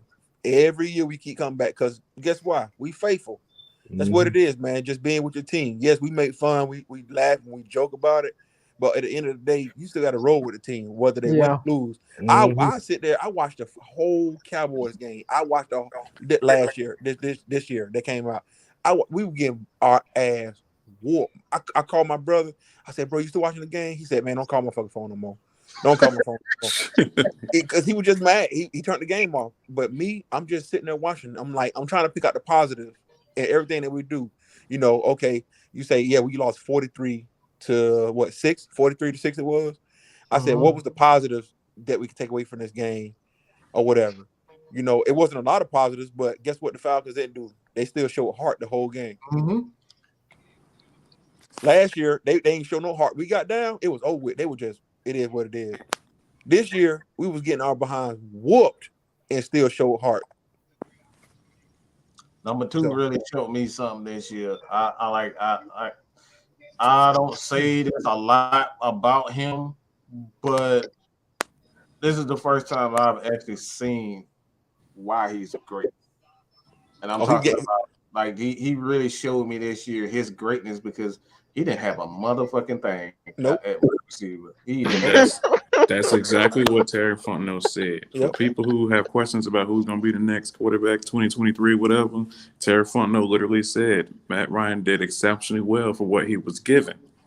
Right. With Darcy Banks and Young Thug at receiver, shoot. We got the Despicable Me squad out there, shit. I'm gonna tell you what. But I can tell y'all one thing though. Go ahead, Kay. Oh God, that 2007. Oh Lord, 2007, bruh. They got names in here. I forgot all about. Montavious Stanley. I don't know who that is. Chris Crocker. Oh God. Antoine Harris. Yeah.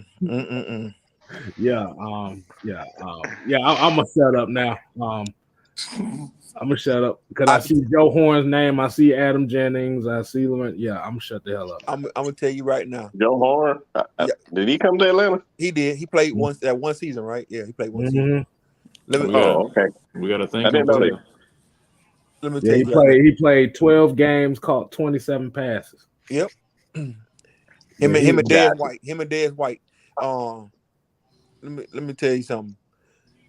Though this year was the first year that I really seen it on display. He showed it in the past, number 2, Matt showed it in the past, but this year you seen him getting in people's asses, bro. I ain't never seen Matt really get on the sideline and just give people a new asshole. So I'm gonna tell you right now, the next year offensive line, let them fuck up. See what happens. I think they're gonna be a lot better next year, though. Honestly, after having a year under their belt. You saw him cussing out receivers for forgetting the damn play at the line of scrimmage. Calvin Ridley. Calvin Ridley. Dang, I was gonna say something. Never mind. Calvin Ridley. Yeah, He was the main one. Yeah, I'm talking about. He was. I ain't never seen him get into people's asses like that, bro. Like Jalen Mayfield. That man played out his mind versus the Saints too. He did. When Jalen Mayfield did that false start, Matt Riley looked at him and went off on his ass. I said, man, Jalen might go to the sideline and start crying, boy. Yeah. He looked like he was, though. He looked like he was about to cry. That man was having boy. That man was not having a good day. No, when your boy Russell Gage fumbled that ball, it looked like he about to cry for real, bro. Hey, you seen that sigh of relief he had before he got that interception? Oh yeah, I saw that. They showed him on the sideline. Yeah. Boy, look, that headband got tight in the motherfucker too. Damn.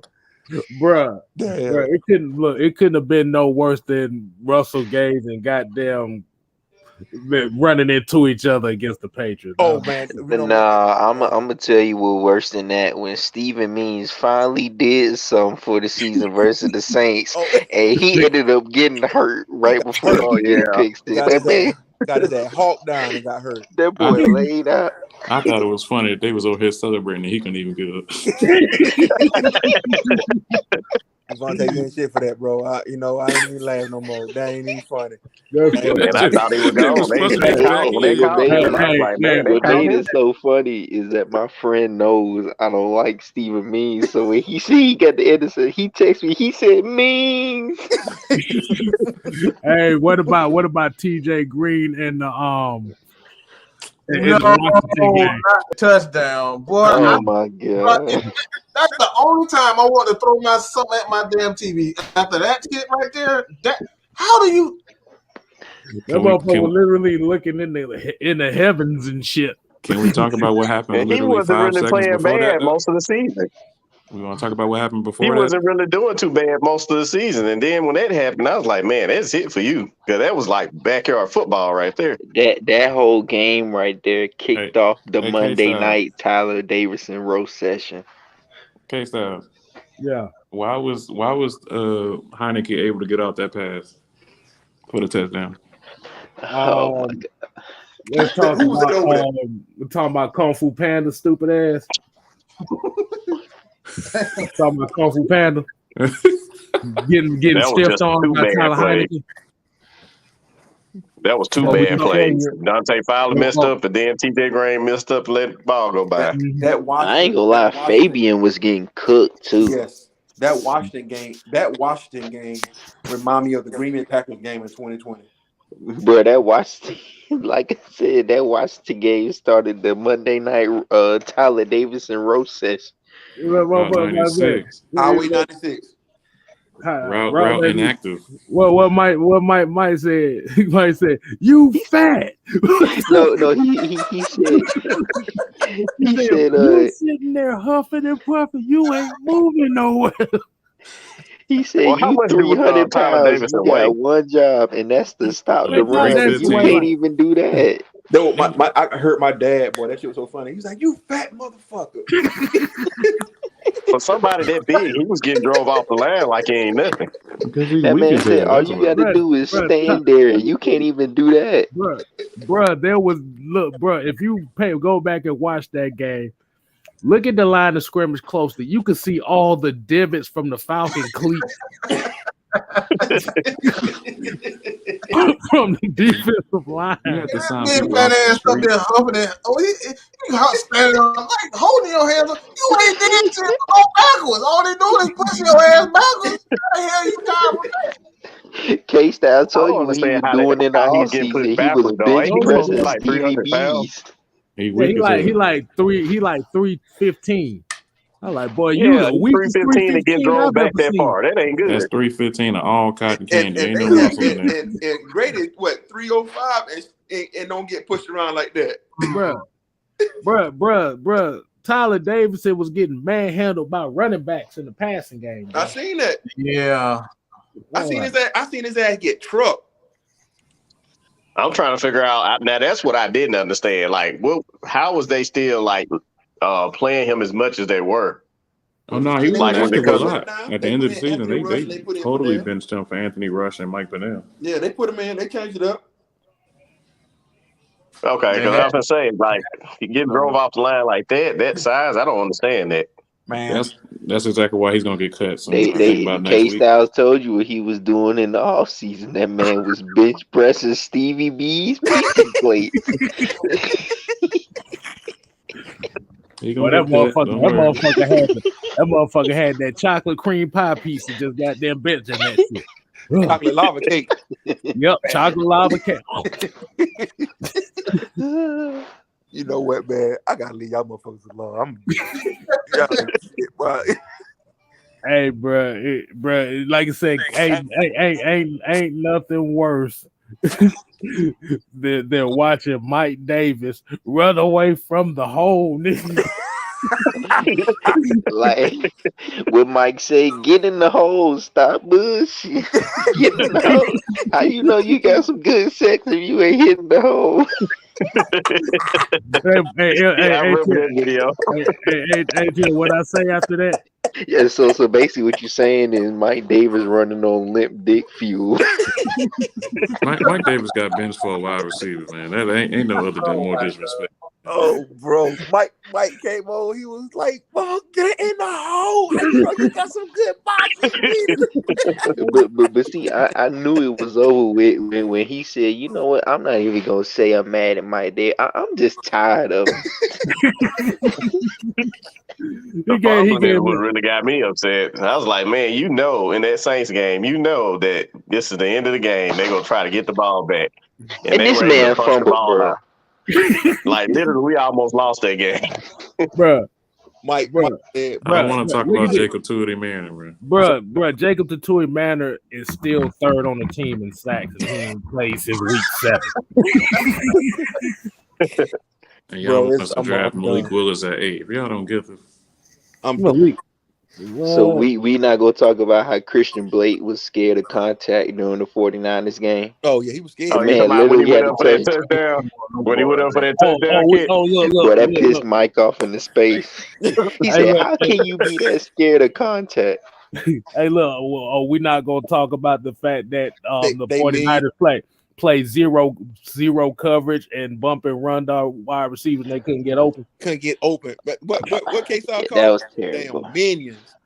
The minions, bro. They got their minions. Like what? Hey, at least minions are serviceable. I don't think what we have is serviceable. But I don't know what. But I need to come up with some new names for them. Mike had put a picture up on the damn show one day. He said, "Look at these motherfuckers. Look, they standing next to who they were standing next to. They were standing next to one of the other players from the 49ers. Muhammad Sanu. Yeah, these damn minions. Yeah, oompa Boy. Hey, boy, they remind me of a wee man from Jackass, boy. I'm telling you. Boy. But I ain't gonna lie. For those that's new, y'all think this is funny, you gotta go back and watch the stream when we got 50 put on our head by the Texans. Boy, you talk about a funny rant, boy. Oh man. Mike let they ass have it, bro. That shit so funny, bro. I don't know why people think I just don't. Oh, Mike's so positive. You really don't watch our post game show because that's what you're gonna get everything raw on our post game. Raw like Dick Shot. No, or Mike, man. No, what's even funnier is when Mike come on the show and when he start the show, he just be looking in the camera with that look on his face like, I ain't got time for this shit today. I really don't got time for this today. And then he go into that rant. I said, here it go. Here it go. And then when he go old school, when he be walking down the street or somewhere and he don't show his face none during the stream, I said, here it go. That's why I created the one-on-one with the great web so I could go old school and just do me. That's it. That man said Justin Fields win the Super Bowl. That man couldn't even win a national championship by himself. Get out of here with that dumb ass. He said some of y'all got to get the D all out, yeah. I hope they don't think he'll win the Super Bowl with the Bears. They finna rebuild, man. Oh yeah. Oh yeah. It was lucky that they traded up for him because he was about to slide down that track. That shit was so To the funny. left. Matter of fact, the Bears drafting field, that probably was the worst thing for him because that coach was on a hot seat when they drafted him. No, they would have been mad because they already knew if he would have slid past the Patriots, they'd be like, "Oh, why would the Falcons trade up?" Oh. Hey, KStylzz, you remember when one show when Jew came on one day? It was Miss Maggie was already on. It was you, it was KStylzz, Mike, Maggie, and Jew had just came on after we had lost the game. Did everybody see Jew face? The Cowboys game, he was pissed. I ain't never seen Jew face like that before. Jew had, because Jew don't never say that. He always calm. He don't say nothing. He came on. Jew had that look on his face. And Mike said, "Jew, you all right?" Mike had to amp him up. Mike said, "Jew, you all right?" He said, "Man, I don't even want to." So funny, bro. It was so hot, man. I ain't never seen. He said, "I'm not happy." What was that? It was that Cowboys game we lost on the that kickoff. That's yeah, man. Boy, that whole damn everybody was pissed that day. Why? Lord have mercy. Did they ever find out? Like, did the coach tell them to do that? Man, we'll never yeah, they called a timeout before that onside kick, bro. Man. And that's why Mike KStylzz like, bro, what you called a timeout? What could you have been talking about on the sideline? What I thought was weird was that they had a whole different lineup out there for special teams. What was the point of that? Oh my god! Like, dude, the whole purpose of you brought in the hands team to look like a ball. It was Julio, Hayden Hurst. Oh, they forgot the 10-yard rule. They were just like, oh. I'm talking about that game made me so upset. It had us all looking bad after that game. I'm gonna tell you that what, got on TV. That's on TV. And then the bad thing about it was the next week in that Chicago game, the same motherfucker, oh motherfucker Mitchell Trubisky almost ran a 90-yard touchdown if he hadn't a goddamn huffed and puffed his ass on the ground. You talking about Falcons backup quarterback Mitchell Trubisky? Hey, don't play. Hey, bro, don't play. Don't do that. Hell nah, don't do that. Nah, and we got beat by Nick Foles in that game. They benched Trubisky from Nick Foles. I'm gonna tell you what was bad too. That Cardinals game when Matt Bryan missed that extra point. Oh yeah. Oh god. And then Chad McKinley had this stupid look on his face. And Mike was like, "Chad McKinley, what you looking like that for? You ain't this." Where's LaChavis when you need him to talk about Nick Foles? Oh, you said Nick Foles? Oh my god. Oh, I guess he's a Hall of Famer too because he got a Super Bowl. Hey man, him and Brian Scalabrine, I bet. Well, if that go to basketball kid, that means Adam Morrison should be a Hall of Fame. Adam Morrison. You right. You right. Adam Morrison, the guy who with the guy that got about seven, the guy that got one suit that he wore for 3 years in a row and won 2 rings with. Yeah. That Adam Morrison. Went to Gonzaga, Adam Morrison. Yeah. Mm-hmm. All right. Yeah. Shaggy Doo-Wop. That's what I call him. That's a damn shame. They swore the guy he was the next Larry Bird, boy. Coming out of school, boy, they was on him, boy. But Lord have mercy, boy. Hey, like I said, at the end of the day, man, y'all need to be grateful, boy, because we could be in a whole lot worse position than what we is now. Yeah, man. You know, we could be where the Jets at right now, bro. We could be New Orleans with -7. Man, we could be the Detroit Lions, bro. I know everybody got this excitement about getting another quarterback. I understand, but I'm like, man, I'm not looking forward to having to gamble on another quarterback and be, one of those teams. And being a dungeon for the rest of the 10 years, right? Mm-hmm. Listen, man, I'm gonna tell you something. Even though those teams are bad, the Browns, whomever you want to call that's bad, guess what? They still got loyal fans. Yeah, that is true. They still got loyal Them fans. Lions fans show up to every game, I bro. watched them last year. Knowing they gonna lose, knowing they gonna suck, knowing they gonna be pissed off. No, they still there. It's like, so what are we complaining about?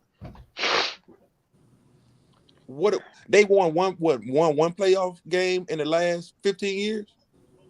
Shit, the last fucking 35 years, shit. Right, the Lions ain't won a playoff game in a minute, bro. Since Barry Sanders retired. Right. Caldwell was their coach, wasn't he, when they won their last one, which was probably about 3 or 4 years ago, wasn't it? Yes, that's it. I think they played against the Cowboys. They beat the Cowboys. I think they either won. They may have lost it. They may have made the playoffs and lost it. Now I think about it. Nah, they lost. Okay. But goddamn, boy, you see, it's like I said, Jacksonville showed us about their fan loyalty last year. Them motherfuckers they was in swimming yelling Duval. Mm-hmm. Man, and we almost lost that game too. Yeah. Best fans I seen all season was when we was in London. Oh yeah, that London game was lit, bro. And that's a whole nother country. Exactly. And Mike Davis fumbled the ball in that game too, bro. Oh, Lord. What's the type? Yeah. What's his name? Hayden Hurst fumbled too. Yeah, he did. But Mike Davis was playing kind of wild this year, bro. Hey, what about Calvin Ridley when he bunched up in that Buccaneers game? Oh my god. Yeah. What game was that? That was the second game of the year. No. What's the game where he got laid the fuck out? Oh, that was the Dolphins game. When he that was the Dolphins. Holland knocked him out. Yeah, that's the same game he thought about getting on them yachts. and I knew, and that's fucked up too for saying that too. When he got hit and put his hand on his head, I knew it was over there. When the time he put his hand on it, because he was already out. That was the first game he came back for, right? The Dolphins game. When he got hit over the middle and he lay on the ground, hand on his helmet, I knew right then and there something gonna happen. And I'd be damn. I ain't know it gonna be to that extent of not playing the whole rest of the season, but I knew right then and there something ain't right, man. You know it's bad during the watch the game when he had a receiver beat on a fly route, and just because he's so scared of contact, he dropped the ball, bro. Man, Mike called him Moonwalker. That meant my motherfucker slid all the way. Bro, that's his nickname, man. Bruh, you got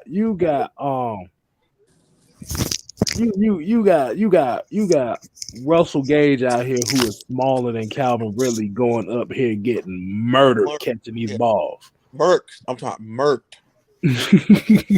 Cause that damn Dolphins game, boy, I was scared for them damn legs, boy, cause he was trying to jump over folk. I was scared that first Saints game when he tried to leap. Like, bruh, no.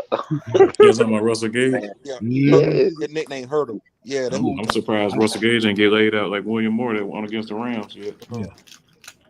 I think you think Calvin Ridley could be probably stressing over the type of offense it is because he has to run across the middle a lot.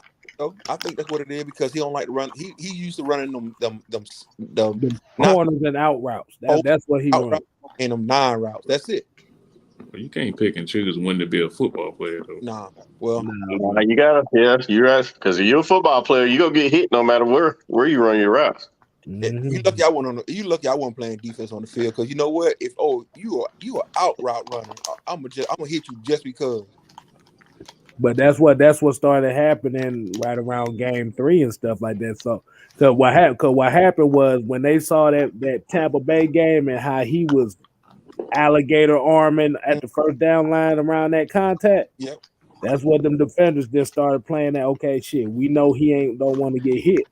Damn that, let's go hit this motherfucker. Mm-hmm. Was it the Giants game where he was too scared to get a first down? Man, yes, bro. Yeah. Why does he have so many plays on film where he's too scared to get tackled? Like he just cowers and just lays down. But when you put that shit on, when you put that on film, like I told you when we had that conversation, when you put stuff on film, you can't sit here and think that other teams are not looking at. I literally posted something on Twitter about Calvin Ridley being afraid of contact, and everybody ignored it. Everybody saw it, and nobody wanted to comment on it. This is the stuff we talking about. Everybody love to focus on the bad stuff when it comes down to Matt Ryan. But soon as you get that same energy to a guy like Calvin Ridley, Julio Jones, oh, y'all picking on him. No, it's the game, bro. It's the game. That's what it's supposed to be. You call him out. He ain't the only one that's been picked on about, being afraid of contact. There's been other receivers to catch it too. So If y'all If a lot of these kids at 5'8" ain't scared of contact, Calvin really ain't got no excuse. It's like I said, man. But see, if you watch Calvin Ridley, even when I watched him in Alabama, there were times when they get him the ball on short yard situation to get the first down, and what he do is he kind of dive for it or whatever case may be to prevent from getting hit. So I think he's always kind of been like one of those guys that's more of a finesse player that he likes to get open. Yeah, he wasn't a physical player. Look, when it was because of Julio was here. Julio took a lot of that attention away when he was here. Yeah, and Ridley was able to do a lot of the underneath the radar that assisted him in getting those yards and those touchdowns that he wanted. In open field, he's an open field player. Yep. As you seen last year, that was not the case at all. Because in the whole, like I said, people always say, man, you shouldn't talk about nobody else's problem, what they're going through and what they're not going through. I got family members who go through mental health issues. Okay, real mental health issues. You can't tell me that Calvin Ridley going through mental health issues when you're posting on social media. You somebody talk about what you is and what you ain't as a football player, and you want to go post your stats, or you get up and you post up that you on a yacht out here having fun. I'm not looking for you to give me an explanation on why you're doing what you're doing, but you can't hide behind the fact and say that you're going through mental health issues and you're doing all of these things. I know when people got mental health issues, get what they do. They seclude themselves. They're not out here posting. They're not out here doing. You barely hear anything from them people. He made his statement. He liked the trade request to the Miami Dolphins on 2 separate social media apps. So nobody want to talk about it. I mean, the truth will eventually reveal itself. I mean, if it's true, it'll come out in the open. If it's not real, we'll find out eventually about that as well. But I think eventually they're just going to have to make a decision, and we're coming up on free agency. So, I honestly see something happening. That season has already been made. Yes, they just haven't told us about it. You know what I'm saying? But Mike and KStylzz, check this out. Even if it comes back that he was not telling the truth about his mental health, guess what people in Atlanta gonna still do? They're gonna still support that shit. Oh yeah. I mean, all this support is cap. That's what I'm gonna do. That's what I'm gonna do. Next show, I'm just gonna wear nothing but 2 caps.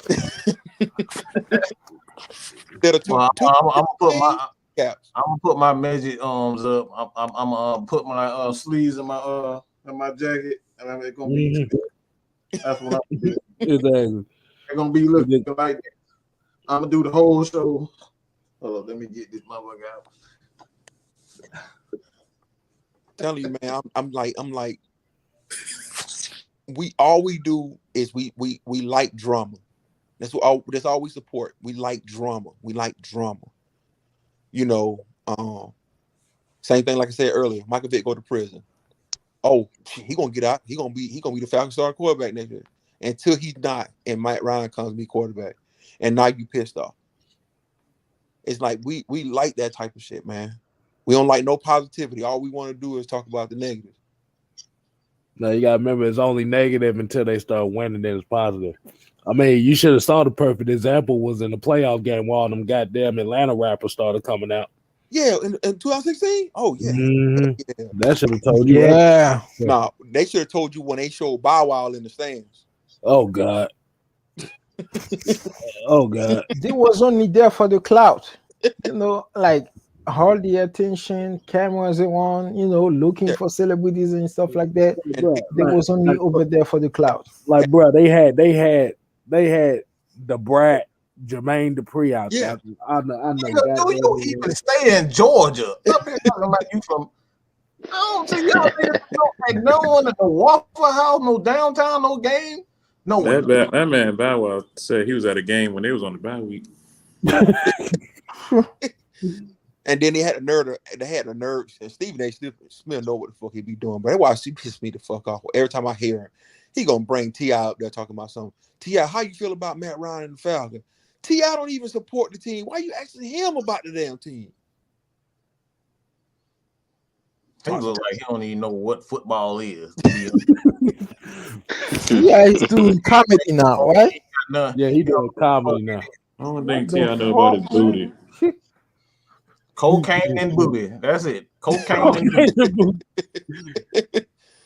Cocaine and booty, man. But they don't never get no real fans up there, like Outkast or nobody. They don't never get none of them up there talk about the Falcons. Now they're gonna go against what the media perception think of Atlanta fans. They want the ones that don't really watch them like that. Mm-hmm.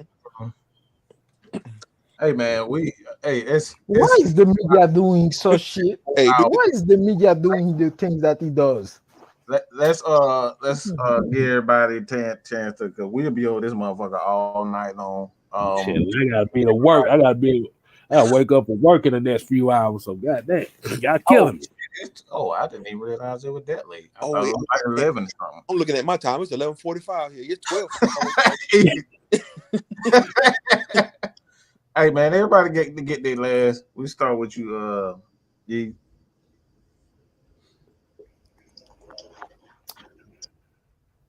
Who was that, man? Oh, Mike. Hey, let's go. Woo, me? Yeah, you kicking it all. You kicking Oh yeah, all right, my bad. I'm sleeping and shit. I'm sleeping. Yeah, man. I mean, shit. I'm so pissed off I'm so pissed off at Thomas Dimitrov right now. Because winning in Capel because of him. Anytime I hear that Wayne got money, I'm like, oh shit, Thomas Dimitrov. What the fuck have you done? That's all I got to say, babe. It's fucking Thomas Dimitrov. Damn, we're gonna wear his top, boy. Oh man, who next? Who want to pop it off next? I'll go next. It's fine. Last thing. So for me, I'm just excited for this year coming up. Win or lose, or draw. I'm excited for this year. I'm excited for what year 2 under this regime is going to bring in, and how we're gonna develop this team into the future. So I'm very excited for that. That's all I have. ATL, you got something, bro? I know Subscribe to AFN. That's all I gotta say. Absolutely. Mm-hmm. And get KStylzz at 600. Oh yeah, I'm 5 away from that. So hey, definitely appreciate it. Hey, Mike, you hit that 7,000 yet, man? Oh, it's moving. Today I was quad 6. Yeah, he was 6. Yeah, you need to get that. You need to get that changed quick, Mike. That don't look good. That don't look good. 667. Oh, okay. But yeah, man.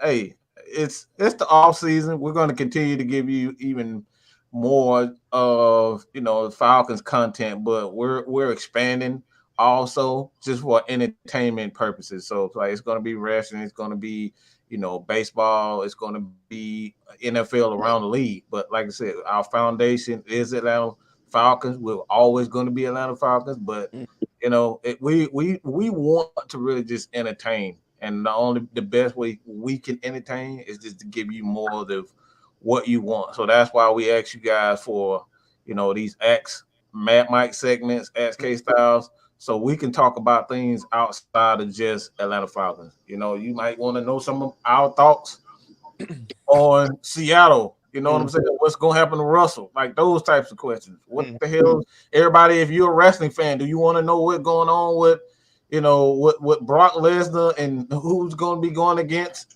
at WrestleMania? You know what I'm saying? Like we trying to get, we're trying to get to a place where we'll entertaining everybody on all levels. So that's where we headed, man. You continue to support me, but if you really want to support me, do me a favor, everybody. Head over to KStylzz, get him to 1K. I am absolutely. That's one of my personal. I like that's one of my personal missions. All right, I gotta get my boy to 1K. If anybody deserve it over here, at AFN, Mad Mike Sports, and all our crew, I don't think it's nobody better than KStylzz. So let's get him to 1K. We gotta share that shit everywhere. To everybody, we gotta make sure that everybody on Twitter know, on Facebook know, like hell on Reddit, wherever y'all at, make sure everybody know about KStylzz. We gotta get him to 1K. Yes, for sure. For sure. And a couple more things, if I may say. Stop listening to these content creators who don't know nothing about Falcons football. Nothing. They keep coming on. They keep coming to my YouTube feed. They don't know a damn thing about the Falcons. All they get up on there and say, well, the Falcons was a bad football team this year or whatever. No shit, Sherlock. We know we wasn't the best football team. If they don't do Falcon content on a continuous basis, stop listening to them. And I'm gonna tell you right now, I'm gonna call it. I ain't got no YouTube channel, so I can't get demonetized, but I don't want to get y'all demonetized. But Aaron Freeman gotta go, bro. All the time I come on, and every time he come on a YouTube talking about the Falcons, he's supposed to be a Falcon content creator. Ooh. Every time he come on a Falcon station or a channel and do a Falcon content, it's always negative. We have to stop that nonsense by continuing to watch Mad Mike, KStylzz, Utah Sports, Smitty Sports Machine, Big Logan. We gotta listen to people who talk about Falcons content on a consistent basis. Because what I keep getting for Aaron Freeman is all negative. And he got a national platform. He don't do nothing but argue with Matt Carey every 5 minutes. He argued with him earlier. Y'all got with the thread, I think. I saw it. He's on a national level. Falcons talking about Falcon football. KStylzz and Mad Mike, they trying to get to that type of level, but he's already there. And all you keep getting is bashing of the Falcons. We're trying to change the culture, man. Yeah, he don't know what is or what ain't Atlanta. So just support them boys. Secret Ram fan anyway, right? He's not even real Falcons fan. So let's just keep it 100. Whoa. Aaron Freeman. Really? Yes. How the fuck he got a job like this to cover the Falcons? That's you what they say. You got all the right answers. Asking the wrong people.